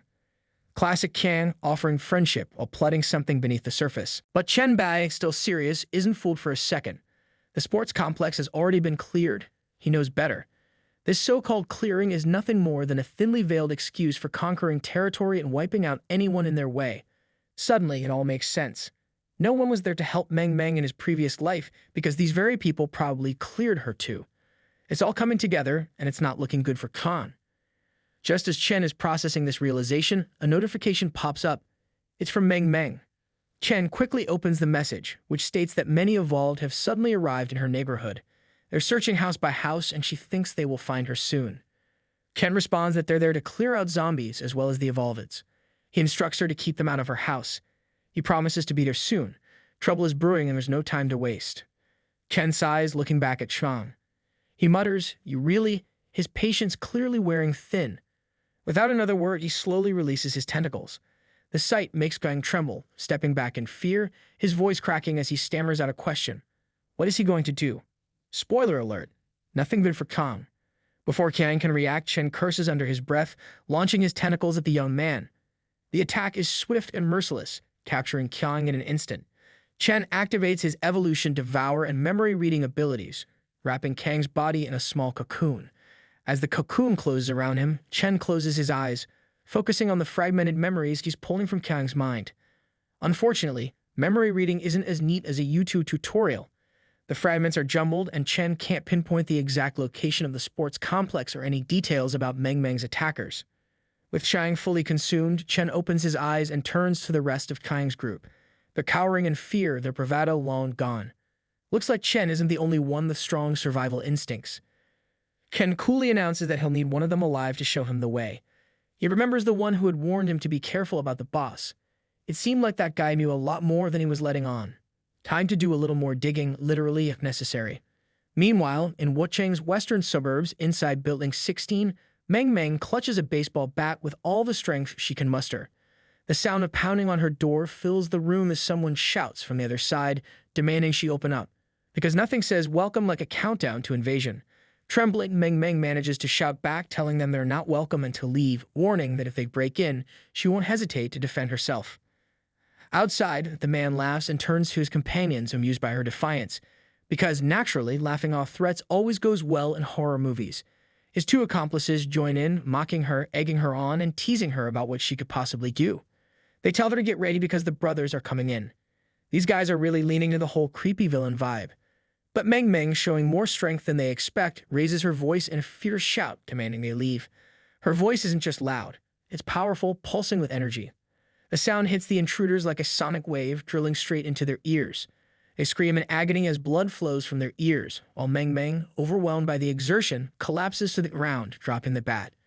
She coughs, touching her forehead, her body trembling from the strain. A small trickle of blood runs from her mouth as she struggles to breathe. Not exactly a victory lap moment. She thinks to herself how this ability still demands a level of physical endurance that she doesn't quite have yet. It lasted just over a second, but it was enough to leave her throat ruined and most of her energy drained. However, there's now silence outside. She figures, with her mental strength, they must all be unconscious by now. Well, unconscious or in desperate need of an ear doctor. Outside, her guess is spot on. The three men lie unconscious in a pool of their own blood, except for one who, with the last of his strength before blacking out, manages to call for reinforcements. He sends out a message, warning his brothers that there's a girl on the 12th floor with powerful mental attack abilities. His team is all but dead, and they need to act fast. He's confident she won't be able to use her ability again for a while, giving them a window to take her down. Good luck with that. 10 minutes later, the banging on the door resumes. Meng Meng, still breathing heavily and feeling weaker by the second, realizes they're back. Her eyes darkening with exhaustion. Looks like she'll have to fight again. The door slams open and several men burst into the room, their twisted grins making her stomach turn. One of them makes a disgusting comment about how she's a beautiful girl, mocking her sweat and exhaustion, because nothing screams bad guy like being creepy and gross. As they taunt her, calling her sister and making vile comments about teaching her how to scream properly, Meng Meng struggles to crawl along the wall. Her mind races, and she realizes she has just enough strength left to invoke her Hellfire ability one more time. It's all or nothing. Summoning the last of her energy, she unleashes the purple flames of Hellfire, consuming the men in an inferno of destruction. Their mocking quickly turns to screams of agony as they are enveloped in the flames. But as the fire dies down, so does Meng Meng. She collapses onto the floor, gasping for breath, utterly spent. Her body feels like it's given out completely. She reflects on something her master once told her, that the four attributes complement each other, and having one too high without balancing the others is dangerous. Well, lesson learned the hard way. Just when she thinks it might be over, another group of men enters the room. They quickly size her up, and one of them mockingly announces that she's completely done for, because apparently bad guys never run out of reinforcements. They taunt her, telling her to kneel and beg or face death. Even in her weakened state, Meng Meng refuses to give in. She drags herself across the floor, every movement feeling like agony. Her head spins and she fights the urge to faint, her thoughts growing foggy. No, don't let them take you. Fight. But they don't care. They approach her without a shred of hesitation. One of them snidely remarks that she's already chosen death and orders the others to restrain her. They move in, grabbing her by the hair and arm, yanking her roughly. One of them sneers, commenting on how tough she is as she struggles. Meng Meng's mind spirals into a desperate plea for help. Help, someone please help me. She feels herself slipping, hopelessness settling in. But then, just when everything seems lost, a savior appears. Chen Bai bursts through the window of her room, landing with a force that sends shards of glass flying. Without missing a beat, he buries a powerful kick into the face of one of the thugs. Two more follow, and Chen takes them down effortlessly, pulling Meng Meng away from her attackers and tossing the men aside as if they were nothing. Talk about making an entrance. Meng Meng looks up at him, her voice weak but filled with relief. She struggles to speak, apologizing, saying she didn't do very well, that she almost failed. But Chen Bai cuts her off with reassurance, telling her that she did great. He lays her gently on the sofa, telling her to rest now and that anyone who dares to trouble his disciple today will never leave this place alive. Not exactly a subtle warning, but definitely effective. More armed thugs appear, and one of them sneers at Chen, assuming the girl is called in reinforcements. They don't care. They shout, urging each other to attack, confident they can take him down. Oh, how wrong they are. Chen Bai leaps into action, striking with both claw and hammer, taking down the men as though they were mere practice targets. He stands by the door, asking if anyone else has left, his voice cold and steady. It's like watching a teacher take attendance at a school of thugs. Suddenly, from the sofa, Meng Meng's trembling voice cuts through the room. She's sweating, barely able to stay conscious, mumbling that she's struggling.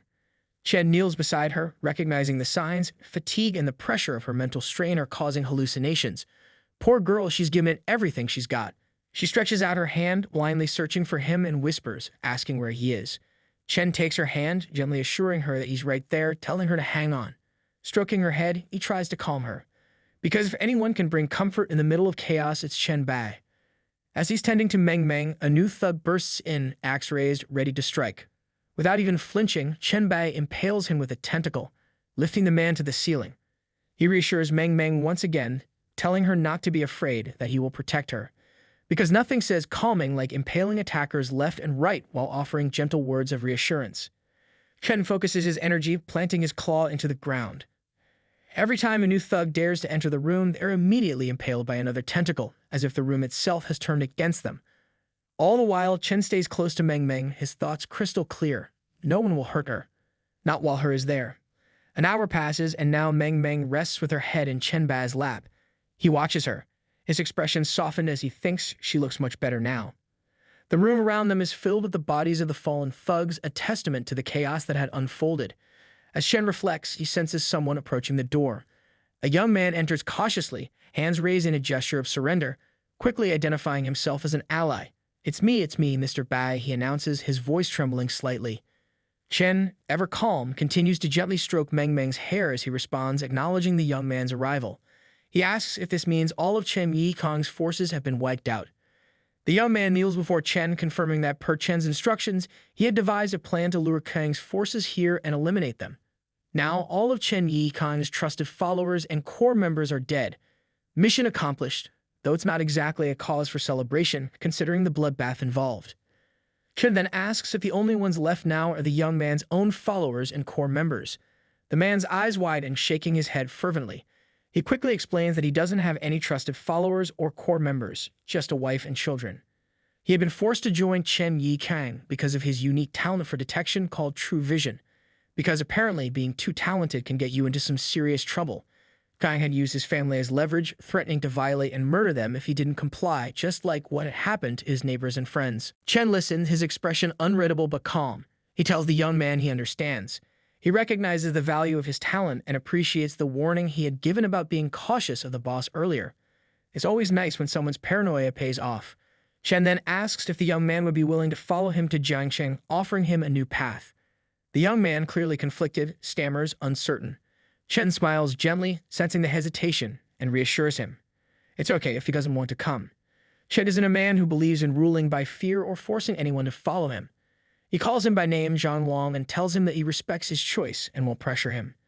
After all, there's nothing quite as refreshing as a leader who doesn't threaten your family to get your loyalty.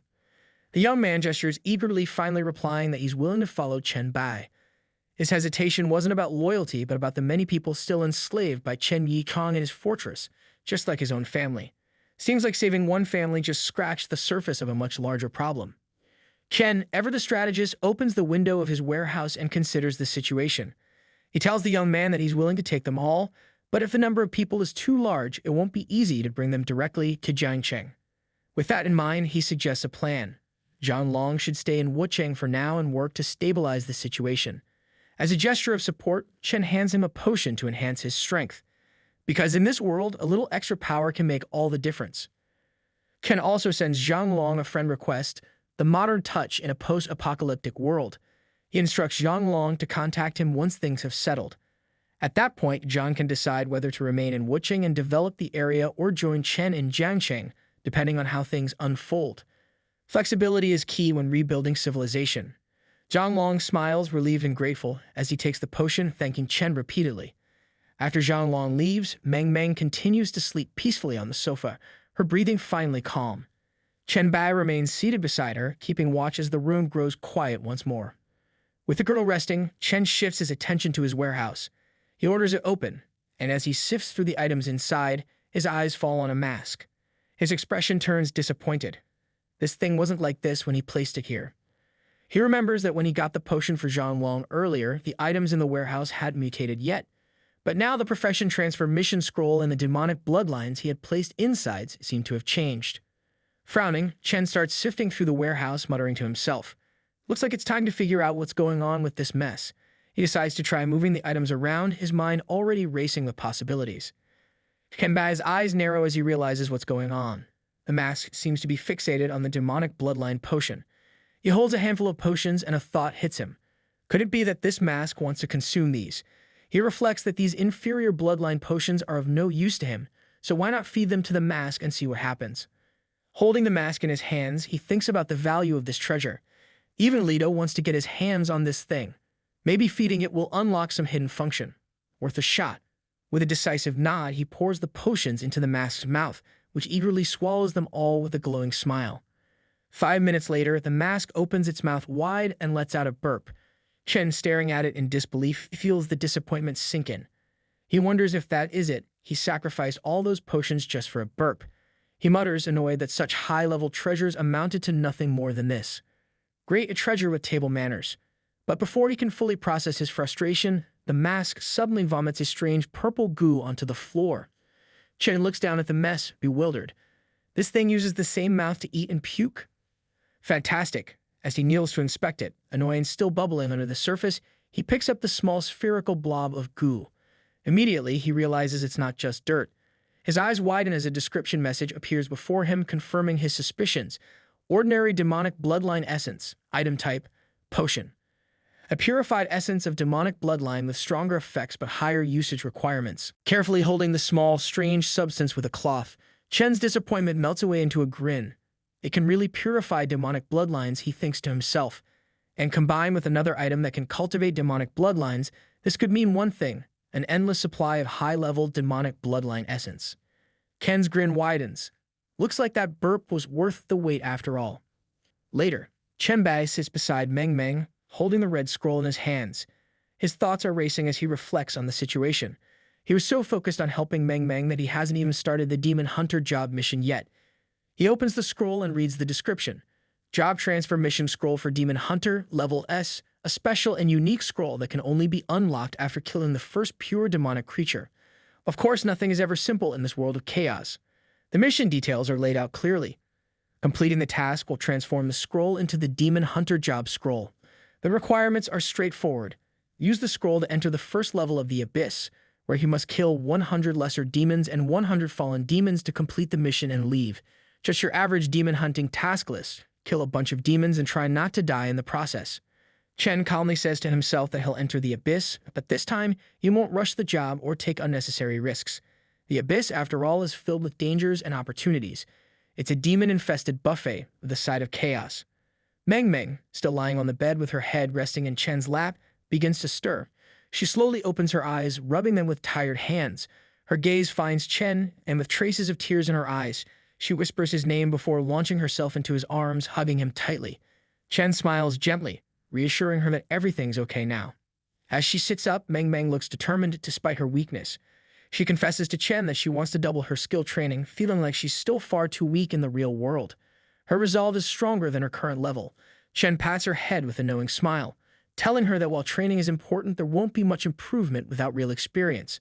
The key to getting stronger is leveling up and mastering her skills through action, because no one becomes powerful by just running drills. Meng Meng props herself up and argues that the experience she's had so far has been crucial.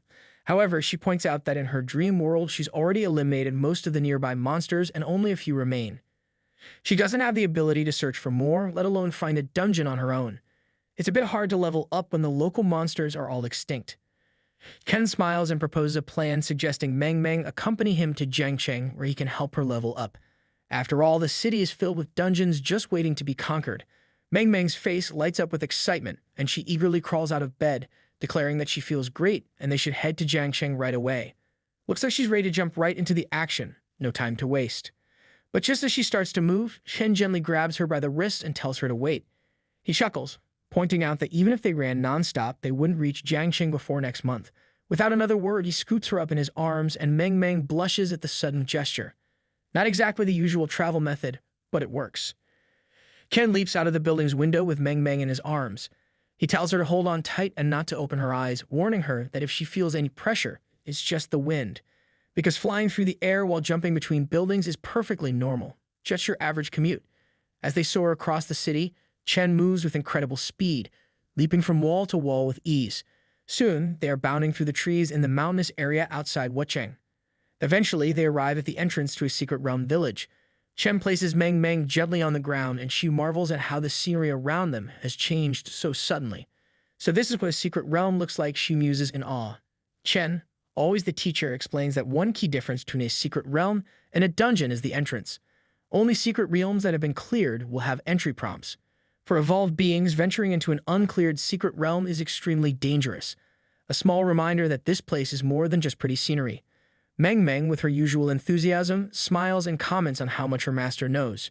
She then offers to attract the monsters if needed. But Chen turns to her, reminding her that this isn't a dream world. Every skill she uses is critical. It's much safer for her to stay near the entrance. No need to rush into danger just yet. With that, he jumps into action, disappearing into the horizon while Meng Meng watches quietly. As Chen moves swiftly through the secret realm, kicking and striking down zombies in his path, his mind is racing. The mission has shifted. It's no longer just about killing demons. Now he has to eliminate all the demon followers and dark priests, and there are no more lineage potions as rewards. Guess this won't be a shopping trip for potions after all. But before he can worry too much about that, Chen refocuses. First things first, he decides to take down the boss. Upon reaching the central square of the village, Chen Bai spots a group of demon worshippers gathered around their sect leader, who is cloaked and holding a scepter with an ominous aura.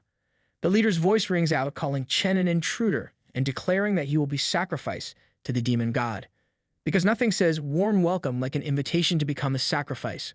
Without hesitation, Chen disappears from his high vantage point, moving with lightning speed. He envelops the sect leader with his tentacles, devouring and absorbing him in a matter of seconds. No time for pleasantries, just straight to the main course. As the remaining henchmen charge at him with swords, Chen blocks their attacks with his purple shield. He mutters to himself, pleased that he can still use the evolution devour for the demon blood in this realm, and in that case, he decides not to hold back. Chen leaps into action, tentacles flying, impaling the remaining demon worshippers with precision. As he grazes one of their bodies in the air, he notes with satisfaction that bosses indeed can separate blood potions of high quality. Elite monsters can also separate blood potions, but normal monsters not so much. Well, can't win them all. Methodically, he walks through the square, absorbing the fallen bodies one by one, and once the area is clear, he heads back to the entrance of the village. Meanwhile, at the village entrance, Meng Meng sits quietly, her head resting on her hand, lost in thought. She wonders if her master has already defeated the boss. There are so many normal and elite monsters around, and she can't help but feel a little left out. She wonders if the master forgot about her. She reflects on the fact that she hasn't done anything yet, and her experience hasn't increased. Even if she just get to help fight the boss, that would be enough. Suddenly, Chen Bai appears, running toward her. He shouts for her to prepare her deadliest powers, reassuring her that she'll be fine with her mental strength, even if she's not at her maximum potential. Meng Meng, surprised but ready, quickly responds. Still sitting, she unleashes a supersonic scream, the force of her ability hitting the demon worshippers who had followed Chen back. No one can say she doesn't know how to make an entrance, even while sitting. Just then, the notifications of experience points flood her vision. Meng Meng's face lights up with excitement. She exclaims with joy that she has reached level 6.5, earning a lot of attribute points. Chen, standing confidently with his hand on his waist, smiles and adds that he's also hit level 9. Looks like it's a leveling up kind of day. Overcome with happiness, Meng Meng jumps up and hugs Chen around the neck, thanking him for eliminating the monsters and gushing her love for her master. Suddenly, a notification catches Chen Bai's attention, a video call from Song Zixiang. He accepts it, his instincts immediately telling him something is off. Something's definitely not right. Song Zixiang appears on the screen, but her usual calm and collected demeanor is replaced by visible unease. Chen, always quick to notice these things, asks what's wrong, his voice filled with concern. He notes that she doesn't look well and presses her to explain what happened. Song Zixiang, clearly troubled, responds that they need his help immediately. A goblin claiming to be the god of trading has arrived at the settlement. The words echo in Chen's mind, triggering recognition. Lido, the god of trading. He quickly asks how this goblin, Lido, ended up at the settlement. Song Zixiang, clearly shaken by the situation, hesitates before questioning if he knows him. Song Zixiang takes a deep breath and tells Chen Bai that she'll keep it brief. After staying in the settlement for just a day, Lido, the self-proclaimed god of trading, sought her out. He's willing to offer an A-class city-building order as an investment, a rare and valuable resource. However, the condition is that once the city is built, the best location must be reserved for the Goblin Merchant Guild, with a lifetime exemption from taxes. Classic Goblin making deals that sound too good to be true. Shen pauses for a moment, reflecting on the situation. A high-level city-building order. He knows how rare these are. City-states recognized by the will of the universe come with numerous functional advantages. This kind of investment brings nothing but benefits. No downsides, really. A goblin with an offer too good to pass up. Song Zixiang agrees with him, but quickly brings up the issue. There's still one problem. The city-building order can't just be used whenever they feel like it. It must be used immediately. This urgency presents a serious dilemma. Chen acknowledges the problem. He knows that the monster siege triggered by an A-class city-building order would be difficult, maybe impossible, for their current settlement to withstand. But he reassures Song Zixiang not to worry. He can return to the settlement within a day. Sometimes, you just have to jump into the chaos. Song Zixiang, still a bit uneasy, asks if she should delay Lido for a day or if Chen is ready to accept the investment. Chen, confident and calm, tells her that this is her investment and she can proceed. He's already accepted other investments on his end. Oh, and one more thing, he adds, give Lido some extra praise while you're at it, and feel free to mention my name too. Because when dealing with a god of commerce, a little flattery and name-dropping never hurt anyone. With that, Song Zixiang nods in understanding, assuring Chen that she'll handle everything and that you shouldn't worry. Chen Bai opens his warehouse, calling Meng Meng to his side. She rushes over immediately, eager to see what he has in store. Displaying an impressive lot of equipment, Chen gestures toward it and explains that it all enhances physical fitness. He instructs her to find what fits and boosts her physical capabilities as high as possible, because when the world is falling apart, a little extra muscle doesn't hurt. Meng Meng nods excitedly and says, "Okay, master." But curiosity gets the better of her, and she asks what this is all about. Chen explains there's an urgent matter in the settlement, and he's worried that if he travels at full speed, she won't be able to keep up. Speed's great, but not if you lose your sidekick along the way. Understanding the urgency, Meng Meng responds with an all right, and starts putting on all the gear that fits her. After a few minutes, she's decked out in equipment, looking more like a small armored tank. She proudly tells Chen that her physical fitness is now over 30, and she's got a solid amount of defense as well. Ready for anything, or at least ready to keep up. Chen gives her a nod of approval, stating that's enough. Time to move. Meanwhile, back at the Jiangxing settlement, Song Zixiang enters the reception room where the god of commerce, Lido, is waiting. The room feels tense with anticipation. She apologizes for keeping him waiting and informs him that they've decided to accept his investment. Big moves require careful steps, but Song knows how to handle negotiations. Lido, ever the smooth operator, compliments Song Zixiang on her capability and decisiveness. He remarks that it's no wonder she was able to establish such a large settlement at the very beginning of the apocalypse. What's even more impressive to him is her ability to manage thousands of evolvers in such an orderly fashion, a rare feat indeed, especially in a world overrun by chaos. Song Zixiang thanks Lido graciously for his praise, adding that her management and operational abilities, in her opinion, aren't even 1/10,000th of his skills as the god of trading. She humbly expresses that being chosen and invested in by him is an immense honor for their entire settlement. Flattery with a touch of truth never hurt a negotiation. Lido chuckles, calling her a modest little girl, but he seems more convinced than ever. He comments that with her abilities, he's becoming more and more certain she can turn their settlement into the best city-state for evolvers. He reminds her to take special care of the Goblin Merchant Guild once it's established in their city, because goblins need a prime spot too, obviously. Sitting on the sofa near Lido, Song Zixiang agrees, promising to take care of the guild when the time comes. Then, with a playful smile, she adds that there's someone in their settlement's management who's admired Lido for a long time. When this person heard that the Goblin Merchant Guild would be set up in the city, they immediately gave up their current expedition and are rushing back at full speed. Nothing like a little hero worship to get someone's attention. Surprised, Lido raises an eyebrow and asks who this could possibly be. He points out that not many evolvers are aware of his connection with the Goblin Merchant Guild, which makes this even more interesting. Song Zixiang drops the name with a slight grin, Chen Bai. She explains that Chen has also received investments from Lido before. Lido's expression shifts as he realizes who she's talking about. He murmurs to himself, shuffling through his deck of cards as if searching for something. After a moment, his demeanor changes again. He suddenly seems more calculating. He hands a card to Song Zixiang and tells her that if Chen Bai is involved, this situation requires a different approach. Because when Chen Bai enters the equation, things get a little more intense. Song Zixiang looks down at the card in her hand and is astonished. It's not just any card, it's the Golden City Building Order. Lido confirms it's indeed the S-Class Golden City Building Order, a far more valuable and challenging resource. He explains that given Chen Bai's involvement, the A-Class City Building Order might be too easy for him. An S-Class task might actually make him break a sweat. Lido then adds that if Chen Bai can make it back in time, their entire settlement could have a chance at something far greater. They might even be able to take down the monster siege triggered by the S-Class order. Just as Song Zixiang holds the card in her hand, a notification screen pops up in front of her, bringing with it a new layer of urgency. Lido has sent you a mission investment, S-Class Golden City Building Order.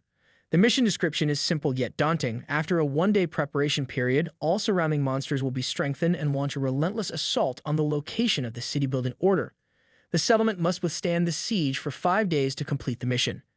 If successful, the area within a 10-kilometer radius from the city building order's location will be recognized as a city by the will of the universe, and they'll receive a golden grade city building reward. Talk about high stakes.